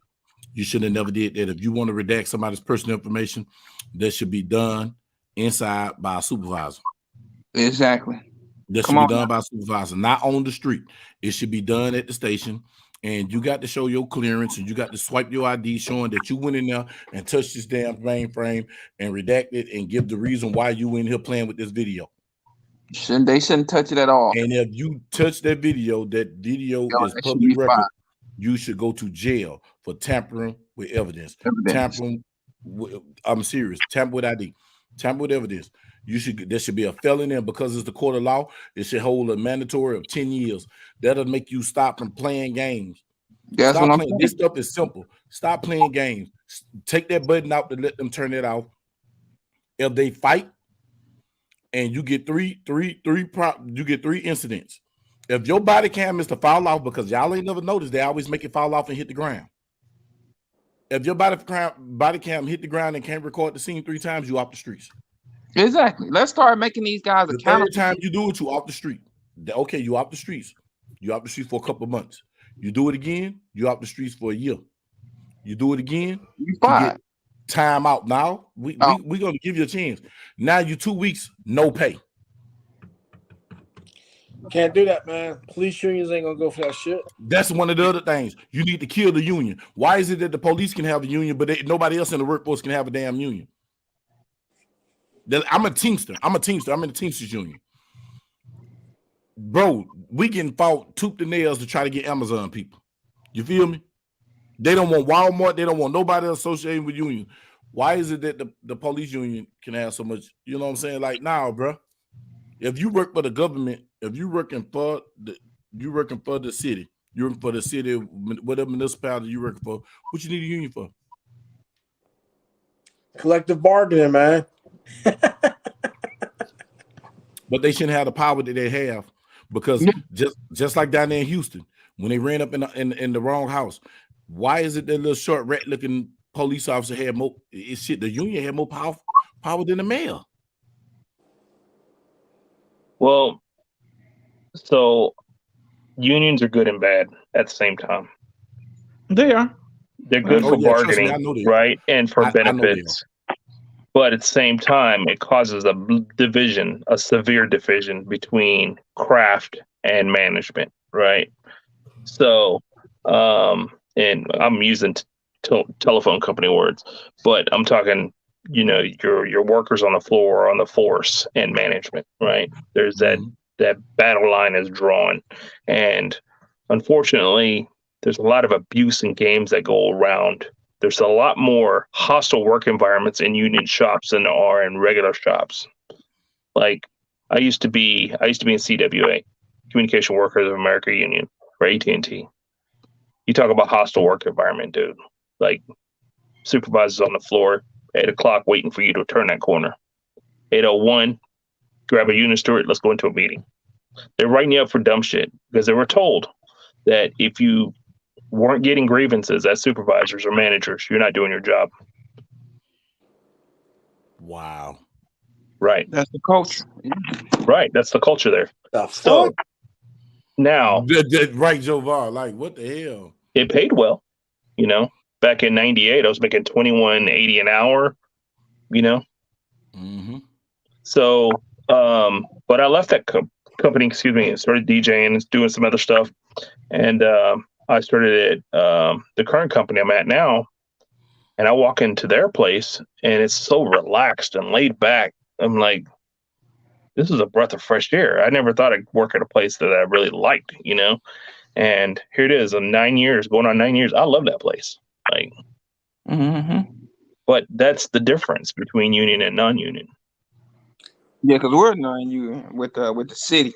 We're contracted through the city, and yeah, we don't have a union. But I mean, I'm more relaxed here than I ever been at any of my jobs. Shit, we can tell, Skilly. And like my boss today, he does another. He's in Ohio, but he's one of the ones to come down and when stuff going on up here in Detroit, he'll travel down here. They give him a car, he'll come on down. And he was talking to me today. They want me to stay so bad. He said, "Man, tell me what I can do for you to stay." But man, I don't want to stay. I want to go to the fire department. But man, I could probably do some bargaining and get some more money, but I don't think I want to stay here. Yeah, so I mean, unions are good and bad, you know. But that's a base. I call it a hydra. You know, it's a 3-headed monster, right? Chop one head off, another one grows back. But I don't know. The union does get in the way of a lot of cases, you know, with officers. There's a lot more protections built in with the union, and in some precincts, I'd say they need it. I'd say somewhere like in New York, you know, they would need a union. But somewhere like, I don't know, Hollywood, no, you know. So whether it's right or wrong, I can't tell, but there's a lot broken with the policing system right now. And without sounding like defunding is needed, a major overhaul of policing is needed. And I don't have all the answers for that, but, you know, we have to start the conversation somewhere, you know, hopefully, you know, the right person can hear it or see it, you know, and take it from there. But yeah, I want the police departments to succeed. I got a cousin that's a police officer. When I was going for Detroit, he was going for another city. So, you know, I got somebody that's right around my age, family member, cousin, first cousin on both sides of my family. My cousin on both sides.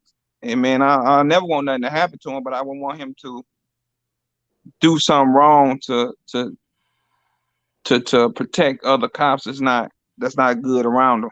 So, you know. Yeah. And say truth and integrity. I'm not saying kill all unions. I'm just saying some of these police unions be out of control, bro. They be out of control, man. They be out of control. Who's policing the police? And that's where the problem. And I was finna get to that. Thank you. Do y'all now tell me if I'm wrong, and I want y'all to go look this up. Do you know Internal Affairs was its own entity? Yes. It wasn't part of the police department. It was its own entity going after the police, and then somebody decided, no, we need to get rid of this. Right. They're not. Internal Affairs is now the ombudsman, basically.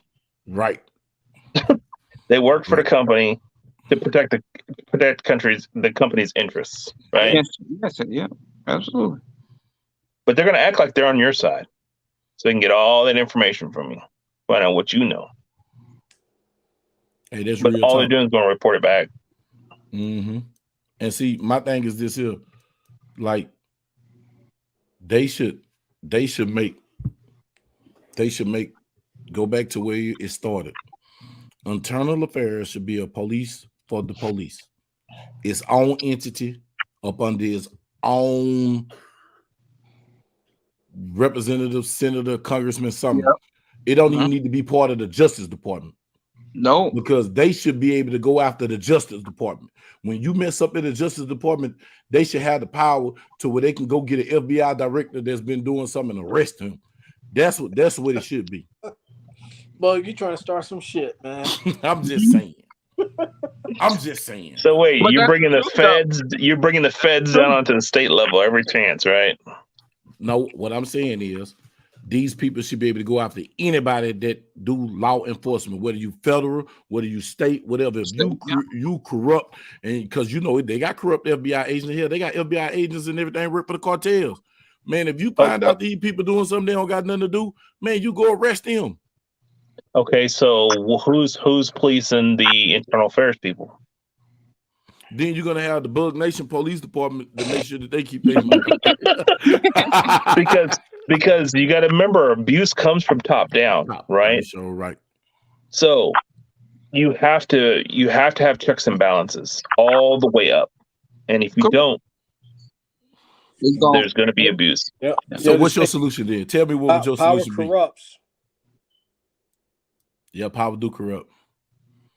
Bug Nation Internal Affairs should be federal already. Bug Internal Affairs should be a federal agency that can go around the world. But you know the Alphabet Boys are already corrupt. So what's to keep Internal Affairs from being corrupt? Damn. Let's say they're having a problem in South Central, right? Again. Yeah. We're having an major uptick in violence, or I don't care, in Atlanta. Anywhere. They're having a major uptick in violence. The federal government's fed up with it, right? Mm-hmm. So they don't report the abuses of the officers of the state. They're just not coming out, and they're finding no faults. How about some type of independent company going behind them and checking their checks and balances? Who's checking that company? Or civilian oversight. And you change out. Oversight. No, the problem with civilian oversight is the reason we're having this whole defund the police thing. Yep. Come on, Joe, give me your answer because I see the frustration in your forehead.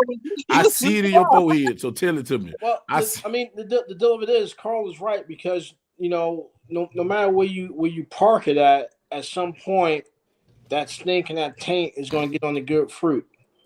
Right. Because power corrupts, and and someone's going to get compromised, and reports start going missing, and I know you, so I'm going to look out for you and say, hey, this investigation is going down. You guys need to back off of this. So there's really no silver bullet, golden ticket to it, and I mean that's a good one.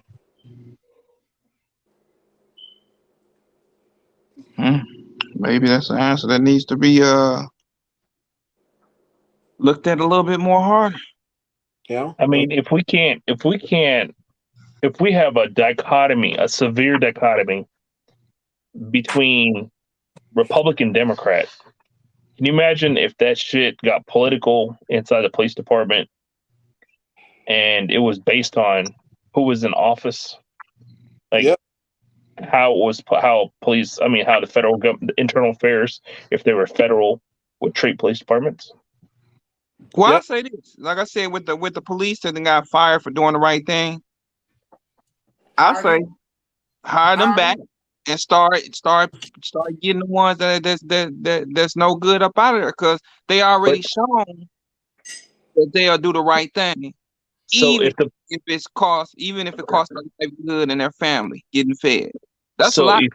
If you were fired unjustly during, let's say, I don't know, the Obama administration, and then the next administration comes through and they want to hire you again, and you know that if it flips over, you might get fired again.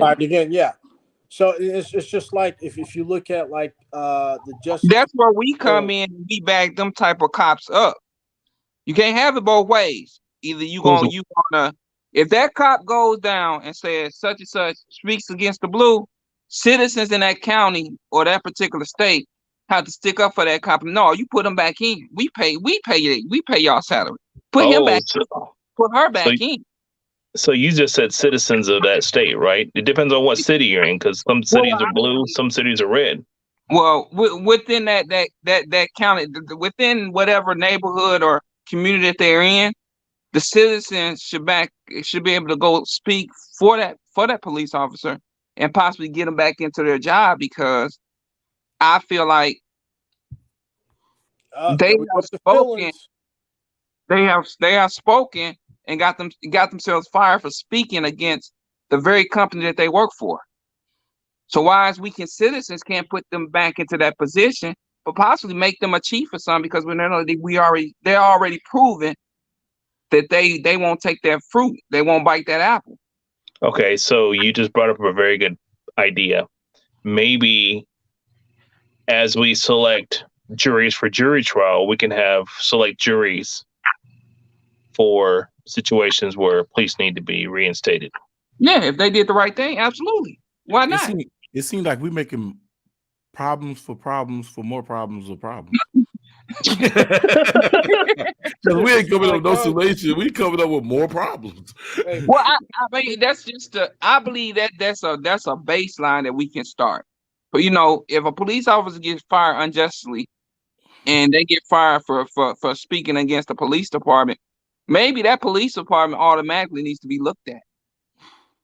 Look at that police department, start just dissecting that police department. Put her back or put him back in as maybe a chief of police or something like that, and where they're under her command. But we have a attorneys affairs, somebody,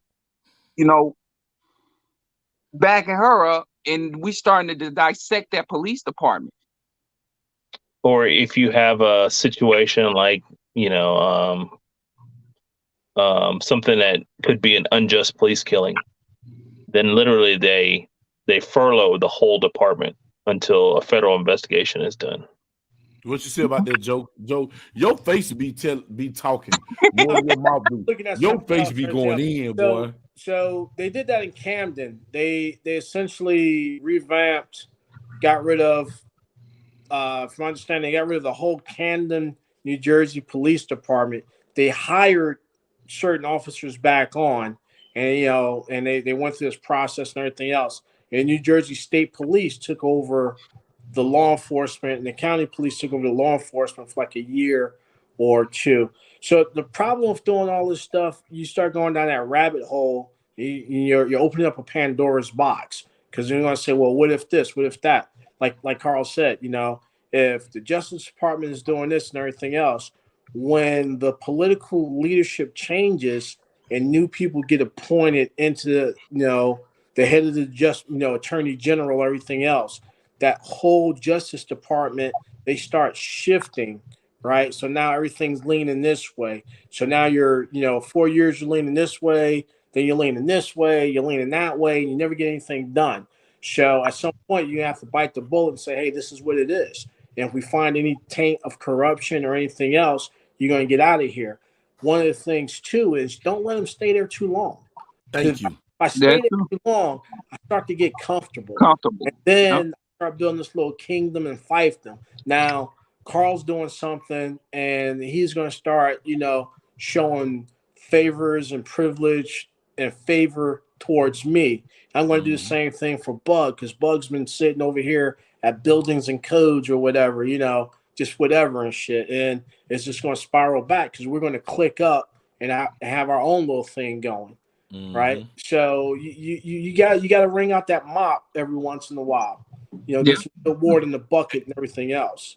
Hey, could I say this? Well, do you think if they stop all this appointee every time a new damn president get into office, if you've been doing the job and the job is fine, why do you need to leave? It should be apolitical.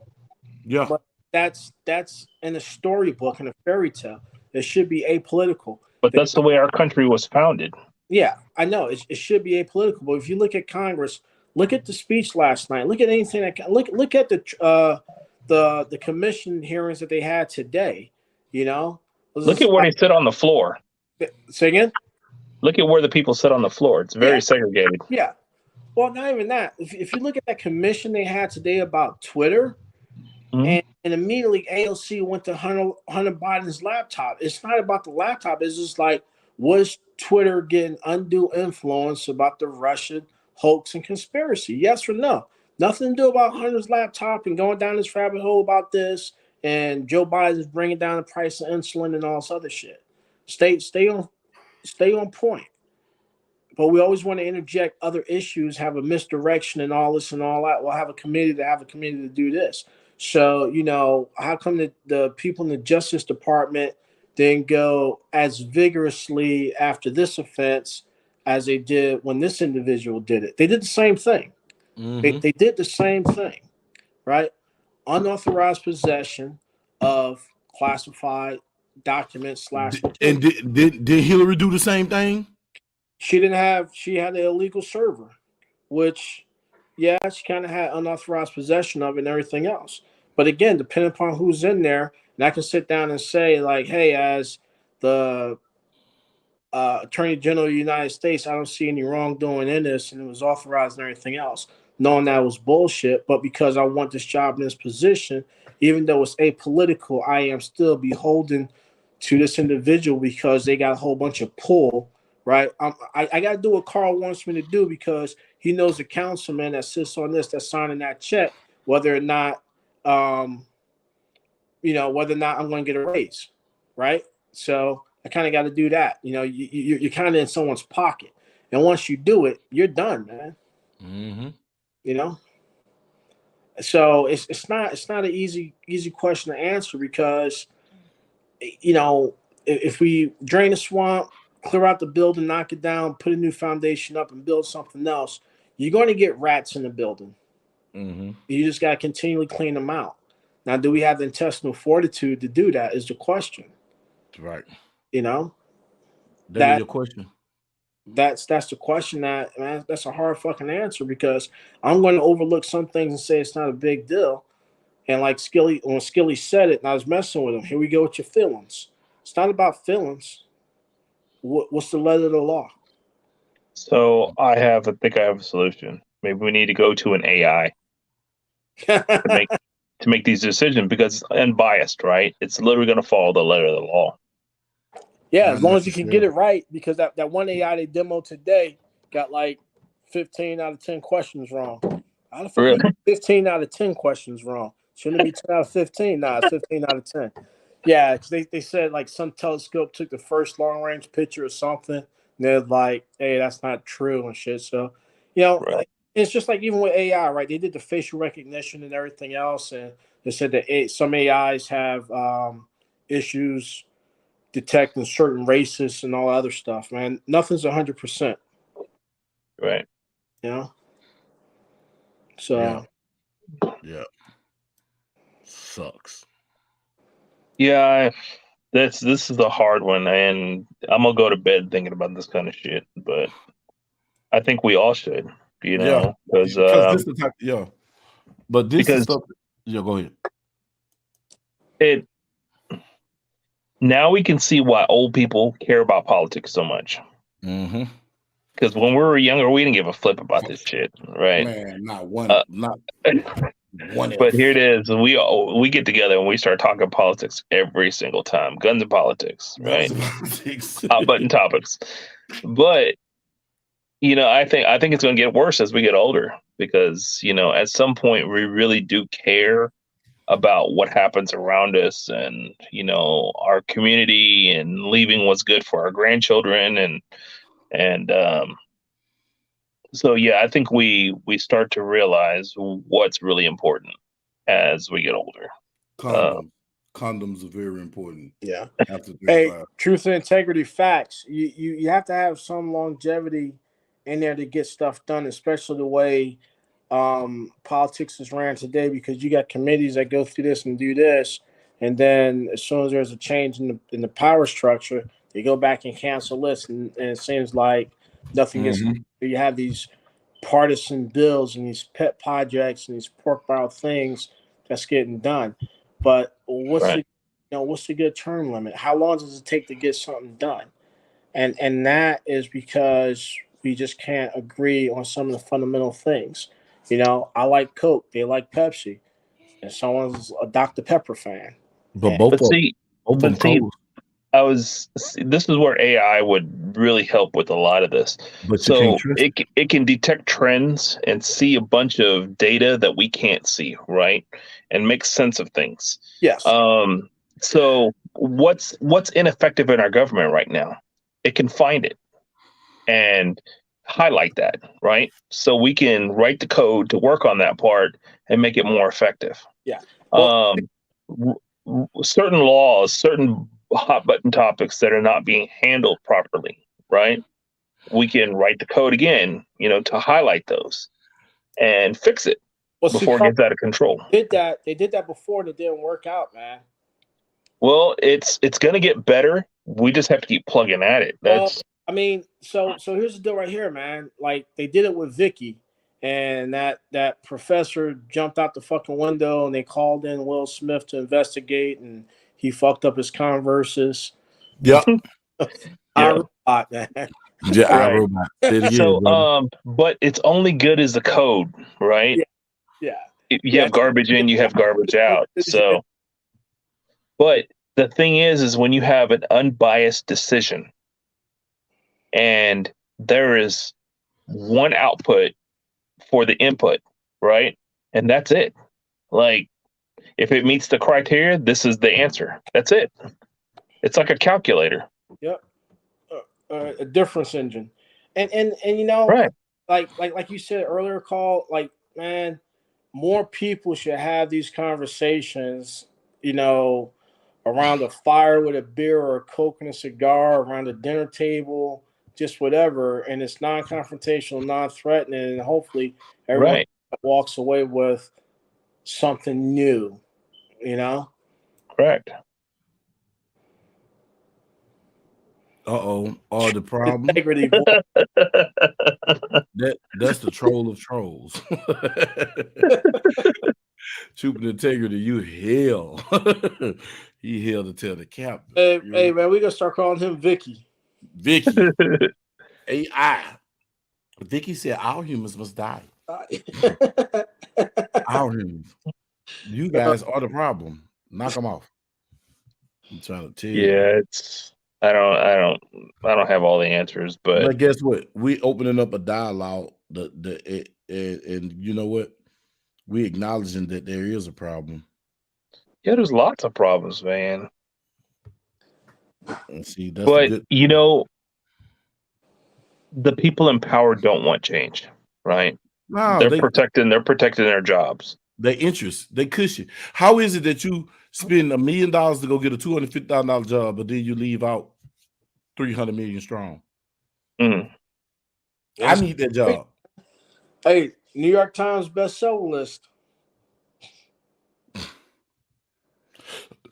Man, I'm telling you, for real, I need to get in politics and tell them how did I steal an election like Joe Biden and Donald Trump. So Tackleberry, you never make it. You got too much of a past, man. Hey guys, I sure do, and they'll ask me about it. Hey, here's and what I say I did right here, man. I'm gonna drop. And you be trying to fuck AOC. You can't do it. I would. I'll be trying to put it straight up throat. Hey, Bug. Hey, Carl. Wait. He's gonna hit ALC. Let me just finish this. I'm gonna let you get to your important real stuff because this is trash. I will stick it straight down ALC throat, and then I go dig up an oldie but goodie, Condoleezza Rice. We have a 3-way. Oh man. Oh no, man. That's like sleeping Skeletor, man. Yes, you didn't see that coming. Bug Clinton. Bug Bush. No, we're gonna start calling him Bug Clinton. Shit, man. Hey, so check this out, right? So, Carl, you said Bug, his background is too shady. What about Santos, the guy that got elected from New York? Oh, him too. Yeah. He give me hope. Right. Great G. It's just like, yeah. I mean, you can't be worse than Hunter Biden and have video out there. Huh? You can't be worse than Hunter Biden and have video out there if you're smoking crack. Yeah, but no, Santos, man. Santos from New York. That's not even. Oh, yeah. He beat that dude out of his money for his dog. He was like, my mother was at ground zero for 9/11. My family. Right. He like, they elected me. I'm staying. I'm like, right. Oh, yeah, man. Didn't he just resign too? No, he didn't. He He was at the State of the Union last night. I thought I saw something about him resigning or something. They wanted him to resign. They kicked him off of one of the committees he was on. He was like, that's what it was. That's what it was. Okay. Business ethics, man. But they got rid of Kwame. They got rid of Kwame Brown. But these dudes 10 times worse than Kwame. They 10 times worse. At least Kwame was helping the hood. You know what? If it were up to me, I would say if you're associated with any political affiliation, you're out. Done. Right. Exactly. We have a non-partisan government now. Right. Exactly. Term limits gone. So we're enacting term limits. No partisanship. And what was the other one? I'm drawing blanks now. I can't remember. So yeah, if you're affiliated with any party, and we catch you affiliated with a party, we're gonna jail you minimum 20 years. Mm-hmm. Federally, you will do day for day because you're not fighting for the best interests of the country. You have a partisanship. Mm-hmm. I would be tough, man. Tough on crime, tough on everything. Hey, man. And look, I got to give y'all, because we've been on here 5 hours now. I'm going to give 5 y'all hours. Jesus. We finna get out. Before we get out, man, I'm going to give y'all something, man. Y'all, this is Skillet. Play the drums. Y'all watch this. Y'all watch this. Skillet play the drum. Hold on, y'all. Let me get to it. Share. Y'all listen to Skillet play them damn drums. Do y'all hear it? Do y'all hear Skillet playing the drums? Wait, this one's in time. That's not Skillet. Skillet playing the damn drums, man. Don't y'all ever disrespect Skillet playing the drums, man. Hold on, bro. I'm full, man. Hold on. I got to Skillet playing them damn. Look at Skillet. Player.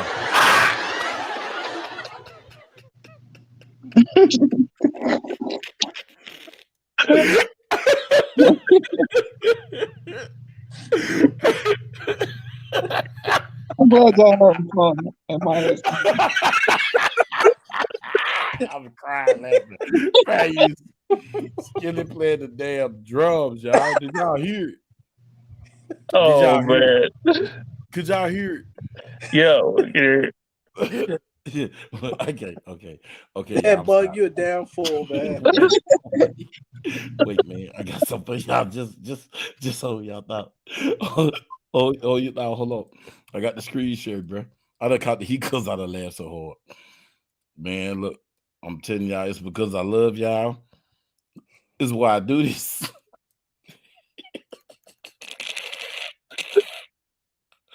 Listen to Skillet play these drums.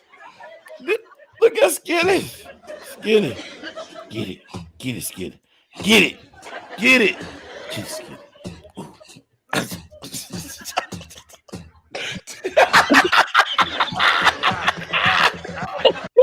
Skillet. Play them damn drums. Damn it.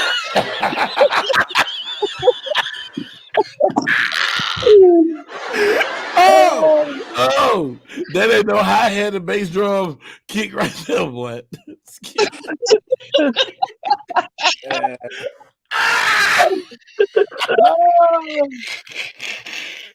I'm crying over here, y'all. Oh, you should have talked about my nappy hair today, boy. I told you, payback's up. Did y'all see him working?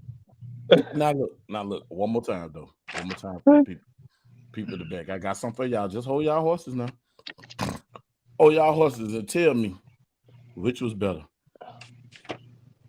Yeah. Which? Hold on, y'all. Y'all just hold it. Hold it up. I can't breathe. Oh my goodness. Hold on. Oh. You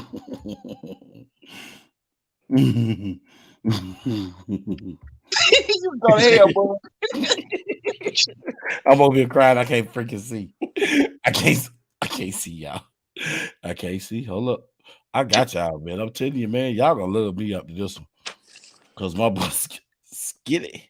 Fucking skilly, man. Uh-oh, y'all. Here we come. Y'all want to see? Now tell me if I ain't the greatest ever to ever do it. I ain't the greatest to ever do it. So today I'm celebrating. Here we go.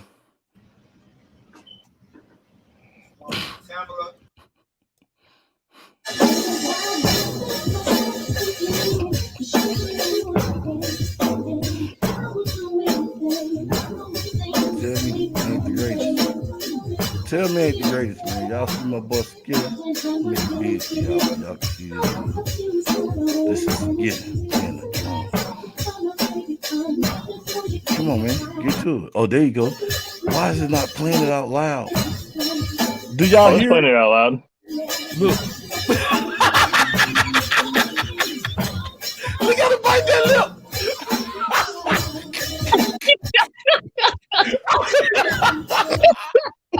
Wait.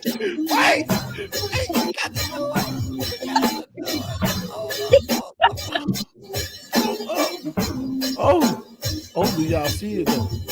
Do y'all see it? Y'all see Skilla, right? Let's get it. Look, wait, man. Y'all can see it. Hold up, man. Hold up, bro. Okay. Stop sharing. But man. wait, why does the title say drum cover when he's banging on one instrument? He playing the cymbals, man. Over there, more cowbell. Hold up, man. Now tell me, y'all cannot tell me on God. I had fun. Screw all three of y'all. Say, dog, you can't never tell me on God Green Earth, this is not Skilla doing his thing. Get it, Skilla. Get it. Yeah. Get it, Skilla. Yeah.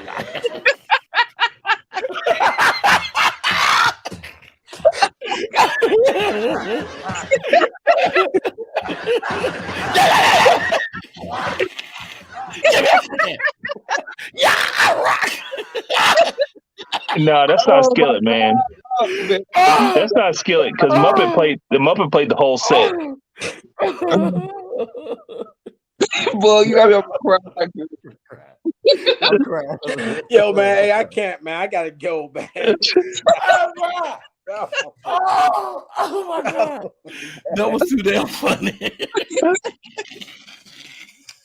Oh my God. Hey, sis, Skilla ready to take over the church.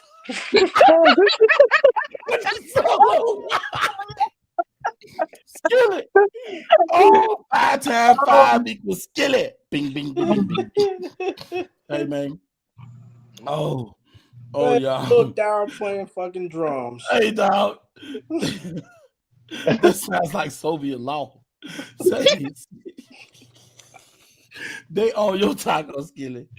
Oh my God. Look, man, look, bro. Man, we done reached, man. We done rocked out tonight. Nigga, you done went over 5 hours. Hey, man, I ain't been on 5 hours.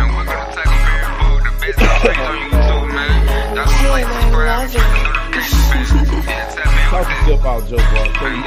Take a bad bitch, get the squeeze, and he trying to put on the show. Thanks for having me, Carl. That's always great conversation. Skilly, keep doing Skilly, man. Hold on, bro. We ain't been take that little slick jab. Thanks for having me on the show, Carl. Thanks for great conversation. Like we don't have great conversation. Joe, bro. I'm so appalled. Buzz, hey, thanks for hosting it, man. As always. Oh man, look. Can I get my feelings like everybody else in the world right now? I mean my feelings. Forget the facts. Let's talk about the feelings. Yeah, go ahead, Joe, man. Finish out today, guys. Good, man. I'm good. All right, man. This is my boy Joe Bar, man. We appreciate you for coming through and appreciate you for supporting the channel every week, man, because you do come through faithfully. He's Bug Nation. He just don't know it. Okay. Shout it out. Shout it out to Odin Armory. All right, this is Carl from Odin Armory. Thank you all for coming and watching the podcast. This is how we cut up weekly. Catch us on Fridays and Wednesdays with Tackleberry Bug. You know, he's just doing crazy shit all the time. But yeah, most of all, thank you all for watching. Odin Armory out. Yes, sir, man. That's that skilly. Y'all don't know about that skilly, man. Oh, hit it, skilly, man. Go for what you know, skilly. Man, thank y'all for tuning in, man.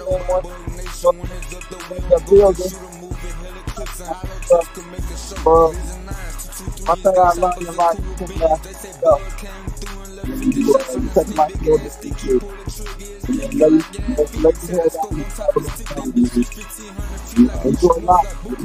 He's a robot. Enjoy it while you're here. Already, man. My boy Tactic Ski, y'all follow him. Get his YouTube up and Odin Armory, man. Get their YouTubes up, man. Let them get monetized. Help them get 1,000 subscribers and 4,000 watch hours. Yeah, man, go check him out, man. He's Bulletproof Sundays on Sundays every Sunday at 1 p.m. Central Standard Time. And what is it? Is 1 o'clock your time? 1 o'clock Eastern Time. Okay, 1 o'clock Eastern Time and 12 o'clock Central Standard. Appreciate you for coming through, Skillet. Always, man. Much love. Bug Nation. No, I ain't trying to ban you. That ain't what I'm trying to do.